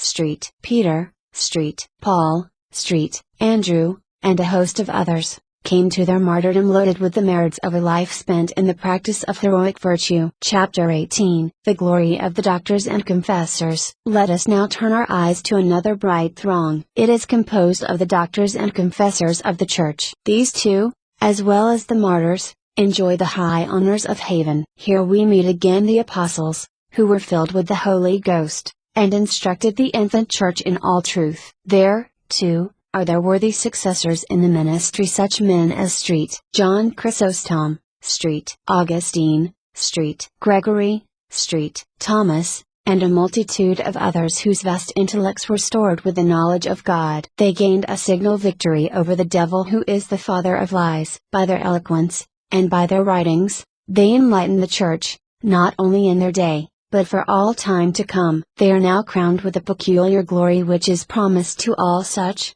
They that are learned shall shine as the brightness of the firmament, and they that instruct many unto justice, as the stars for all eternity. Dan. 12:3. But you must not imagine that the great lights of Christianity, such as the apostles, or a St. Augustine, a St. Thomas, and others, who have been proclaimed doctors of the Church, are alone in their glory. This class also includes the glorious confessors of the Church, all holy popes, bishops, and priests, who have zealously and faithfully preached the gospel to their flocks. It comprises also all those holy missionaries who, like the apostles, preached Jesus crucified to the heathens, and brought them into the one true fold. These holy confessors, though not proclaimed doctors by the Church, nevertheless shine as the stars for all eternity. But, Besides these glorious confessors, there are still others who partake of the peculiar glory promised to them that instruct many unto justice. These are the innumerable multitudes of men and women who compose the different religious orders of the Church, who spend their lives in the education of youth. There are, moreover, the writers, translators, and publishers of good books, and others, who, though not bound by any vows, devote themselves to the diffusion of religious knowledge. Among these, particular mention must be made of good parents, whose first care is to teach the knowledge and love of God to their children. In a word, all they who have, in any way, instructed others unto justice, partake of the peculiar glory of the doctors and confessors of the Church, though, no doubt, in an inferior degree. For the promise of a special reward is not made exclusively to a few gifted intellects, but to all, without any exception. They that shall teach many unto justice, shall shine as the stars for all eternity. Yet, although it is true that instructing others unto justice deserves a peculiar reward, we must not forget that the preaching of the gospel will not, of itself, glorify any one, unless it is accompanied by a pure intention, and the practice of virtue. Even if Judas, as an apostle, instructed many unto justice, he certainly does not now shine as a star on that account. Evidently, then, holiness of life must accompany our teaching of others. This is what our blessed Lord tells us in the most positive manner, when He says, "He that shall do and teach, he shall be called great in the kingdom of heaven." Hence, you must ever remember that, how gifted soever you may be, however eloquent, and how many soever you may have taught unto justice, you never can shine as a star in heaven, unless you at the same time lead a Christian life. Without this, your preaching will profit you nothing, even if others are saved by your eloquence. Matt. v. 19. Chapter 19. The Glory of the Virgins and Religious. Here are two other bright throngs that present themselves. They are the holy virgins and the religious. Let us first contemplate the bright glory of the virgins. I quote again from the Apocalypse, "And I heard a great voice from heaven." And the voice which I heard was as the voice of harpers, harping upon their harps, and they sang as it were a new canticle before the throne. And no man could say that canticle but those 144,000. These are they who are not defiled with women, for they are virgins. These follow the Lamb whithersoever he goeth. Apoc. 14. These evidently form a distinct class in heaven. It is composed of both men and women who never married, nor lost their virtue by actual sin. I speak here of such as these, and not of any others. Hence, we must exclude from this class all little children, who died before they could be responsible for their deeds, for, though they all died virgins, their virginity, which was a gift of nature, does not deserve a crown of justice. Wherefore, in this place we shall consider the excellent glory of those only, who, having grown to the age of discretion, led a life of purity, and died virgins. Evidently these alone have purchased the glory promised to virgins. Many of them led holy lives while living in the world either with or without vow, while the great majority were so enraptured with the beauty and purity of Jesus, that they cheerfully gave up all the lawful pleasures of the world, and consecrated themselves to Him by the vows of poverty, chastity, and obedience. In this life of suffering and self-denial they persevered unto the end. Their day of trial and suffering is now over, and they are rewarded with exceeding glory. Clad in their white robes, which denote the spotless purity of their lives, they enjoy a peculiar and intimate union with Jesus, their beloved spouse. While on earth, they would have no other spouse but Him. They consecrated themselves to Him, and He accepted the noble sacrifice. By His grace He sanctified and beautified them, and made them worthy of the special glory they now enjoy. How beautiful they are! How glorious! They are the lilies of heaven. In the words of the Holy Ghost, we may exclaim, "Oh, how beautiful is the chaste generation with glory! For the memory thereof is immortal, because it is known both with God and with men." When it is present, they imitate it, and they desire it when it hath withdrawn itself, and it triumpheth forever, winning the reward of undefiled conflicts. Wis.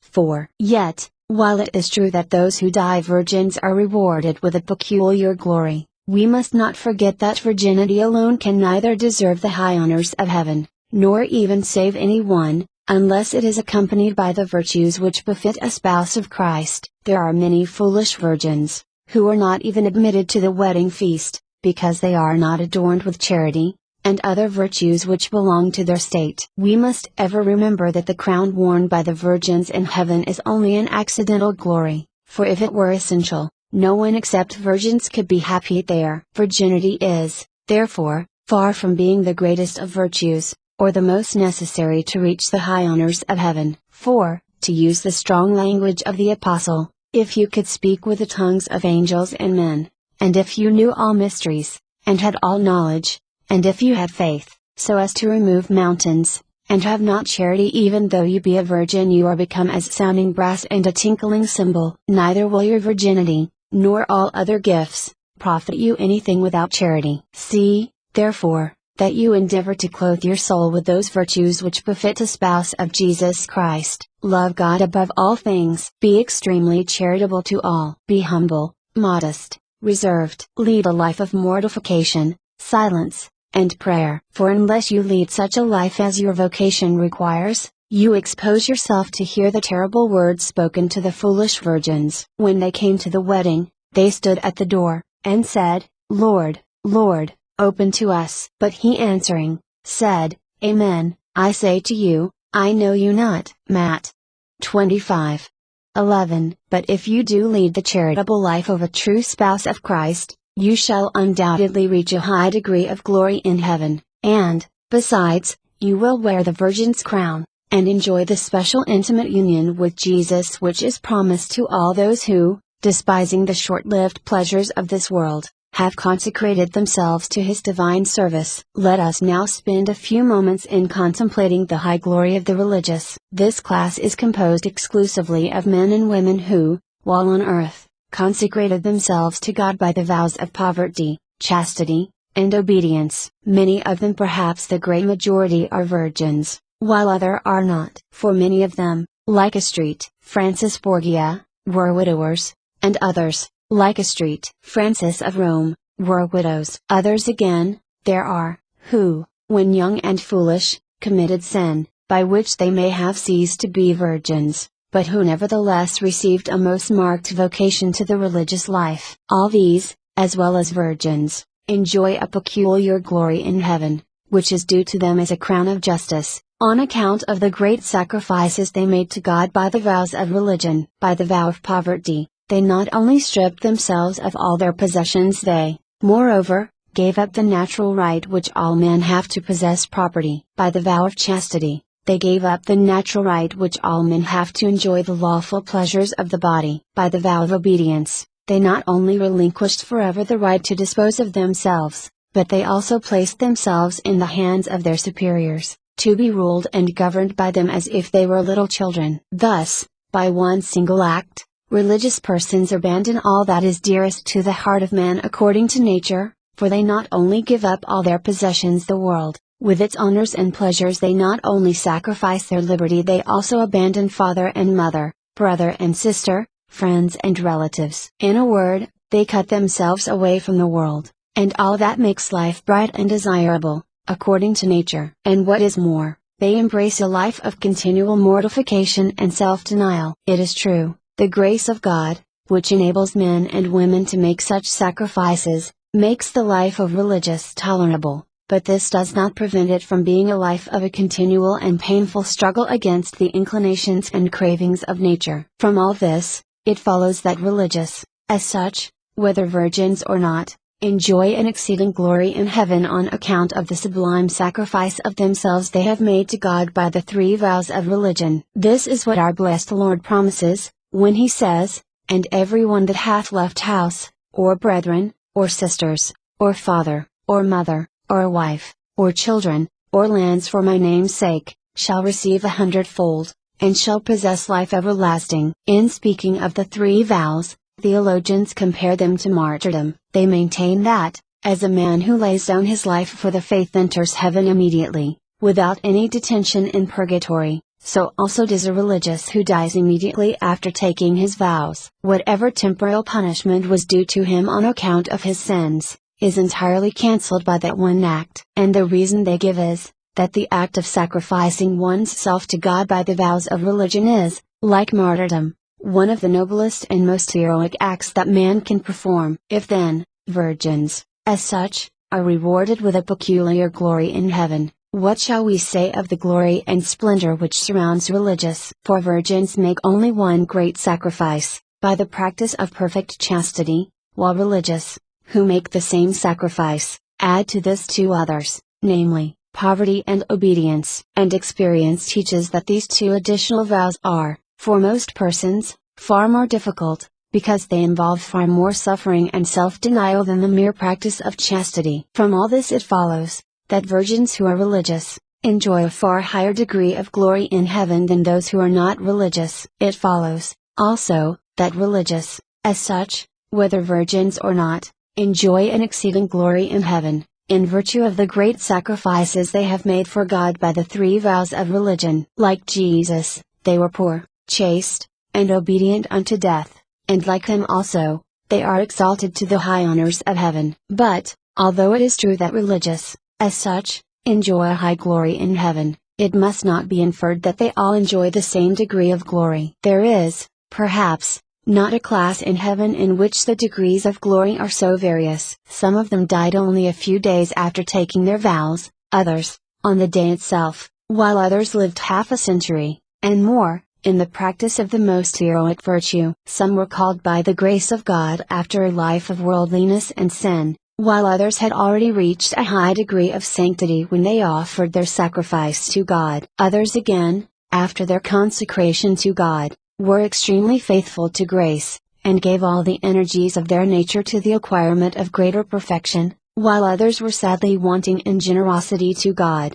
and aimed at only an inferior degree of holiness. Again, some had few or no temptations from the day upon which they took their vows, while for others that act seemed to be a declaration of war, for they began to be assailed by every manner of temptation to violate their vows and go back into the world. But, aided by the all-powerful grace of God, they resisted manfully, and fought the good fight unto the end. These, and 1,000 other differences, give rise to various degrees of glory among the religious, who, having finished their course, have received the crown of life. They who, like a street Aloysius, a street Stanislaus, a street Teresa, and many others, practiced every virtue in a heroic degree, are among the brightest and the highest in glory, while they who led less perfect lives are far inferior. Nevertheless, all, without exception, enjoy a peculiar glory, which is due to them as a crown of justice for the great sacrifice they made to God by the three vows of religion. Chapter 20. The glory of penitents and pious people. Who are they that compose yonder bright multitude? They are headed by a queen who does not wear a virgin's crown,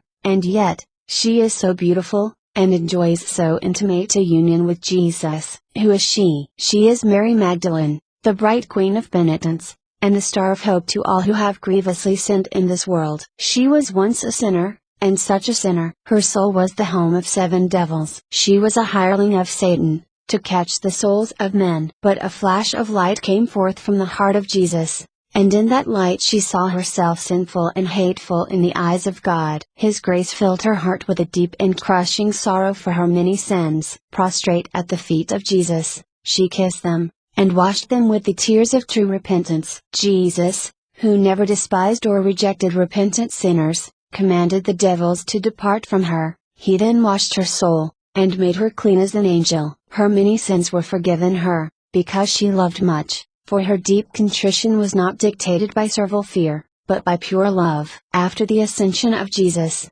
she shut herself up in a grotto, where she wept and did bitter penance during the remainder of her days. When her last hour was come, the angels descended from heaven, and took her pure soul to the bosom of Jesus. Her intense love and her penitential tears deserved for her a crown of justice. They beautified and glorified her far above many a one who never sinned grievously, for she is crowned with the high honors of heaven, and enjoys a union with Jesus far more intimate than many who never offended God. Nor is she alone in this exceeding glory where with an ardent love and penance clothe sinners. Thousands of others who sinned grievously, and imitated her penance, are now shining in glory far above others who never sinned. Think you that street Peter, who denied his Lord, is below all those who preserved their innocence, and even below all the baptized infants in heaven? Think you that street Paul, who once persecuted the church, is now below all on that account. Think you that the great street, Augustine,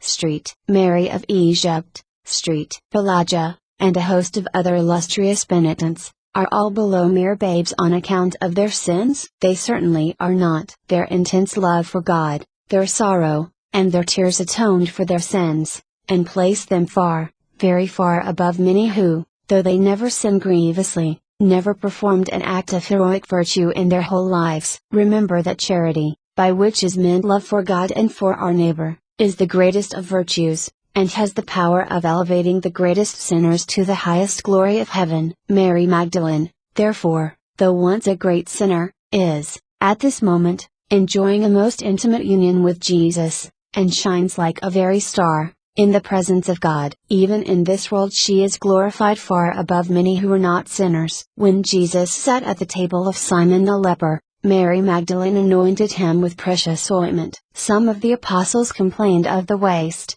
but Jesus defended her conduct, and added, Amen, I say to you, wheresoever this gospel shall be preached, that also which she hath done, shall be told for a memorial of her. Again, we read in the Gospel of St. Mark, that Jesus, rising early the first day of the week, appeared first to Mary Magdalene, from whom he had cast out 7 devils. Again, in the Litany of the Saints, the Church places the name of Mary Magdalene before all the virgins. This is certainly a high honor. Her feast, also, is one of a higher order than that of Martha her virgin sister, and above that of many other virgins, for she is the only woman, besides the Blessed Virgin Mary, who, in her Mass, enjoys the privilege of the Credo. No other woman, whether a virgin saint or not, enjoys that privilege, unless she is the patroness of a particular church. In that case, the Credo is said in her own church, but nowhere else, while for Mary Magdalene it is said in every church of the world. There is, moreover, a congregation of Magdalenes, whereof she is the model and patroness. It is attached to the order of the Good Shepherd, and is filled, not only with women who have sinned, but with virgins, too, who have fallen in love with the beautiful penitential spirit of Mary Magdalene. Matt. 14:9 plus Mark 16:9. All this must certainly be very consoling to those who have sinned grievously, and who have, perhaps, thought that, on account of their sins, they have lost all right to a high place in heaven. Mary Magdalene, St. Peter, St. Augustine, and a host of other illustrious penitents, teach us that a high degree of glory is ours, no matter what sins we have committed, if we love ardently, lead a penitential life, and practice other virtues in an eminent degree. There is one more beautiful throng standing around the throne of God, and enjoying a high degree of glory in heaven. It is made up of the vast multitude of men and women who sanctified themselves while living in the world. They are known as the pious people. They lived in the world, but were not of it. They did not live according to its spirit, for its spirit is the sworn enemy of God. Many of them, while surrounded with the wealth and magnificence of this world, practiced the virtues of the cloister. Others belonged to the middle classes of society, and others, again, to the poorer classes. But in whatever class their lot was cast, they all sanctified themselves by loving God and their neighbor, and by acquitting themselves of their respective duties. What a beautiful and glorious throng they are! Here are kings and queens who, in their exalted position, knew how to be humble, and who used their wealth and position for the benefit of their subjects. Here are representatives of all professions and trades and society, lawyers, physicians, soldiers, tradesmen, and cultivators of the soil. Here, too, are the servants of the rich, who thought it a kindness to be allowed to do all drudgery, in order to have wherewith to live. Here are good husbands and wives, who truly loved each other, and were faithful unto death. Here are those good parents whose first care was to teach their children the knowledge and love of God. Here, too, are the good children who honored their parents, and cared for them with a tender charity, when age and infirmity had rendered them helpless. Here, too, are young men, and young women, who, though they had no call to consecrate their virginity to Jesus Christ, led the lives of angels amid the fascinations of the world. All these have led pious lives. They mortified their passions, they were given to prayer, they frequented the sacraments, they performed acts of charity according to their means, and practice the virtues of their rank and calling. All these have, therefore, reached the honors and distinctions which God distributes among them who have served Him with fidelity. Though they are neither martyrs, nor doctors, nor religious, they all led holy lives. They all have received a crown of justice, which was due to them as a reward for their love of God, and for the virtues they practiced while on earth. Many of them were great saints, such as Astrit, Louis, King of France, Astrit, Elizabeth, Queen of Portugal, Astrit, Monica, widow, Astrit, Genevieve, the Virgin Shepherdess, Astrit, Zita, the angelic servant girl, and many others, whom the Church has placed upon her altars, and proposed to our imitation. You see, then, that the high honors of heaven do not belong, exclusively, to any privileged classes, as you might imagine the martyrs, doctors, virgins, and religious to be. A high degree of glory is offered to all, and by the grace of God is attainable by all, without any exception. If, therefore, you have hitherto looked upon it as a presumption to aim at a high degree of glory, because you were neither a consecrated virgin nor a religious, banish such a thought from your mind, for, instead of being a presumption, it is a virtue to aspire to a high sanctity, and, consequently, to a high degree of union with God in heaven. Therefore, whether you are married or single, rich or poor, learned or ignorant, you are called upon by your Lord Jesus to fight the good fight unto the end, with a solemn assurance that,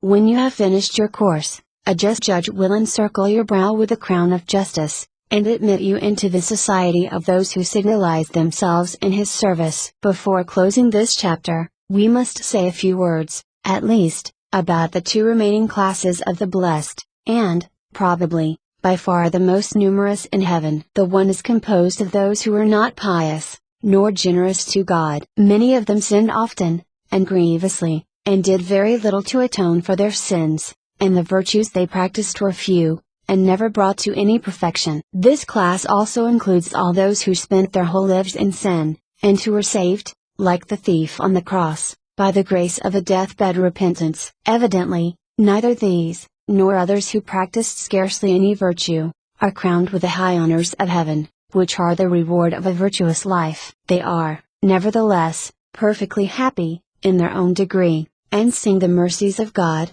who saved many of them almost in spite of themselves. Theirs may be called a crown of mercy, rather than one of justice. The other class is composed of baptized infants, and of children who died before they were responsible for their deeds. These form by far the most numerous class in heaven, if it be true that 1/2 of all the children that are born die before the age of 7. But in heaven they are no longer children, for their elevation to glory has developed them into men and women. They therefore enjoy the full perfection of human nature, as well as those who died adults. They are, moreover, admitted to the beatific vision, and, consequently, they see, love, and enjoy God, and partake of the additional pleasures of heaven, as well as they who live longer on earth. They, and they alone, enjoy the happiness of heaven entirely as a free gift of God, without any cooperation of their own. They are in heaven in virtue of their adoption as children of God, and through the merits of Jesus Christ. Whatever may be their degree of glory,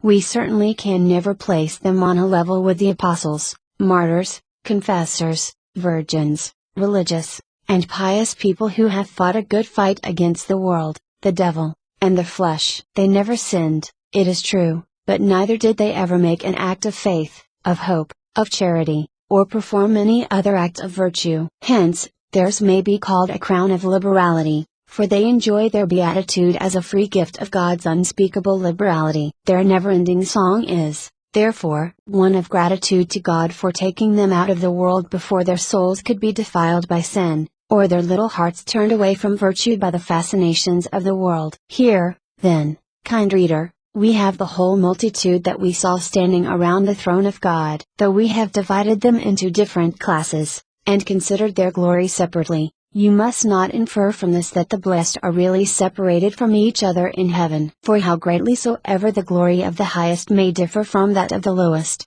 they all, nevertheless, compose one great family of brothers and sisters, of whom God is the Father, Jesus Christ the elder brother as well as the King, and Mary the Mother as well as the Queen. They all mingle together, converse, and otherwise enjoy each other's society, for they are all united by the bond of the purest charity. They all exclaim, with the royal prophet, to behold, how good and how pleasant it is for brethren to dwell together in unity. For there, the Lord hath commanded blessing, and life forevermore. They all are happy, because they all see, love, and enjoy God, as well as the additional pleasures with which He perfects and completes the happiness of His beloved children. They are all filled to overflowing with the happiness of which the royal prophet speaks, when he says, "They shall be inebriated with the plenty of thy house, and thou shalt make them drink of the torrent of thy pleasure. For with thee is the fountain of life." Plus, by their union with the fountain of life, which is God Himself, the blessed see all their desires fulfilled, and, knowing not what more to crave, they rest in God as their last end, and enjoy Him forever. Peace. Plus peace. 24. Chapter 21. The Eternity of Heaven's Happiness. Having endeavored, in the foregoing pages, to form to ourselves some idea of the glorious happiness reserved for us in heaven, there still remains to say something of its crowning glory, the eternity of its duration. This is not only its crowning glory, but it is, moreover, an essential constituent of that unspeakable joy which now inebriates the souls of the blessed. A moment's reflection will make this evident. Let us suppose, for the sake of illustration, that on the last day, God should thus speak to the blessed: "Dearly beloved children, you are now happy, and you shall continue so for a very long time, but not forever. When I promised you eternal life, I did not really mean a life without end. I alone can live forever. I have created a little bird whose office it is, every 1,000 years, to take away from the earth one grain of sand, or a drop of water, and carry it to the place I have appointed. And when it will have thus removed the whole earth, all the oceans, rivers, and lakes, you shall all die of second death, and be no more forever." How many ages do you think it would take, at that rate, to remove this whole world to another place? Of course, you cannot even form a conception of the countless ages it would require. The most gifted mind is bewildered and lost in those millions and billions of ages. It seems as if that little bird never would come to the last atom, and to us, children of time, that vast duration seems like an eternity. And yet, if such a revelation were made to the blessed, they would again sorrow and mourn, the tears would again flow from their eyes, because the cankerworm that eats away all earthly happiness would have found entrance into heaven. Evidently, then, the eternity of heaven is essential to complete the happiness of God's children. Among the many defects which mar our happiness in this world, there are three capital ones, which we shall consider for a few moments. The happiness of this world is not and cannot be permanent, because we are changeable, because the objects of our happiness are also subject to change, and finally, because death must eventually tear us away from this world. 1. We ourselves are changeable by nature. This is a defect which must cling to us as long as we remain pilgrims here below. The objects which made us so happy in our childhood are no longer able to give us any pleasure. Our growth to mature age has completely changed us in their regard. Where is the man that could now spend the day with the playthings of his childhood? Where is the woman that could spend her time in dressing and adorning a doll? We are changed, and other objects have become necessary. But, in our mature years, we still continue to change, and those objects which make us happy today, may, in a few days, be a source of annoyance to us, and even of wretchedness. The changes of the weather, our passions, our health, our associations, a want of success in our undertakings, an unkind word or look, all these, and 1,000 other things, influence us and change our dispositions at times so completely, that nothing in the whole world can make us feel happy. We are disgusted with everything that only yesterday made us as happy as we could expect to be in this world. So great is our natural fickleness, that we are continually exposed to change, even in regard to God, and thus lose the only happiness worth possessing, His friendship. For, after having, in all sincerity, promised and even sworn fidelity to Him, we may, at any moment, give way to our passions, and, like Peter, deny Him, or, like Judas, sell Him for a temporary gratification. This fickleness, which so stubbornly clings to us in our present state of existence, and which puts an end to so many of our joys, is entirely removed by our union with God in the beatific vision. We shall be like Him, because we shall see him as he is. One of the essential attributes of God is immutability, or the total absence of change, or even of the power to change. He is the self-same forever. He is, as St. James beautifully expresses it, the Father of lights, with whom there is no change nor shadow of alteration. By our union with him we are made partakers of the divine nature, and consequently, of the divine immutability. Our natural fickleness will die in our temporal death, never to rise again, and our whole nature will be clothed with immutability, and remain the self-same forever. James I. 17. Hence, we shall no longer be tossed to and fro by every wind of passion, nor by the vicissitudes of present time. We shall no longer, as now, be joyful one day, and then be cast down and sorrowful on the next, in the enjoyment of perfect health one day, and racked with the pangs of disease on the next, enjoying the society of our fellow beings one day, and finding it intolerable on the next, overflowing now with devotion and the love of God, and then ready to abandon his service in disgust. We shall become immutable, and therefore when millions of ages have rolled by, we shall still be enjoying the same happiness as we did when the vision of God first flashed upon our souls. 2. But there is a second defect which, even if we were immutable ourselves, would prevent our earthly happiness from being permanent, and it is this: the objects from which we derive our happiness are also subject to change. Their beauty fades away, they lose their freshness, and along with it the power of making us happy. It was this defect which marred the happiness of Solomon. His position and circumstances placed within his reach all the pleasures which the heart of man can enjoy here below. He was a king, a husband, and a father. He was filled with a wisdom greater than ever was vouchsafed to any other man. He built temples and cities, he was visited by kings and queens, admired and almost worshipped as a god, on account of the magnificence with which he was surrounded, and yet he was not happy. But listen to his own confession, and ponder it well: I heaped together for myself silver and gold, and the wealth of kings and provinces. And I surpassed in riches all that were before me in Jerusalem. My wisdom also remained with me. And whatever my eyes desired, I refused them not, and I withheld not my heart from enjoying every pleasure, and delighting itself in all the things I had prepared. And when I turned myself to all the works which my hands had wrought, and the labors wherein I had labored in vain, I saw in all things vanity, and vexation of mind, and that nothing was lasting under the sun.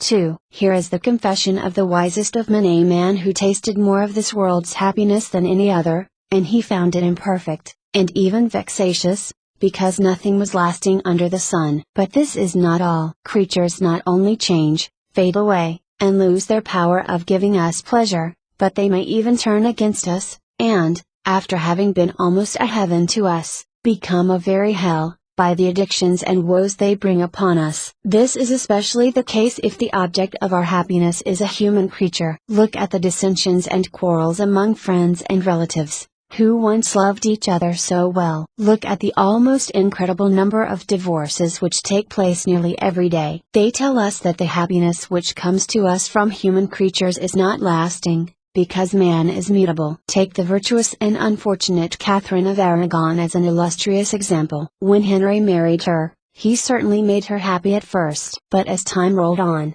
he changed in her regard. His love grew cold, he gradually despised her, took away from her the title of queen, banished her from his presence, and married another woman. What a terrible reverse of fortune! He, who at first had been her joy, changed and became the cause of her deepest sorrow and wretchedness. Oh, how differently shall we fare in our heavenly home! For the objects of our love there are not mutable, as in this world. He who is the very source of our exceeding happiness, is the eternal, immutable God. When he shall have united us to himself, and made us partakers of the divine nature, he never will change in our regard, tire of us, despise us, and cast us away from him, as creatures do. No, never, never. The bare thought of such a misfortune would spread a shade of gloom on the bright faces of the blessed. Once united to him in the beatific vision, he will love us forevermore. Never can there come a day when he will frown upon us, and make us feel that his love for us has grown cold. No, never,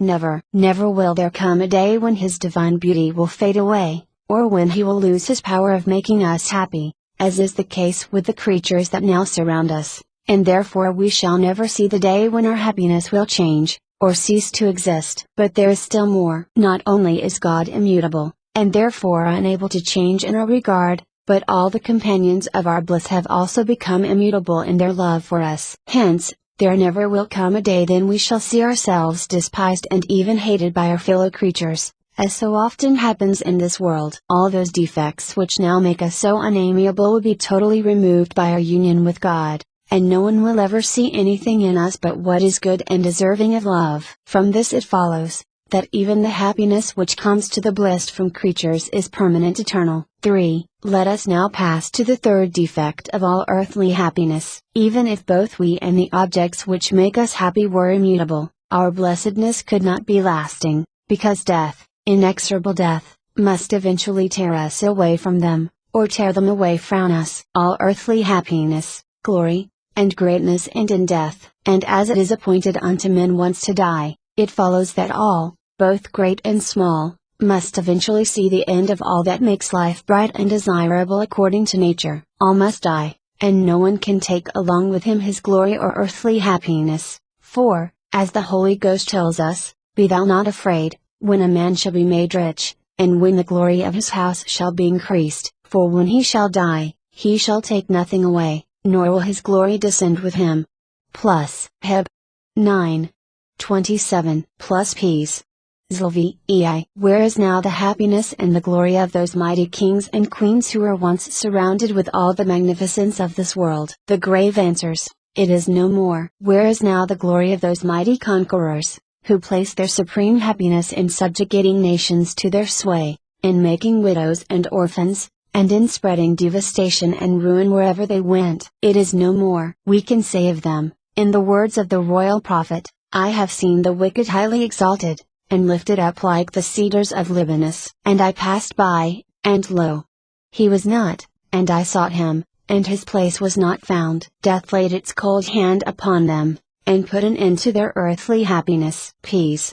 36. In heaven, that awful death shall be no more. We have the word of the living God for it, and God shall wipe away all tears from their eyes, and death shall be no more, nor mourning, nor crying, nor sorrow shall be any more, for the former things are passed away. In very deed, the former things have passed away: sorrow, mourning, poverty, labor, the vicissitudes of time, temptations to sin. All these things have passed away, never more to return. The children of God have entered into the enjoyment of their inheritance, which shall never be torn from them, because death shall be no more. Never shall they see the dawn of a day when father and mother must bid farewell, a long and sad farewell, to their heartbroken children, because death shall be no more. Nevermore will there come a day upon which affectionate children must print the last kiss upon the cold and pallid cheek of their dying parents, because death shall be no more. Nevermore shall we see our kindred and friends slowly descending into the grave,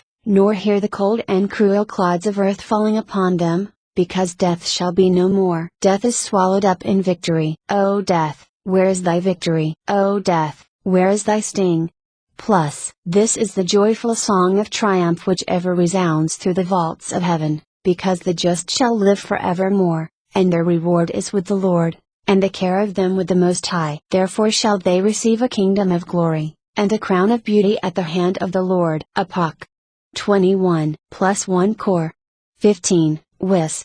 V. In conclusion, let me exhort you, Christian soul, to meditate often and seriously on the happiness of heaven. Such meditations, besides deepening our knowledge of God, and of the things He has prepared for them that love Him, have a wonderful power of detaching our hearts from the transitory pleasures and honors of this world. They, moreover, create in our soul an unquenchable thirst for the vision and possession of God, while they infuse into us a new courage to battle manfully against all the obstacles which beset our path in the practice of virtue. Such meditations fill us, moreover, with the laudable and noble ambition of reaching a high degree of union with God. This was the ambition of the saints, and it should be ours also. It was this desire of a most intimate union with God, that caused them to deny themselves even the most innocent pleasures of this world, and to undergo sufferings, the bare recital of which makes our poor nature shudder. They knew that our present tribulation,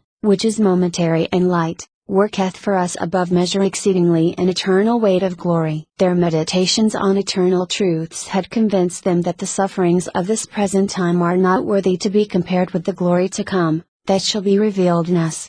Plus 2 Cor. 4. 17 plus Rom. 8.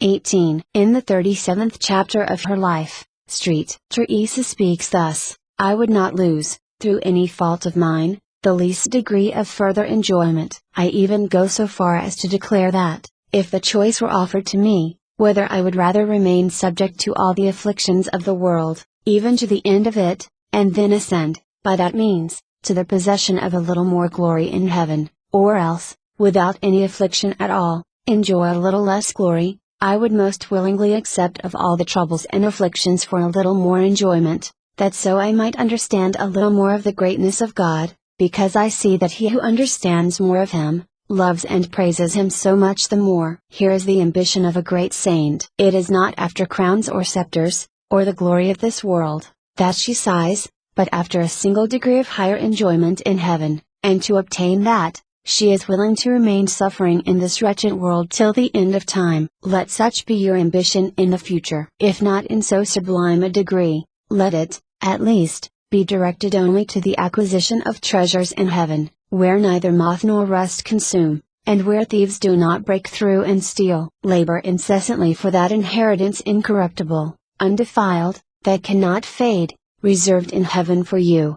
Plus, be faithful until death, says our Lord Jesus Christ, and I will give thee the crown of life. Matt. By 19 plus 1 Pet. I. 4. Apoc. 2.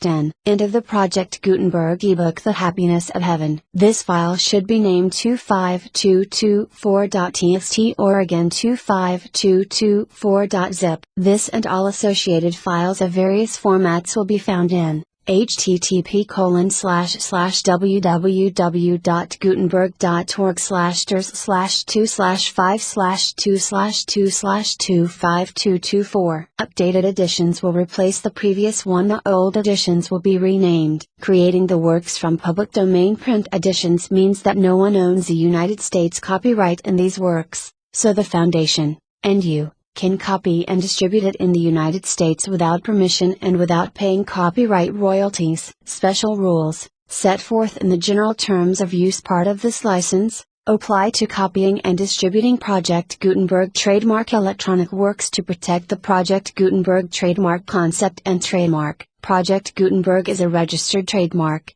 and may not be used if you charge for the ebooks, unless you receive specific permission. If you do not charge anything for copies of this ebook, complying with the rules is very easy. You may use this ebook for nearly any purpose such as creation of derivative works, reports, performances and research. They may be modified and printed and given away. You may do practically anything with public domain ebooks. Redistribution is subject to the trademark license, especially commercial redistribution. Start. Full license. The full Project Gutenberg license. Please read this before you distribute or use this work. To protect the Project Gutenberg trademark mission of promoting the free distribution of electronic works, by using or distributing this work, or any other work associated in any way with the phrase Project Gutenberg, you agree to comply with all the terms of the full Project Gutenberg trademark license, available with this file or online at http://www.gutenberg.org/license. Section 1. General Terms of Use and Redistributing Project Gutenberg Trademark Electronic Works. 1.a. By reading or using any part of this Project Gutenberg trademark electronic work,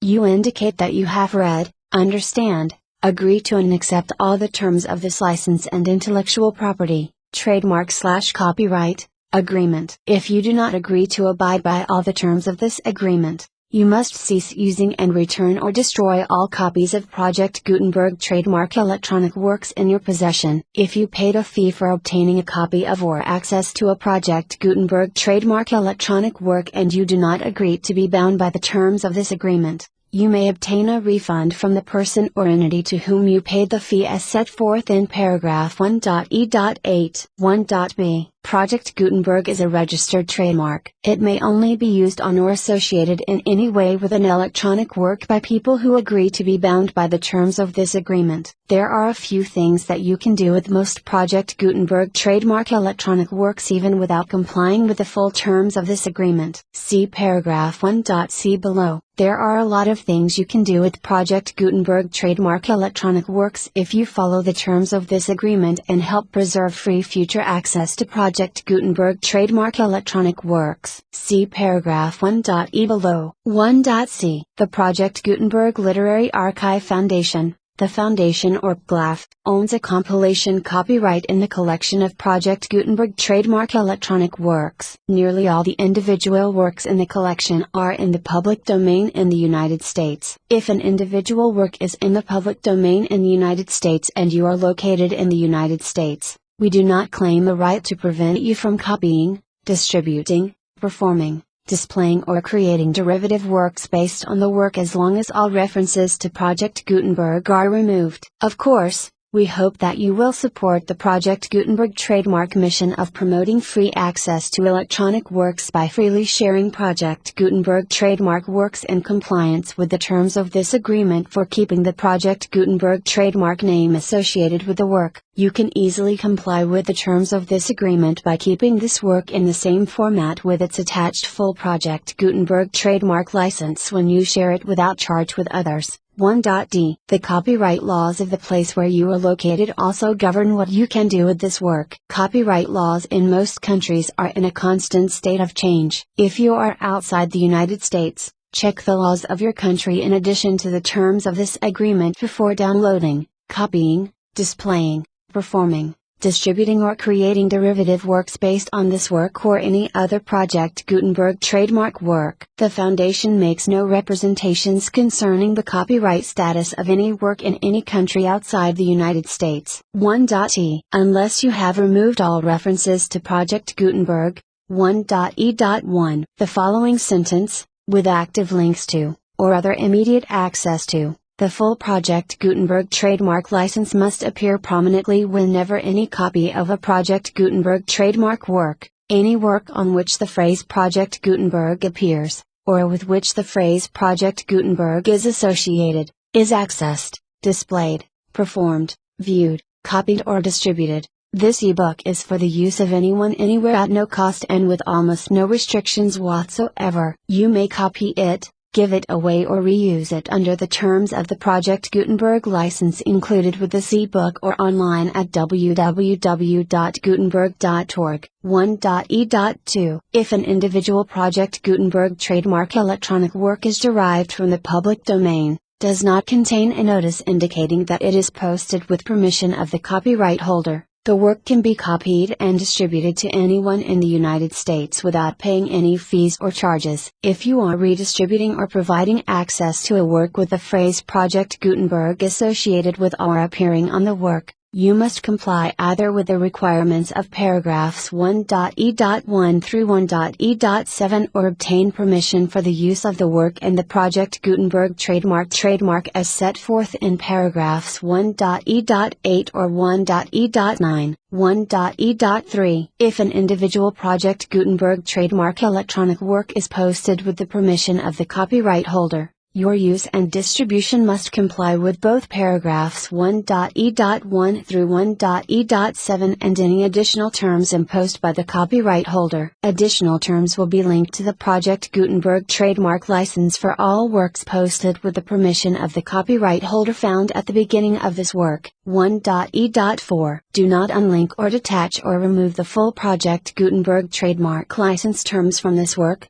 or any files containing a part of this work or any other work associated with Project Gutenberg trademark. 1.e.5. Do not copy, display, perform, distribute or redistribute this electronic work, or any part of this electronic work, without prominently displaying the sentence set forth in paragraph 1.e.1 with active links or immediate access to the full terms of the Project Gutenberg trademark license. 1.e.6. You may convert to and distribute this work in any binary, compressed, marked up, non-proprietary or proprietary form, including any word processing or hypertext form. However, If you provide access to or distribute copies of a Project Gutenberg trademark work in a format other than plain vanilla ASCII or other format used in the official version posted on the official Project Gutenberg trademark website, www.gutenberg.org, you must, at no additional cost,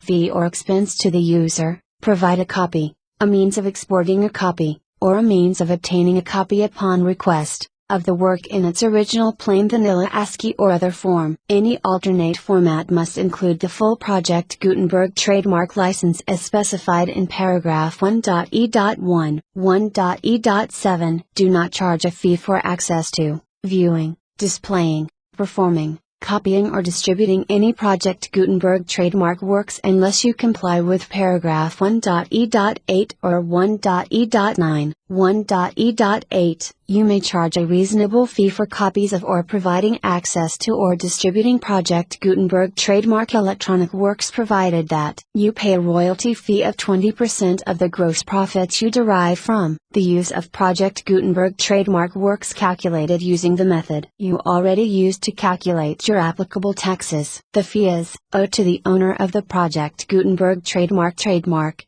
but he has agreed to donate royalties under this paragraph to the Project Gutenberg Literary Archive Foundation. Royalty payments must be paid within 60 days following each date on which you prepare, or are legally required to prepare, your periodic tax returns. Royalty payments should be clearly marked as such and sent to the Project Gutenberg Literary Archive Foundation at the address specified in Section 4. Information about donations to the Project Gutenberg Literary Archive Foundation. You provide a full refund of any money paid by a user who notifies you in writing, or by email, within 30 days of receipt that he does not agree to the terms of the full Project Gutenberg trademark license. You must require such a user to return or destroy all copies of the works possessed in a physical medium and discontinue all use of and all access to other copies of Project Gutenberg trademark works. You provide,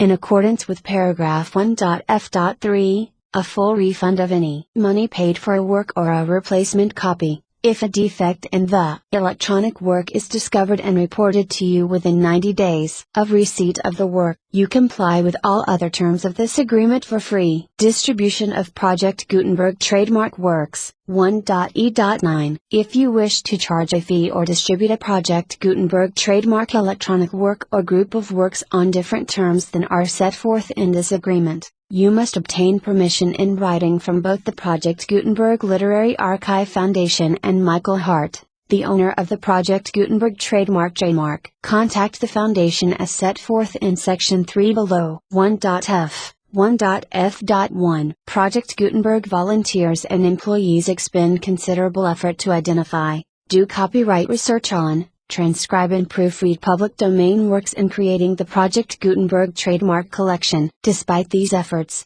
Project Gutenberg trademark electronic works, and the medium on which they may be stored, may contain defects, such as, but not limited to, incomplete, inaccurate or corrupt data, transcription errors, a copyright or other intellectual property infringement, a defective or damaged disk or other medium, a computer virus, or computer codes that damage or cannot be read by your equipment. 1.f.2. Limited warranty, disclaimer of damages, except for the right of replacement or refund described in paragraph 1.f.3, the Project Gutenberg Literary Archive Foundation, the owner of the Project Gutenberg trademark, and any other party distributing a Project Gutenberg trademark electronic work under this agreement, disclaim all liability to you for damages, costs and expenses, including legal fees. You agree that you have no remedies for negligence, strict liability, breach of warranty or breach of contract except those provided in paragraph F3. You agree that the foundation,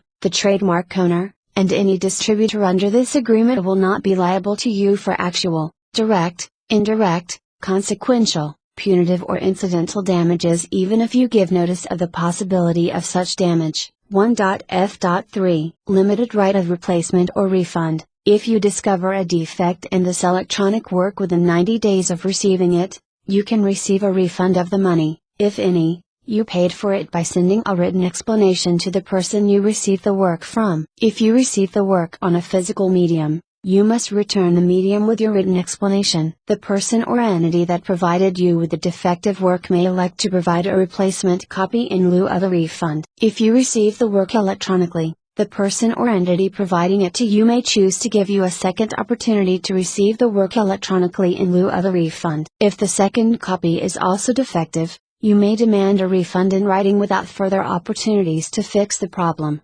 1.f.4 Except for the limited right of replacement or refund set forth in paragraph 1.f.3, this work is provided to you as is, with no other warranties of any kind, express or implied, including but not limited to warranties of merchantability or fitness for any purpose. 1.f.5 Some states do not allow disclaimers of certain implied warranties or the exclusion or limitation of certain types of damages. If any disclaimer or limitation set forth in this agreement violates the law of the state applicable to this agreement, the agreement shall be interpreted to make the maximum disclaimer or limitation permitted by the applicable state law. The invalidity or unenforceability of any provision of this agreement shall not void the remaining provisions. 1.f.6 Indemnity. You agree to indemnify and hold the foundation, the trademark owner, any agent or employee of the foundation, anyone providing copies of Project Gutenberg trademark electronic works in accordance with this agreement,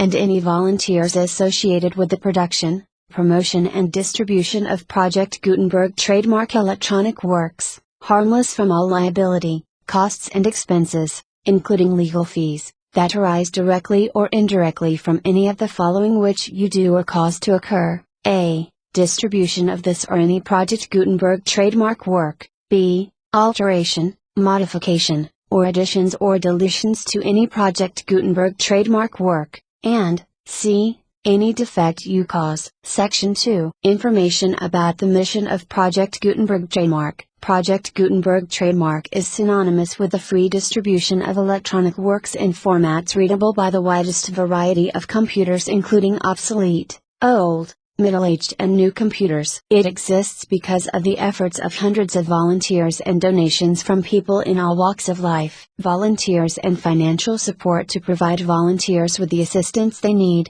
is critical to reaching Project Gutenberg trademark's goals and ensuring that the Project Gutenberg trademark collection will remain freely available for generations to come. In 2001, the Project Gutenberg Literary Archive Foundation was created to provide a secure and permanent future for Project Gutenberg trademark and future generations. To learn more about the Project Gutenberg Literary Archive Foundation and how your efforts and donations can help, see sections 3 and 4 in the Foundation webpage at http://www.gutenberg.org/fundraising/glaf. Section 3. Information about the Project Gutenberg Literary Archive Foundation. The Project Gutenberg Literary Archive Foundation is a non-profit 501c3 educational corporation organized under the laws of the state of Mississippi and granted tax-exempt status by the Internal Revenue Service. The Foundation's line or federal tax identification number is 64,622,541. Contributions to the Project Gutenberg Literary Archive Foundation are tax-deductible to the full extent permitted by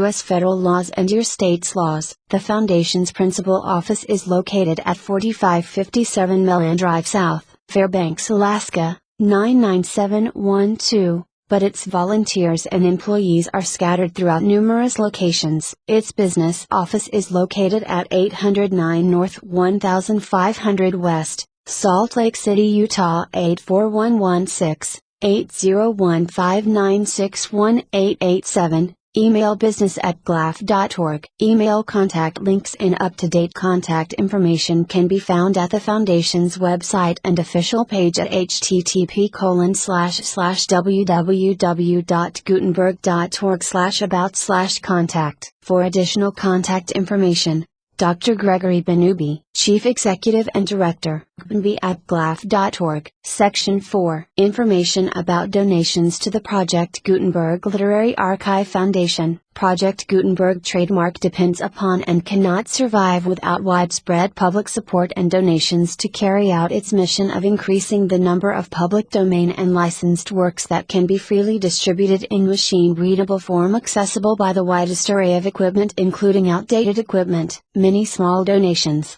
$1 to $5,000, are particularly important to maintaining tax-exempt status with the IRS. The Foundation is committed to complying with the laws regulating charities and charitable donations in all 50 states of the United States. Compliance requirements are not uniform and it takes a considerable effort, much paperwork and many fees to meet and keep up with these requirements. We do not solicit donations in locations where we have not received written confirmation of compliance. To send donations or determine the status of compliance for any particular state, visit http://www.gutenberg.org/fundraising/donate. While we cannot and do not solicit contributions from states where we have not met the solicitation requirements, we know of no prohibition against accepting unsolicited donations from donors in such states who approach us with offers to donate. International donations are gratefully accepted, but we cannot make any statements concerning tax treatment of donations received from outside the United States. U.S. laws alone swamp our small staff. Please check the Project Gutenberg web pages for current donation methods and addresses. Donations are accepted in a number of other ways including checks,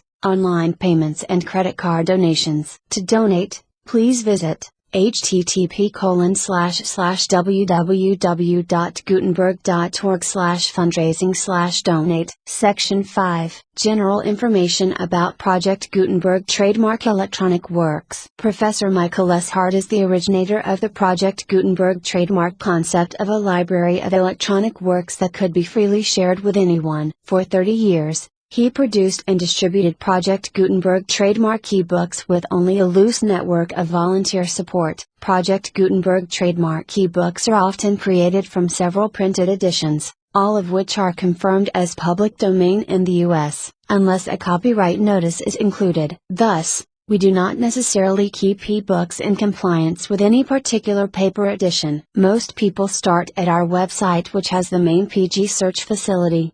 http://www.gutenberg.org. This website includes information about Project Gutenberg trademark, including how to make donations to the Project Gutenberg Literary Archive Foundation, how to help produce our new ebooks, and how to subscribe to our email newsletter to hear about new ebooks.